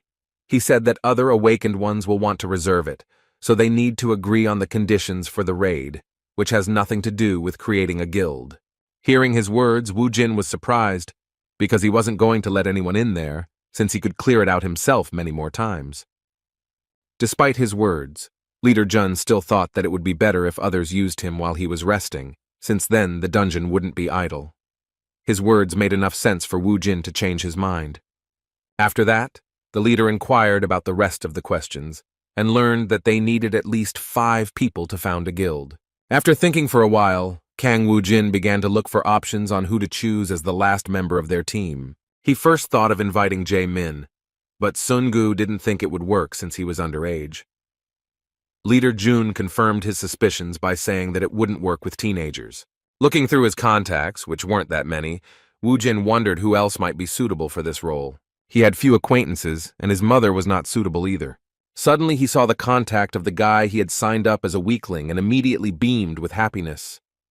Just 10 minutes later, a fair-haired guy came into their cafe, who shuddered just from Wu Jin's greeting.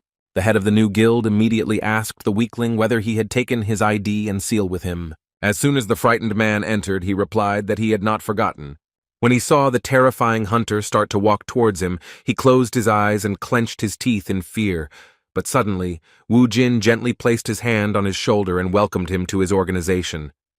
With a sly smile, he said that in front of them was the 5th member of their team, who was a telephone scammer. Hearing this, the swindler was so confused that he was able to squeeze out a few words, wondering what was going on here. 2 days later, the Ardal Guild already had its own office. Preparations had already begun here, and workers were rushing to do everything as needed. After finishing supervising this process, Hamin wiped the sweat from his forehead and said that now their office looks really respectable. After accepting this delightful job, Leader Jun thanked the guys for their good work and noted that even Mr. Seong-hoon did an excellent job. Seong-hoon, better known as a phone scammer, was surprised by what he started doing, because 2 days ago, he thought that this was some kind of scam related to his punishment for what he did earlier. However, now he realized that the crazy guy who had beaten him half to death and stolen his phone was not who he had taken him for during their first meeting. He couldn't even imagine that Kang Woo Jin, who is now on everyone's lips as one of the most promising hunters in all of Korea. Looking at the TV that was still showing the news, Ha Min was still surprised that everyone was only talking about their leader. Woo Jin explained with a sincere smile that it was not surprising because he was the 11th A rank awakened of Korea, although it was still unofficial. It was logical to assume that he was one of the strongest hunters in history, so it was no surprise that everyone treated him like that. Looking at these guys, Seong-hoon thought about how that madman managed to attract even the guys from the Hammer Guild.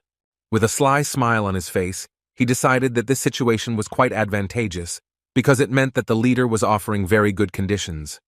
In fact, Seong-hoon had been suffering from boredom for a long time now, since the business wasn't bringing in enough money like before, so he didn't mind just working in the guild.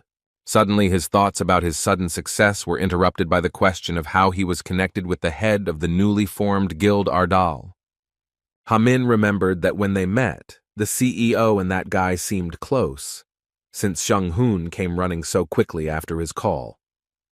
One of the founders assumed that he was a relative or close friend of Woo Jin, but he couldn't even think about what caused that guy's behavior. He couldn't admit that he had only rushed to that cafe so quickly because he didn't want to get beat up. He honestly didn't understand why Woo Jin had called him of all people, so he assumed that he simply regretted beating him up that day. Suddenly, their conversation was interrupted by the appearance of the head of the newly formed guild Ardal himself. Looking around, he said that it was quite good, and that he was glad that everyone had done a great job. After thanking him for his part in the job, Leader Jun asked if he had finished describing his dungeon raid. Looking back at the barely alive and exhausted Sungu, he said that this guy was the only one who had to really sweat. Seeing him in such a state, Ha Min and Jun Min Chun were simply shocked, realizing how much their leader had driven him to. Sungu decided to pass by, while the caring leader Jun reached out to him and asked if he was feeling okay.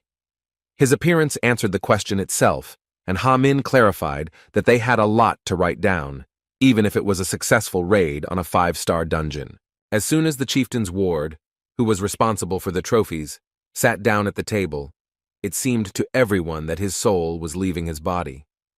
Seeing this, the worried founders decided that he should be given some kind of allowance for such hard work, and preferably that this allowance be for life. After resting a bit, Kong Woo Jin, as the head of the Ardal Guild, gathered the guys in the meeting room for the first time in order to decide what, in his words, was the most important thing at the moment. First of all, he turned to the most trusted person, the leader Jun. He was wondering what position he would take in order to do as many useful things for the guild as possible. Hearing this question, Leader Jun was a little confused because he didn't think that he would be given such freedom of choice. At first, he thought it was just irresponsibility and lack of experience of their leader.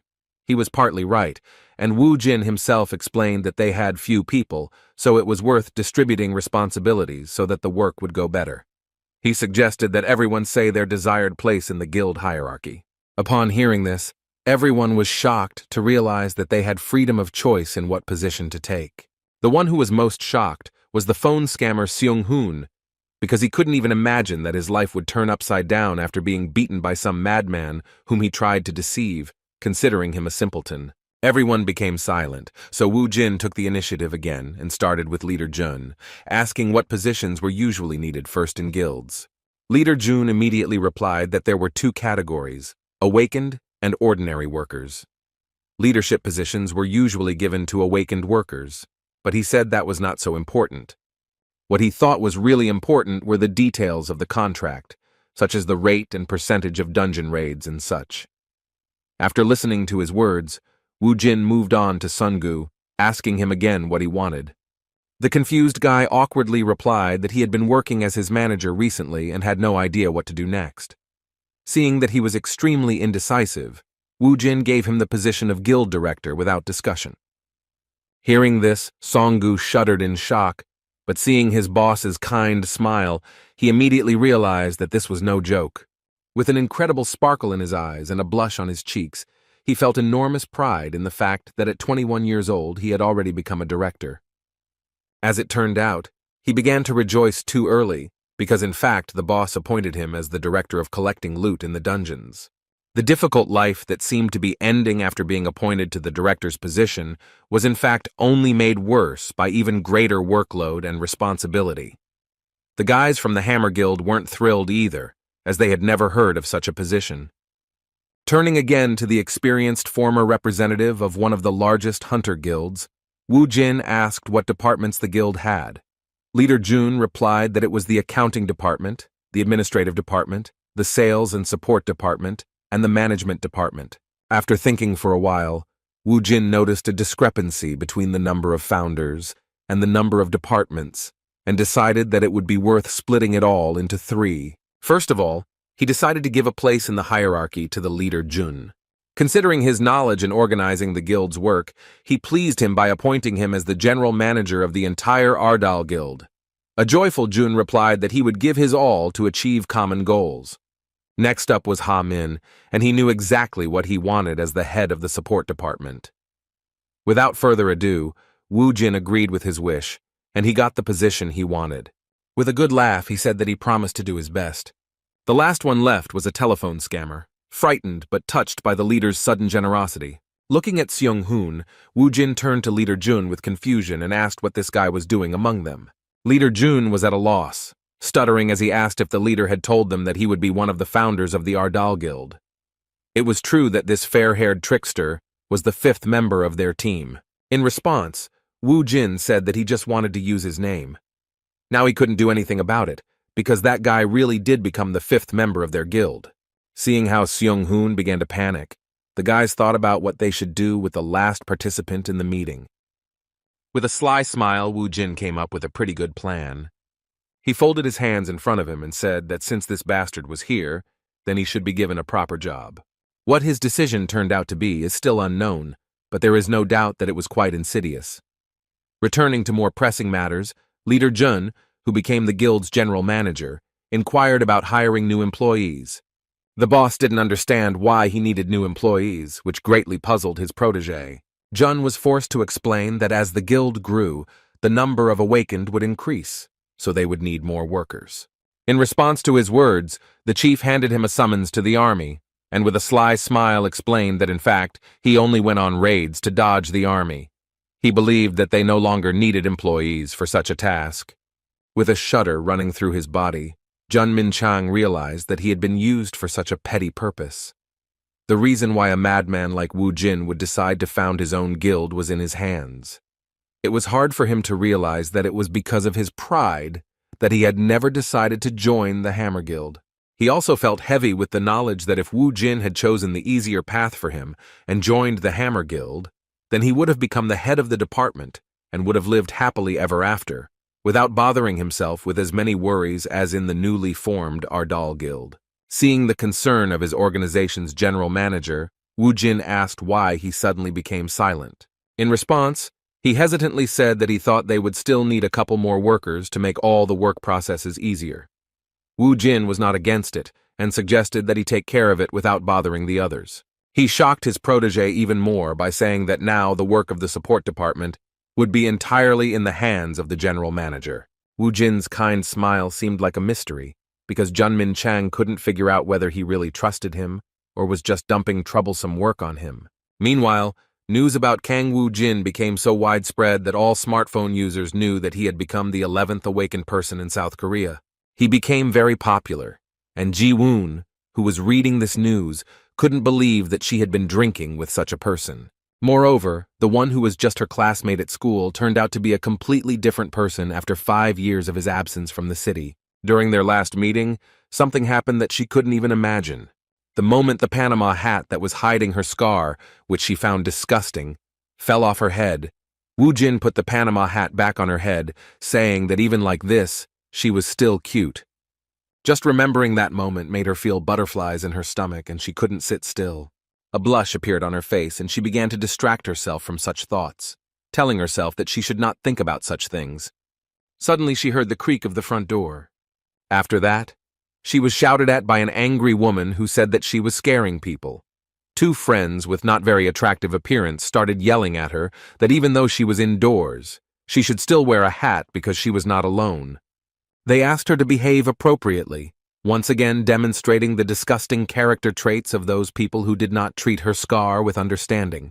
By apologizing, Ji-woon once again demonstrated her patience. Even though the girls from her dorm had started to leave the room, she still heard part of their conversations about saving up some money to move out of this place because Ji-woon was constantly scaring them with his appearance. At that moment, the sweet girl felt sad again and lost hope that she could be loved, especially by such a popular person like Wu Jin.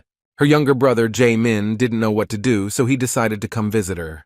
He hoped that she would be surprised if he was right outside her company. The timing was just right since he had finished his exams and Wu Jin had returned to his home. He was going to have dinner and have a good time with her. His sister was a little late, but he still waited next to her at the entrance to her dorm.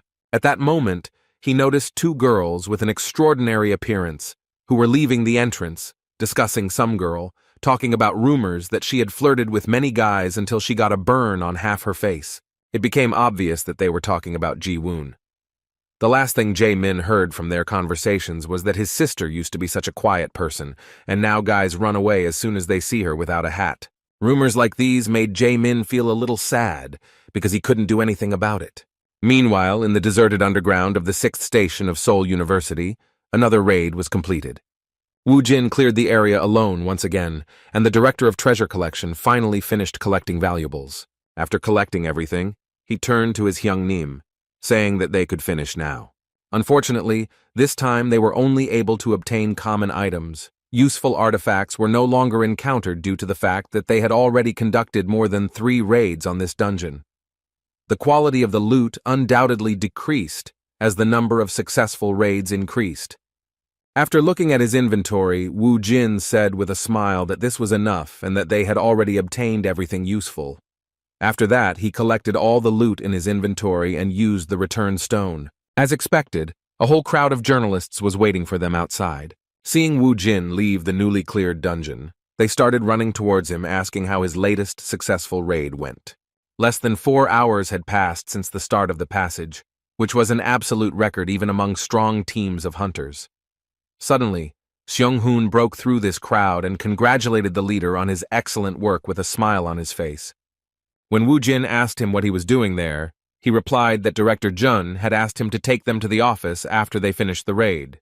When asked where Director Jun himself was, he replied that since their guild had been approved, he had gone to the General Affairs Bureau, which is why he would return to the office a little later. Suddenly, their conversation was interrupted by some impudent journalist who, due to his rude behavior, even pushed Seung-hoon aside.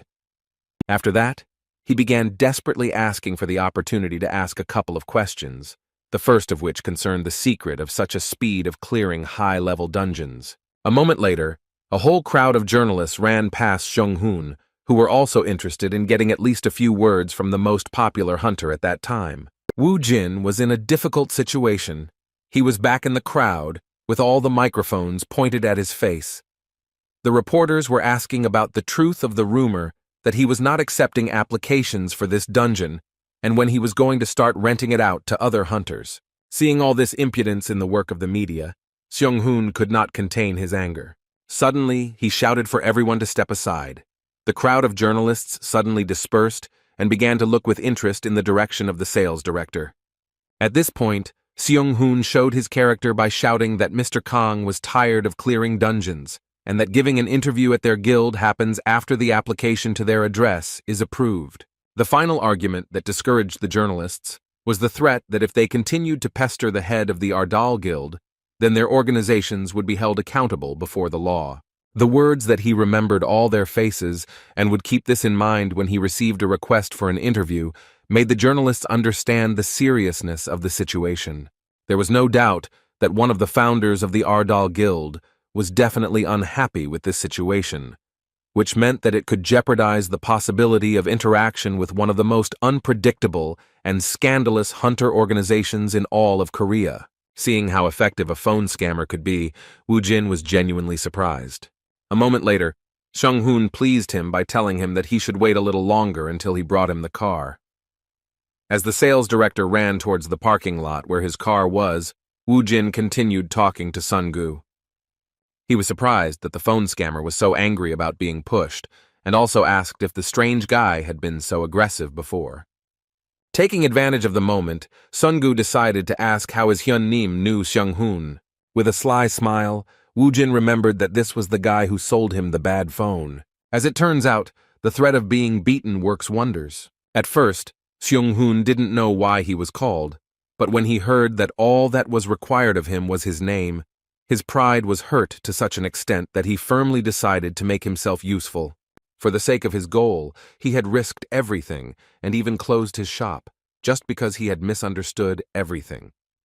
Now he had to stay in this guild at any cost, and was ready for anything, even for such blackmail, which he had scared off a crowd of journalists. Even 3 days later, the Ardal Guild continued to be at the top of all the news in the country. While in his office, Woo-jin was reading the news, and there were many interesting things among them. Many media outlets were discussing the fact that the much-talked-about Kang Woo-jin had passed the re-evaluation at the General Affairs Bureau and had officially become an A-rank hunter. No one knew what plans he and his guild had, but everyone believed that everything would be serious, because Ardal had already received approval from the General Affairs Bureau. He had many personal achievements to his credit, such as record-breaking speed in clearing dungeons and more. What Woo-jin was most interested in was the article comparing who was the strongest awakened in Korea. First of all, he was compared to Kim Kang-chul, a mysterious figure whose strength was rumored to be a hunter. When Sun-gu entered one of his offices, he asked him in surprise what he was eating. As it turned out, the jar that contained what looked like popcorn was actually overflowing with reinforcement stones that boosted a hunter's stats. Song-gu was shocked by this suggestion, saying that reinforcement stones were terribly valuable, costing around 1 billion won. He was embarrassed to ask for something like that, so Woo-jin decided to offer him a few himself to make his work easier. Sun-gu's hands, which were stretched out towards the benefactor, trembled at the mere thought of receiving such valuable stones. Hyun-nim told him that these 3 stones would increase his strength, agility, and endurance. Continuing to eat the jewels as if they were popcorn and generally petty expenses, Woo-jin asked his protege not to worry about it, and to do everything in order to improve his own characteristics. He himself looked at it from the practical point of view, because Sun-gu needed to become stronger to carry more things, and become faster to collect them faster. Of course, he also needed good stamina to work even harder for the benefit of their guild. At that moment, Jae-min suddenly came to visit them, and from the very beginning it was noticeable that he was not in a very good mood. Seeing his sad comrade in front of him, Woo-jin wondered what was wrong with him. A moment later, Jae-min said that he wanted to talk to him about something important and personal. He asked to give him a few minutes, and Woo-jin didn't mind. Half an hour later, Sun-gu visited his boss again, who was in his office. The first thing he asked was why Jae-min left so quickly. Upon learning that he had indeed returned home, Song-gu asked what had happened to make him look so serious and depressed at the same time. While choosing a suitable shirt, Woo Jin replied that it was a long story, something like a brother's love for a sister. These words seemed like a riddle. The boss continued that he needed to go out for a short walk. When Sungu asked him where he was going, he replied that he wanted to meet Ji-won. He also suggested that his protege take advantage of the moment of calm and leave work a little early. Hearing that the boss was going out with a girl, Sungu shouted in surprise that it was a real date. At that moment, Seung-hoon walked down the hallway and managed to hear such a mention. While doing all sorts of petty office work, like watering flowers, he decided that he finally had a serious task, a chance to show himself from his best side. He decided to act openly, so he immediately entered his boss's office. With a sly smile, he said that hiring him was an excellent decision. Hearing such a sudden speech, Woo Jin tried to find out what he was talking about and what had suddenly interested him in the conversation. Without mentioning that he heard about his boss's date, Seung-hoon said that they should trust him because he was a real expert in this. As a result, the guys went shopping in one of the rather premium stores, despite the fact that the clothes in this place looked rather primitive. Looking around, Sungu, who was in such a place for the first time, was surprised to ask if this was really the same Korea in which he lived. They were in the VIP room of this store. The guys couldn't even imagine that there was such a place in the shopping center where the customer is given special attention. 3 consultants worked with Woo Jin at the same time, taking his body measurements to select the perfect clothes. Sun Hong seemed like the 4th consultant, as he tried his best to get to the guild leader by offering him various options for formal suits. Woo Jin, who was the center of attention, still didn't understand what all the fuss was about. An hour earlier, he learned that Seung-hoon was interested in helping him with the walk. Then he said that there are many ways to win a girl over, but among them it is worth paying attention to the most effective ones. According to him, the most important thing is sincerity and the first impression. After that, he asked the kids to just do as he said and dragged them along with him on a shopping trip to the mall. Woo Jin still didn't fully understand what the phone scammer wanted from him. Winking back, Seung-hoon then said that wearing the right clothes is the first step to a girl's heart. Although the guild leader didn't take it as seriously as his charges, he still wasn't against it, thinking that sometimes it wouldn't hurt to buy something stylish and new. When he showed up in front of the guys in his new clothes, a crisp black suit with a dark blue shirt, the consultants could barely contain their delight, and the more sincere Seung-hoon and Sun-gi said that he really did look great. With a kind smile, the far-from modest guy asked the guys to be quiet, realizing that their reaction was indeed genuine. Seung-hoon, who had been following him closely, once again suggested that he improve his appearance. This time he said that a suit and a watch would complete the look. Putting the watch on his hand, the leader began to walk towards the exit, but Seung-hoon asked him to take something else important. As it turned out, it was a plan to have fun in the area where his boss was going to meet a girl. When his subordinate asked him to just follow his plan, Woo Jin realized that he had been misunderstood. Still, he wanted to have a good time relaxing, so he decided to listen and thanked Seung-hoon for his efforts, saying that they could leave work early in honor of the upcoming weekend. Sun Hong was very happy with the result of his efforts, so he finally wished the leader good luck, shouting that he would succeed. As soon as he left, Song-gu fell onto the sofa in relief and said that now they could finally rest. As it turned out, this was not the end, because according to Seung-hoon, he still had one more tricky business left to do for the good of his leader. After that, he said a phrase about how every time he tries to bring people together, they inevitably become couples for life. Sun Hong was determined from start to finish, and even openly admitted that he was going to help the leader with his love. Hearing this, Sungu was at a loss, because he had just heard from his boss that he just wanted to go for a walk. He couldn't believe that Hyun Nim was actually going to meet her, and Seung-hoon only confirmed these words, although he himself was only relying on guesses related to part of the conversation he overheard. The sales director glanced at his watch and said that time was short and he had a lot to prepare. He then headed towards the exit, wishing the director good luck with collecting trophies and a good weekend. In just an instant, Seung-hoon disappeared, and Sungu was left alone, without receiving answers to all his sudden questions. Despite how desperately his colleague tried to help the leader, he doubted that Hyun Nim was going to confess his love since he was telling him about some kind of medicine or something like that. Meanwhile, Ji-woon finished another workday and returned to the dormitory of Daesan Company. She was sad as usual, thinking that another day was torture, which she successfully overcame again.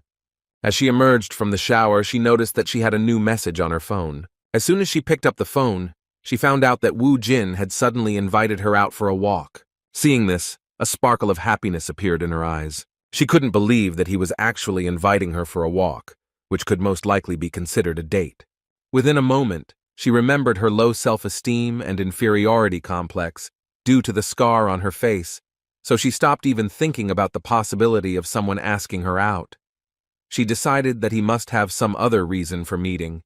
At that moment, Woo Jin called her on her mobile phone and shocked her by telling her that he was already right under her dorm.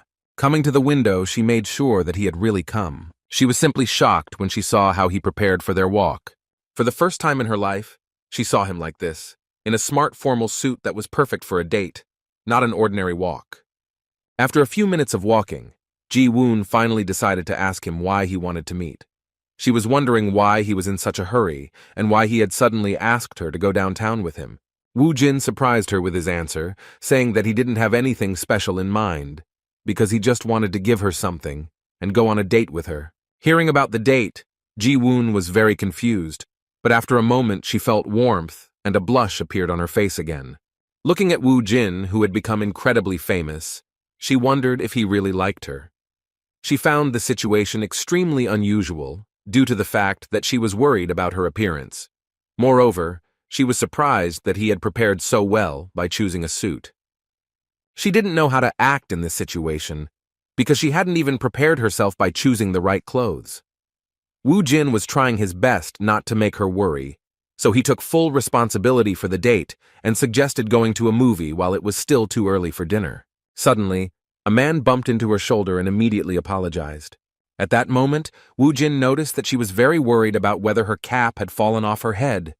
Seeing her excitement, he immediately remembered what the problem was. He couldn't forget how she felt about her burn and how insecure she became because of the scar on her face. She was afraid of people's judgment, so Woo Jin asked her if it was true that she cared so much about what others thought.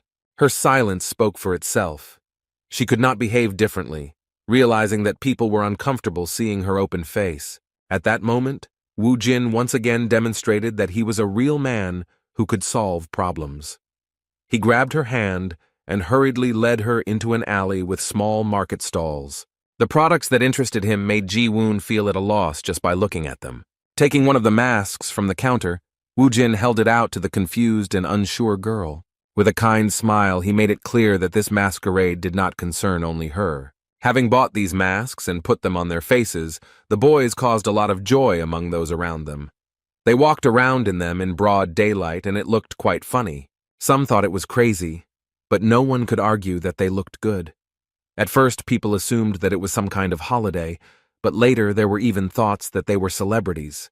Ji-woon still felt a little awkward, and didn't know if they would really be walking around wearing these masks. It was the first time in 5 years that she had received so much attention because of her appearance, but people's reactions were quite pleasant. In response to her question, Woo Jin asked what she was talking about. He thought that she wanted to exchange masks with him. He caught her off guard, and Ji-woon answered a little confused that this was not the problem at all. Hearing her words, Woo Jin decided that in that case there were no problems, and then suggested that they go on further, since they were already late for the movie. His care and ease became what awakened feelings in the girl who had long since lost love for herself. The movie they came to see was a romantic film about the love between 2 high school students. While in the cinema, they sat without masks, and Ji-woon felt quite comfortable. As it turned out, the 2 of them were the only ones in the room. Looking around and looking at the calm Woo Jin, Ji-woon didn't understand what was going on, because it was said earlier that all the tickets were already sold out. Woo Jin didn't show it, but she knew that he was probably involved in the fact that they were the only 2 here. As it turned out, half an hour ago, when they came to the cinema, they were told that all the tickets had already been sold out. Woo Jin felt a little awkward. Ji-woon tried to calm him down, saying that they didn't have to watch the movie, they could have a good time without it. Guildmaster Ardal agreed with her words, saying that they really didn't have much of a choice. Suddenly, a man wearing a cap and a mask on his face approached them, saying that he had urgent business, because of which he was ready to give them his tickets. After handing over the tickets, the stranger ran away, wishing them a good time. At that moment, Wu Jin realized that the person who gave them his tickets reminded him of someone. As it turned out, the whole situation was a cunning trick by Sheng Hun. The thing he was talking about was a cunning plan to buy out all the tickets. When the movie started, he refunded all the tickets except for the ones he gave to the guild leader. He was very persistent in returning his tickets. As it turned out, he managed to cheat by saying that he was buying them for a large group of people. To get his money back, he started shouting that he had bought them only 10 minutes ago. To the saleswoman, he seemed crazy, but his plan worked. When they left the cinema, Ji-woon shared her impressions. She really enjoyed it, and the last time she went to the cinema was about 5 years ago. Wu Jin replied that he enjoyed it too, since he hadn't been to the cinema for 20 years. The girl took his words as a good joke, although he wasn't joking. Suddenly they heard a man shout, calling them a couple of Beauty and the Beast. A stranger in a clown costume invited them to come over and play roulette, which was free. This roulette had as many as 8 prizes and only one chance to lose. According to the stranger, such an opportunity will not present itself again because the chance of winning is as much as 90%. Looking at Ji-woon, Wu Jin asked if they should try it with some distrust towards the proposal. She was not ready to take responsibility for the decision, saying that she was very bad at such things. With nothing to lose, Ji-woon tried her luck, but the roulette wheel stopped at a loss. In response, the stranger suggested not to be upset and asked the monster to try his luck, because it would be nice to give a gift to his girlfriend during a date. Wu Jin didn't refuse, even though he didn't really believe that this was a good idea. He started spinning the roulette wheel with the thought that unless he was cursed or something, then he was unlikely to lose either. It seemed that he had also lost, but at the last moment, the stranger quietly caught the roulette wheel with his hand and moved it to prize number 8. Ji-woon was delighted that Wu Jin managed to win the prize. She never noticed the trick and happily said that it was the first time she saw someone win something like that. Scratching the back of his head, Wu Jin thought that something was wrong here, but the stranger, without wasting any time, brought congratulations for Ji-woon and gave her a prize. Now the real monster didn't even doubt what was happening. Noticing his intense gaze, the stranger decided to stop hiding. Lifting his glasses, Seung-hoon winked at his boss, who began to wonder what his ridiculous subordinate was trying to achieve by continuing to follow him. Mentally wishing his boss luck, Seung-hoon let him go, trusting him to take the last steps of the date on his own. Wu Jin actually managed to win the other games. Although it was not easy, he still managed to beat the stuffed animal machine, getting the prize as a gift for Ji-woon. Their next stop was some kind of clothing sale, and as it turned out, Seung-hoon was still following them. Even when the guys went to dinner, the cunning phone scammer, who was trying to be useful to his new boss, was next to them, carefully monitoring the process of the date. After this eventful day, the guys decided to take a walk along the empty streets of the city and stopped in one of the parks. Ji-woon felt such incredible lightness and calmness for the first time in 5 years. She wondered how much time had passed since she stopped being bothered by the looks of others. At first, she thought it was the mask, but after that, she corrected her guess by thinking that if Wu Jin hadn't done this with her, then she most likely wouldn't have been able to pull off something so daring. Looking at him, even through the mask, she felt incredible warmth and sincerity in his behavior. She thought that if this was a dream, then she no longer wanted to wake up. At the end of their date, they decided to sit down to rest after a busy day. Ji-woon shared her emotions, saying that the day was just amazing and she really enjoyed everything, even wearing a weird mask. She enjoyed watching movies and eating at restaurants with him, even though people might think they were weird. In response to her hesitant remark about them being weird, Wu Jin asked how that could possibly affect them. Ji-woon responded to his words with a kind laugh. Rising to her feet, she said that he was right. Although she still did not have the courage to walk where there were many people, she admitted that it still felt like a dream to her. Now she has started to defend her feelings again. Looking at the sky, she began to think that sooner or later the dream would end, and if this dream continued, then she would fall in unrequited love. Taking off her mask, she said with some sadness that it was time to return to reality. Wu Jin joined her, lifting his mask slightly to reveal his face and kind smile. Coming closer to her, he said that in order for her to regain the courage she had previously possessed, he had one good gift for her. Ji-woon was very confused because it was about a gift, and she had no idea what it was about. Suddenly, this touching moment was interrupted by a sudden fireworks display of incredible proportions. After this, another unexpected event happened. A huge number of people crowded around them and began to congratulate them. They were holding flowers in their hands, and as soon as they saw Ji-woon's face, they began to act rather confused. As it turned out, they started saying that her face scared them a little, but after that, realizing their mistake, they continued talking, saying that the guy next to her really loved her. The cunning swindler's latest plan was about to fail, and he began to get nervous, realizing that he had made a mistake. He had previously told these guys to clap and liven up the atmosphere, but instead, they had once again reminded the girl of what she had been worried about all this time.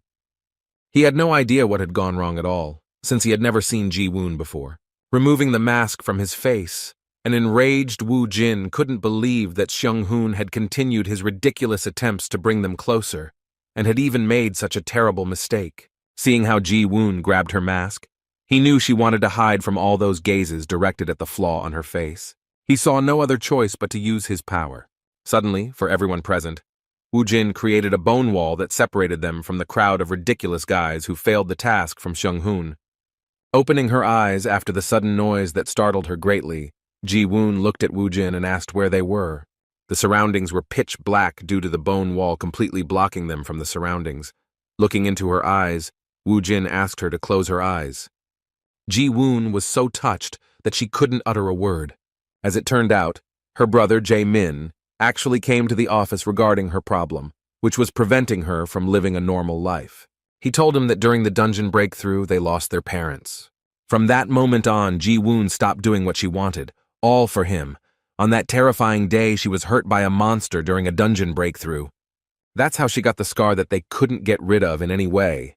The modest guy felt guilty for turning to his friend, and still asked him to help her if it was possible. Although Woo Jin didn't answer him, he thought that as a man, Jae-min shouldn't be afraid to ask others for help, especially when it comes to his loved ones. Taking out his gift, he turned to Ji-woon and said that from now on, she would wake up from the dream she had mentioned earlier. By applying the healing ointment to her forehead, he released some mana. With this rare item, even irreversible curse wounds could be repaired. Woo Jin did everything he could to make Ji-woon actually wake up from the terrible nightmare that began with the first dungeon breakthroughs, where she not only lost her courage, but also her parents. When Ji-woon returned home, she received a caring message from Woo Jin. He asked her not to wet her face and hair so as not to wash off the medicine. Instead, he suggested that she just go to bed. She even laughed at this, because it seemed like he worked in some kind of beauty salon. Thanking him for his concern, she asked him to go to bed early and rest after such a busy day, during which she had a good time. She was pleased to even imagine that it could happen that her scar would disappear with just one application of some cream. After finishing the correspondence, she remembered that she still hadn't opened the gift they had won at roulette. What she saw surprised her greatly. It turned out to be a beautiful ring.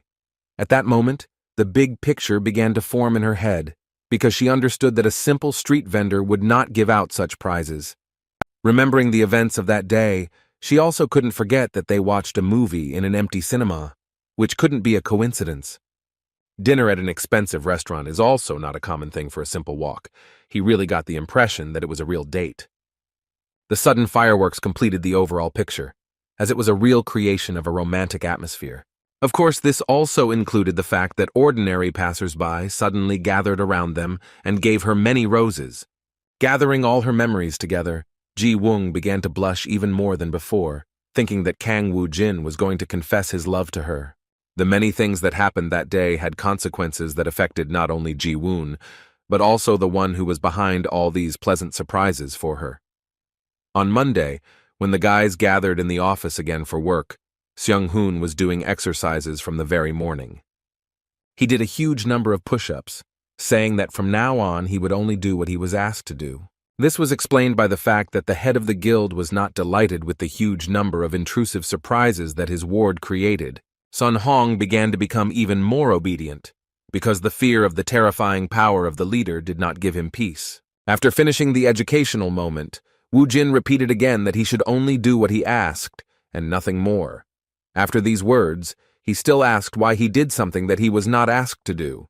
With great guilt and constant apologies, the humble servant shouted that he felt he had not shown loyalty to his leader, which is why he had made the mistake of trying to make up for lost time. His words even pleased Wu Jin, and he stopped being angry at him for the mistakes he had made due to his arbitrariness. So he asked him with a smile to remember once and for all that he only expected from him what he himself asked for.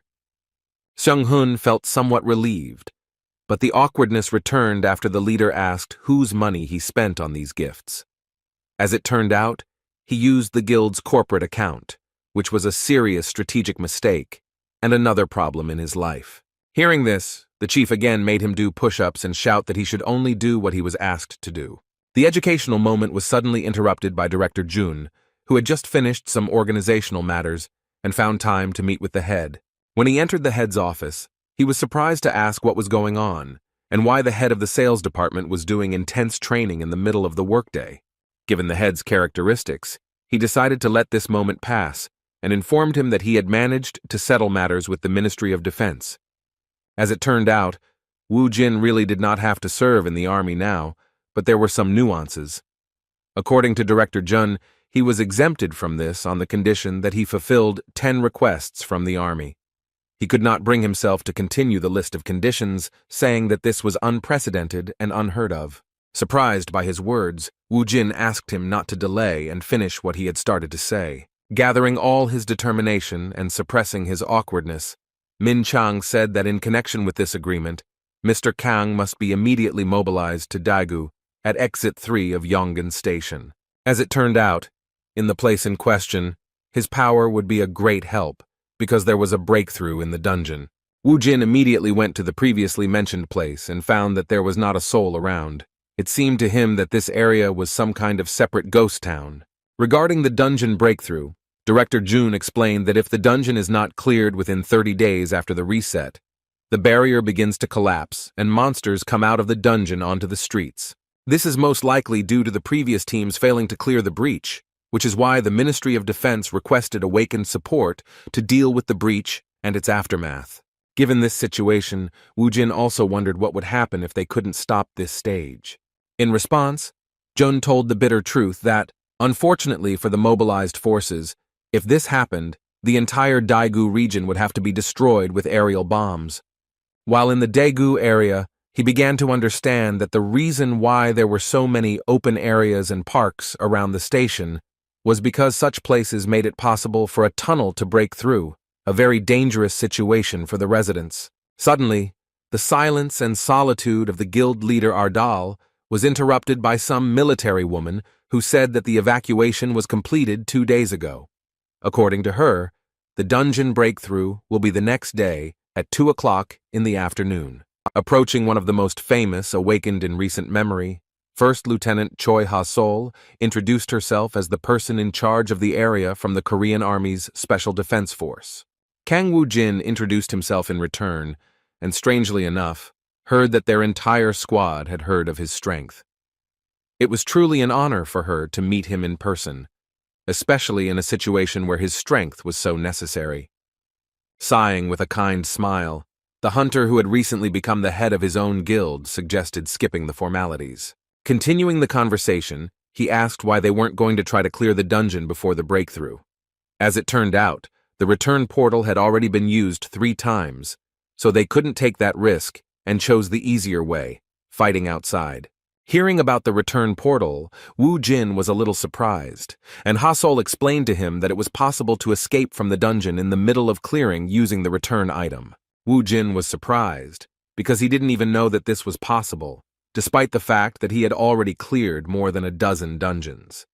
The lieutenant also clarified the detail that this portal can only be used 3 times in one dungeon. As for this dungeon, the main squad of the Hwarang Guild tried to clear it first, but they failed. The second time, the Hwarang Guild and the Hammer joined forces, but even that didn't work. The squad of Awakened from all over the world also failed, having used up the last portal. The lieutenant agreed that they could try to clear the dungeon in the remaining time, but that would mean putting their lives on the line, and no one wanted to take that risk.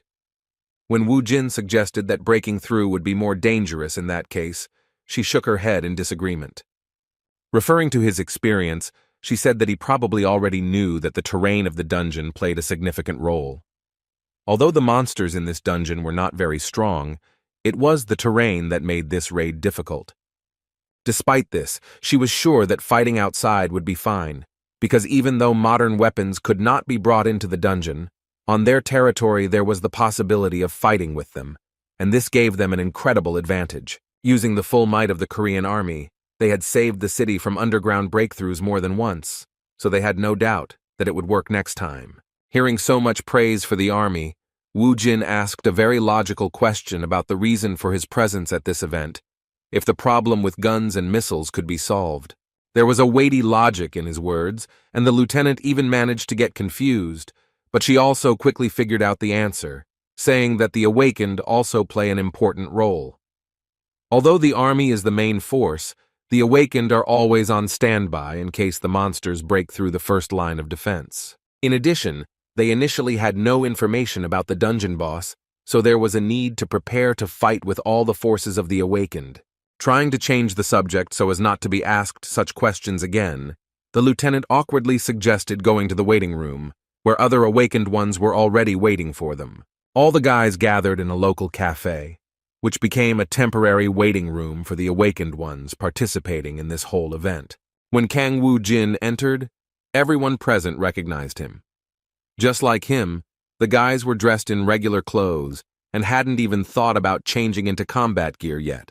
In fact, they were happy to see such a strong reinforcement, knowing that Kang Wu Jin had become the 11th A-rank hunter.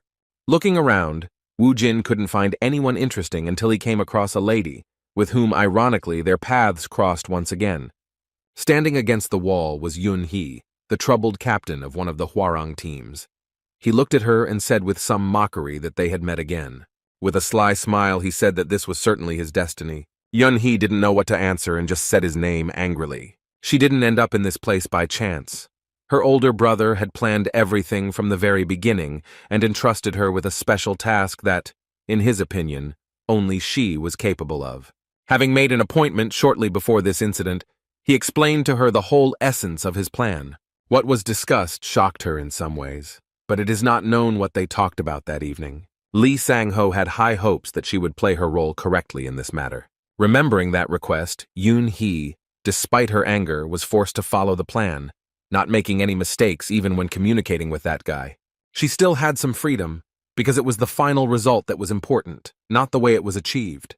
As the conversation continued, Wu Jin continued to tease her and even apologized for cutting in line at Seoul Station, noting that 5-star dungeons weren't that important. With a sly smile, he hurt her pride by saying that in such places a whole squad was not needed because it was a waste of time. However, these words were not enough to undermine Miss Yun Hee's self-confidence. She withstood his pressure and even came up with an answer, saying that she was surprised that she remembered how just yesterday she had trampled his face into the asphalt, and now he had become stronger. Hearing her words, which were the real truth, the guys inside the temporary awakening room began to discuss her words, being surprised that Lee Yun Hee and Kang Wu Jin had fought before. They were delighted at the news that she beat him and even thought that the rumors about him were exaggerated. Her counter-provocation seemed to have an effect on Kang Wu Jin, but he most likely reacted this way on purpose to start a fight. After shouting whether she really wanted to try fighting him again, he released an overwhelming aura of a necromancer. Lee Yun Hee also had no intention of standing aside and showed off her powerful warrior-class hunter aura. Lieutenant Choi Ha-sol, who was standing next to them, was very confused, because even though she was awakened, her strength was not even close to these monsters. She began to frantically beg them to stop, addressing the participants of the conflict one by one. The words that they were allies, that tomorrow they would fight shoulder to shoulder, brought the parties to the conflict to their senses a little. Having stopped pressuring him with her impressive strength, Yun Hee admitted that he had indeed become stronger, but noted that his behavior was still that of a child. Demonstrating her dominance in the conversation and the situation, she warned him that he shouldn't worry about it, because people could die because of his one mistake. Kong Woo Jin continued to be angry at her words, replying that he didn't understand why she was so stuck up and who she was to speak to him in such a tone. In an attempt to stop him, Ha-Sol informed him that Yoon-hee would be the leader of the awakened support team, and therefore such conflicts could not be carried out with her. Feeling victorious in the verbal altercation, the red-haired girl turned around with a smug laugh. At this point, the conflict ended. Everything went without a fight and no casualties. Once the two calmed down, the lieutenant who was in charge of the Awakened's participation in the operation to clear the breach let out a sigh of relief. After that, she was surprised by Kang Woo-jin's words that he couldn't do anything about it, so he wasn't going to disturb the peace of this group. He then turned to the lieutenant and asked if she could get information about what was inside the dungeon, which no one had been able to clear out, even despite using joint efforts. The lieutenant was a little worried, because soon there would be a dungeon breakthrough and she did not understand why he needed this information. In response, Woo Jin asked if it was a state secret, since she refused to answer him. In an attempt to befriend and maintain a good relationship with the promising hunter, Ha-Sol nevertheless agreed to let him print out the information, saying that it was available to anyone who wanted it. As soon as they left, Yoon-hee realized what he was planning. She was right, because Kang Woo Jin was indeed extremely interested in clearing this 6-star dungeon and was not going to sit back and wait for a breakthrough to occur due to the series of failures of the previous hunter groups. Standing next to the barrier, he admitted that the energy of this dungeon was truly astounding. Now it was no surprise to him that this dungeon was called the strongest among those in their territory. Suddenly, his enjoyment of the barrier's powerful aura was interrupted by a stern female voice. Yoon-hee, who had guessed what he was planning, followed him and now wanted to know what he was going to do. With a sly smile, he replied that she herself knew that he was going to clear this dungeon, like all the previous ones. In response, Yoon-hee suggested that if he was going to do something so crazy, then he was definitely not in his right mind. Woo Jin responded to her suggestion with a sly laugh, because in his mind, things were not quite as she thought. He thought that the one who would share experience points and achievements with the army and other awakened ones would be more likely to be called crazy. Despite his self-confidence, Yoon-hee's common sense once again gave her a reason to warn him, saying that the best awakened had failed 3 times in this dungeon. She assumed that he was simply a fool who was seeking a hard death.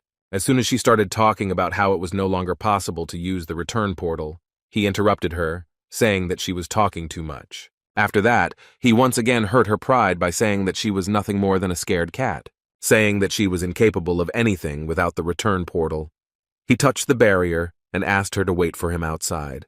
A timid cat named Yoon-hee had no choice but to fall for his provocation. She was furious the moment he walked inside, trying to drag her with him into such a crazy place. At this time, President Hwarang was enjoying the evening while his sister had to carry out the plan. The call he received from the minister was something he clearly did not expect. They agreed with him that a breakthrough would occur, and the unfavorable area of the city would be erased from the earth in order to sell this territory to large corporations. But everything did not go according to plan, and the minister reported that Lee Yun-hee had begun clearing the dungeon in question. Hearing this, Mr. Lee could hardly contain his anger and apologized to the minister, asking him to contact him a little later after he found out what was really going on. He had no idea why Yun-hee had entered the dungeon, or how she could turn away from his mission. Yoon-hee actually fell for the provocation and went inside. Finding herself at the first location after passing the portal, she saw a very bloody place, which by its appearance alone indicated that a huge battle had already taken place here. The entire place was in traces of mana and battles, which told her that this was the work of soldiers summoned by the hands of a necromancer. Thinking about the scale of the battle, she guessed that Woo Jin wasn't alone. There were at least 20 soldiers with him. At first, she really thought he was crazy to clear the dungeon alone, but now she understood where his confidence came from.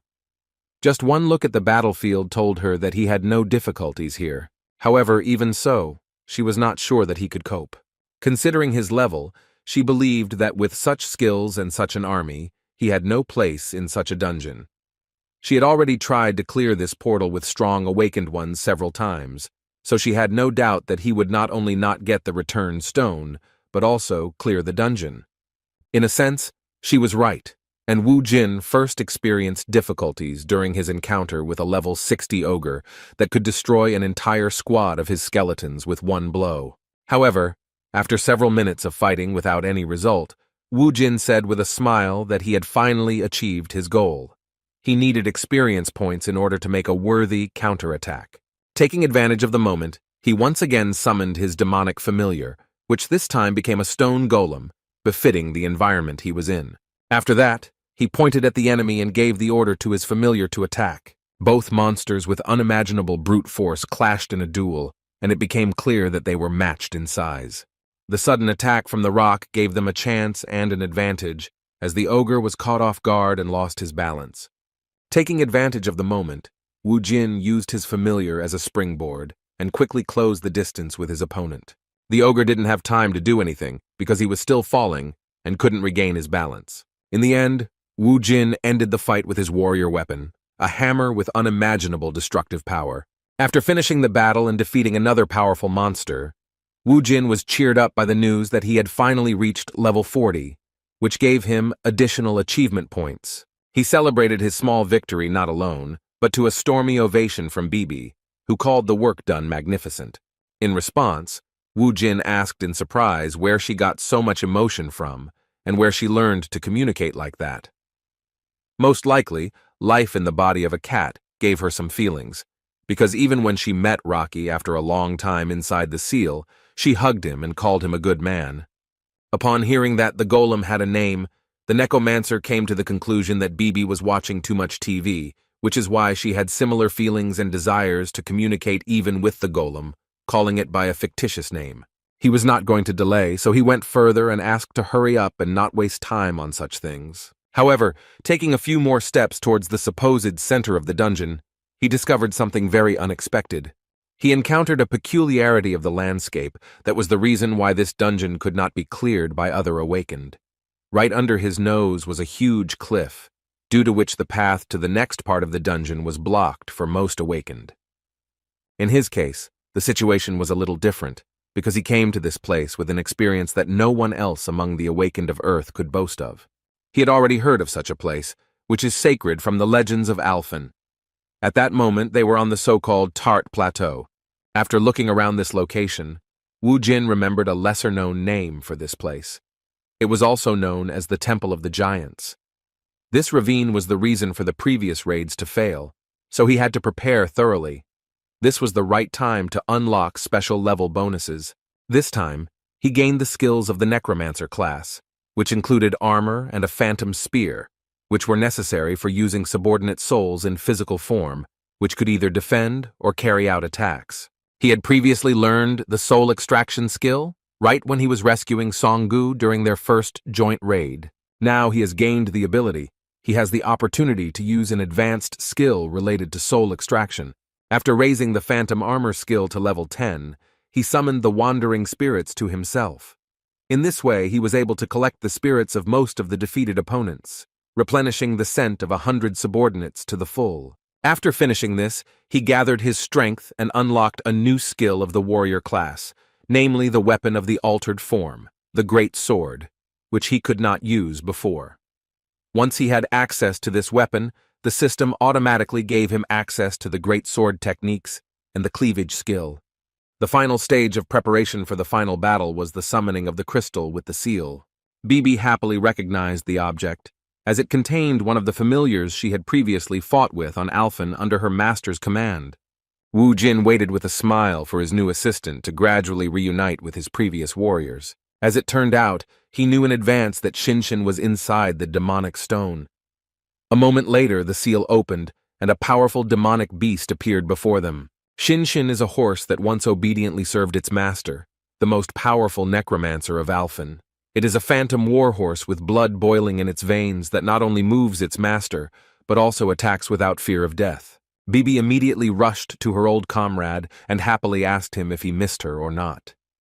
Even the rock, having cast off its golem form, flew closer to the phantom horse with joy at the reunion. Everyone was excited about this moment, but the owner suggested that they leave the touching reunion for later. They had a serious challenge ahead of them, a battle with the final floor with a limited time to clear, so he suggested that they hurry. Using the phantom charge, the horse easily jumped to a great height and helped them overcome the large distance of the cliff between the temple and the rest of the surface. Ogres continued to appear even after the boys reached the site of the giant sacred temple. As an A-rank hunter, Yun-hee had no fear of such enemies, having cleared similar dungeons more than once. Her steadfastness was also due to the fact that she possessed a huge reserve of deadly skills. Using one of them, she turned a huge level 60 ogre into a drushlak in an instant. The monster was defeated, and the way forward was open and safe for the swordswoman. Continuing to slowly move forward, Yun-hee assumed that she would soon meet her offender, an overly impudent and arrogant newcomer among the awakened of her rank. However, as soon as she reached the cliff, she saw something she clearly could not have expected. Wu Jin was in the sky, riding on some kind of horse that was summoned using his necromancy magic. She assumed that he would find a way out of this situation, but she could not even imagine that he had such a large stock of necromancer tricks. There was little time, so she decided to hurry. From previous raids, there was a rope left in this place that connected the giant temple and part of the surface to the cliff. Yun-hee was not going to stop and prepared to overcome this obstacle. In fact, the main reason why they couldn't clear the dungeon wasn't the ravine, because they could use the flight abilities of some awakened ones. The real problem was what they were facing in the temple grounds. There were only 3 monsters behind this ravine, guarding the stone of return. It was because of them that they decided to retreat, not continuing the battle due to the high risks. For greater benefit, it was decided to allow the dungeon to be breached in order to completely destroy and then rebuild the area around it. Although she didn't like this political decision, the final decision still rested with the leader, so she had to obey. However, this was an exception. She couldn't allow anyone to clear the dungeon after their guild failed the mission. Also, she felt angry at the thought that, in the future, it would be said that one person had performed better than their party. Yun-hee was in a hurry to catch the man who could shake the status of their organization, which was run by her brother. For the sake of the honor of the Hwarang Guild, she felt it was her duty to stop Kang Woo-jin's purge. An hour before the dungeon breakthrough, the guys were still inside, and Lee Sang-ho gave a press conference on behalf of the Hwarang Guild. A huge crowd of journalists gathered in one place wanted to know what chances of survival Lee Yun-hee and Kang Woo-jin had, who entered the dungeon. With complete seriousness, the president of the organization replied that such a probability was extremely low and that he expected that most likely even his sister would meet a sad end in such a difficult place. One of the reporters mentioned that there was about an hour left until the dungeon breakthrough. Mentioning that Lee Yun-hee was his sister, he wanted to ask the Hwarang Guild president what he thought about it. The question was personal, so Mr. Lee asked if they were really interested in what he thought. Showing feigned trembling throughout his body and anxiety about the situation, he said that one of his family members was about to die and he was unable to do anything. He began to act like an incredibly weak person, overwhelmed by the weight of imminent loss. After this answer, the Hwarang Guild president jumped up and said that the press conference was over. As expected, this behavior was just an excuse to avoid talking to reporters. When he left the room, one of his charges met him and said that it was a great performance by the head of their guild. Looking at his watch, he asked if there was any change. Upon learning that everything was heading towards a dungeon breakthrough and the death of his sister, the hypocritical Hwarang Guild president responded that it sounded like a real relief, after which he suggested returning to headquarters. The subordinate was shocked by such an answer, but tried not to show it. He did not know about the political plans for this region, and therefore could not even imagine that cooperation with the minister was more valuable to the head than the life of his own sister. Thinking about the leader's words of relief, he felt a certain fear due to his superior's cold-bloodedness, as it made him think that even his own sister was just a common card in his guild's deck. Leaving this place due to the danger of the imminent breakthrough of the dungeon, they began to walk towards the parking lot where their car was parked, but suddenly stopped, seeing people shouting about some boss of their guild. Mr. Lee asked what was going on, and his protege replied that the guys who were organizing this commotion were employees of the Ardal Guild, which belonged to Kang Woo-jin. At this moment, the head of the Hwarang Guild learned for the first time that the Awakened One, whom he so wanted to get under his control, had organized his own organization in such a short time, under whose command there were several very brave and very loyal guys. Meanwhile, Wu Jin reached the floor of the giant temple and thanked Xin Xin for his excellent work. Looking around, Bibi was surprised that this place was actually called a temple. She said that she would have believed her master's words if he had said that this was just some kind of cemetery. There were a lot of strange stone statues everywhere, which made the place truly creepy. Bibi assumed that the giants in question had simply turned into golems or something. Wu Jin himself didn't know the answer to this question, because he only knew about the giant temple from rumors.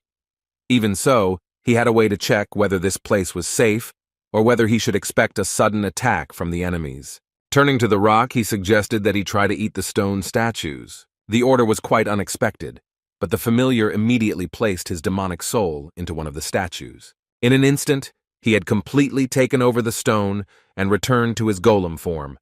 The fact that this strategy worked meant that it was just a normal stone without any soul sealed inside. Otherwise, Rocky wouldn't have been able to obtain such a body. As it turned out, it wasn't that simple. In just a moment, Rocky lost control of the stone, and all the other statues actually turned into golems. In an instant, they were surrounded by giant level 65 monsters. This situation was more difficult than any previous one that Wu Jin had been in. Even so, he did not lose his grip, and continued to look for a way out. Thanks to his observation skills, he noticed that out of all the statues, only 5 golems were activated, which meant that there was a trap in front of them that worked in a certain area. Golems left no corpse or soul behind, which was somewhat useless for using his necromancer skills. Here he could only rely on his familiars and his own skills as a warrior, so he immediately summoned a weapon in the form of a hammer. With a smile that was in anticipation of battle, Wu Jin prepared to level up his warrior skills. Meanwhile, Yun-hee was already very close and managed to see the beginning of his battle. She was amazed by his agility and strength. She was shocked to realize that the necromancer looked like an awakened warrior class, which is not inferior to real warriors of his level. She hadn't fought on this floor yet, and hadn't even thought that all these statues would turn out to be golems. It was clear to her now that if they had gone further, and someone had simply walked madly towards the altar, then they would have been surrounded and destroyed in an instant, without any chance of survival. On the other hand, she watched as a necromancer class person, even without using his own skills, but only fighting with a strange hammer in his hands, gave a good rebuff to these powerful monsters. His instincts really surprised the woman who had been a warrior for the past 5 years. After several minutes of intense battle, the necromancer with the skills of a warrior finally brought the matter to an end. During the battle he was very tired, but his strength was restored the moment he destroyed all 5 golems. It seemed that the end was near, because the only advantage of the enemies of this temple was their numbers. Yet there was something that bothered Wu Jin. He felt that things were not so simple. There was still something that he didn't like from the very beginning. It was the 3 monsters that stood motionless in one place next to the altar. The one-eyed inhabitants of Alphen seemed very dangerous, and it was they who were entrusted with the Stone of Return. Now he had no way of knowing who he was dealing with, so he decided to continue pushing forward, gradually getting closer to the altar by destroying the golems. Gradually he became stronger and stronger, and his mastery of the hammer increased noticeably. Bibi and Rocky watched him from the side. The cunning demonic blonde encouraged her master in every possible way, and thus all the statues that turned into golems were destroyed. There were only 3 strange monsters from Alphen that were preventing them from getting the return stone. Judging by how brightly the return stone was shining, they could guess that the dungeon was about to break through. They were short on time, and Wu Jin knew that this was the first time he had been in a situation like this where he actually needed to hurry. Despite the rush, he could not make a single mistake because his enemies were Cyclops. Cyclops are one of the races that originated from the line of ancient giants. Although they are descended from the same stock as the ogres, they differ from them in that they lack the barbaric qualities and savage nature. The Cyclopes actually inherited wisdom from a race of ancient giants. Their race prospered due to its civilization. They are strong and truly worthy of being the final boss guarding this temple. One of the 3 Cyclops, seeing Wu Jin in front of him, said in the language of Alphen that it was surprising for him to meet such a person in such a place. Wu Jin didn't know him personally, so he was surprised that his name was known to this Cyclops. As it turned out, these guys were also familiar with his demonic familiars, because they called Ricky a giant god of destruction who could charge up. Bibi received a cute nickname that she hadn't heard since Alphen, where she was called the Witch of Hallucinations. Wu Jin himself was called a ruthless necromancer, which made him smile from the pleasant memories. Hearing this, he assumed that even among the clan that belonged to the giants, he was still quite famous. The Cyclops responded to his words about fame with some anger, saying that he could not help but remember such a person. Within a moment, their bodies began to suddenly increase in size, proving the fact that they were the heirs of the giants. Clutching his weapon angrily in his hands, he said that the ruthless necromancer was remembered by them as the King of Death, the immortal Ardal. There was no surprise that his name from the time of Alphen was spoken out loud, but Wu Jin was extremely concerned about the gigantification ability that the Cyclopes had demonstrated. In just a moment, the huge Cyclops aimed his shining, deadly mace at his opponent. Wu Jin reacted skillfully and ordered his familiar to take a defensive position. Rocky, using his entire body, successfully blocked the blow of a large mace. It was not possible to destroy a person in an instant using surprise. Having escaped this deadly attack, Wu Jin began to prepare for the fight, but first decided to check if Tranit had sent them, like his previous opponents. The Cyclops, who was expected to be a proud being representing the race of wise giants, responded quite shamefully, as he said that Tranit was the new order of their universe, which would fix everything. He was sure that Wu Jin would not be able to cope and stop his army. When he continued his shameful speech, saying that the immortal Ardal had already lost when he escaped from Alphen, Wu Jin became seriously angry.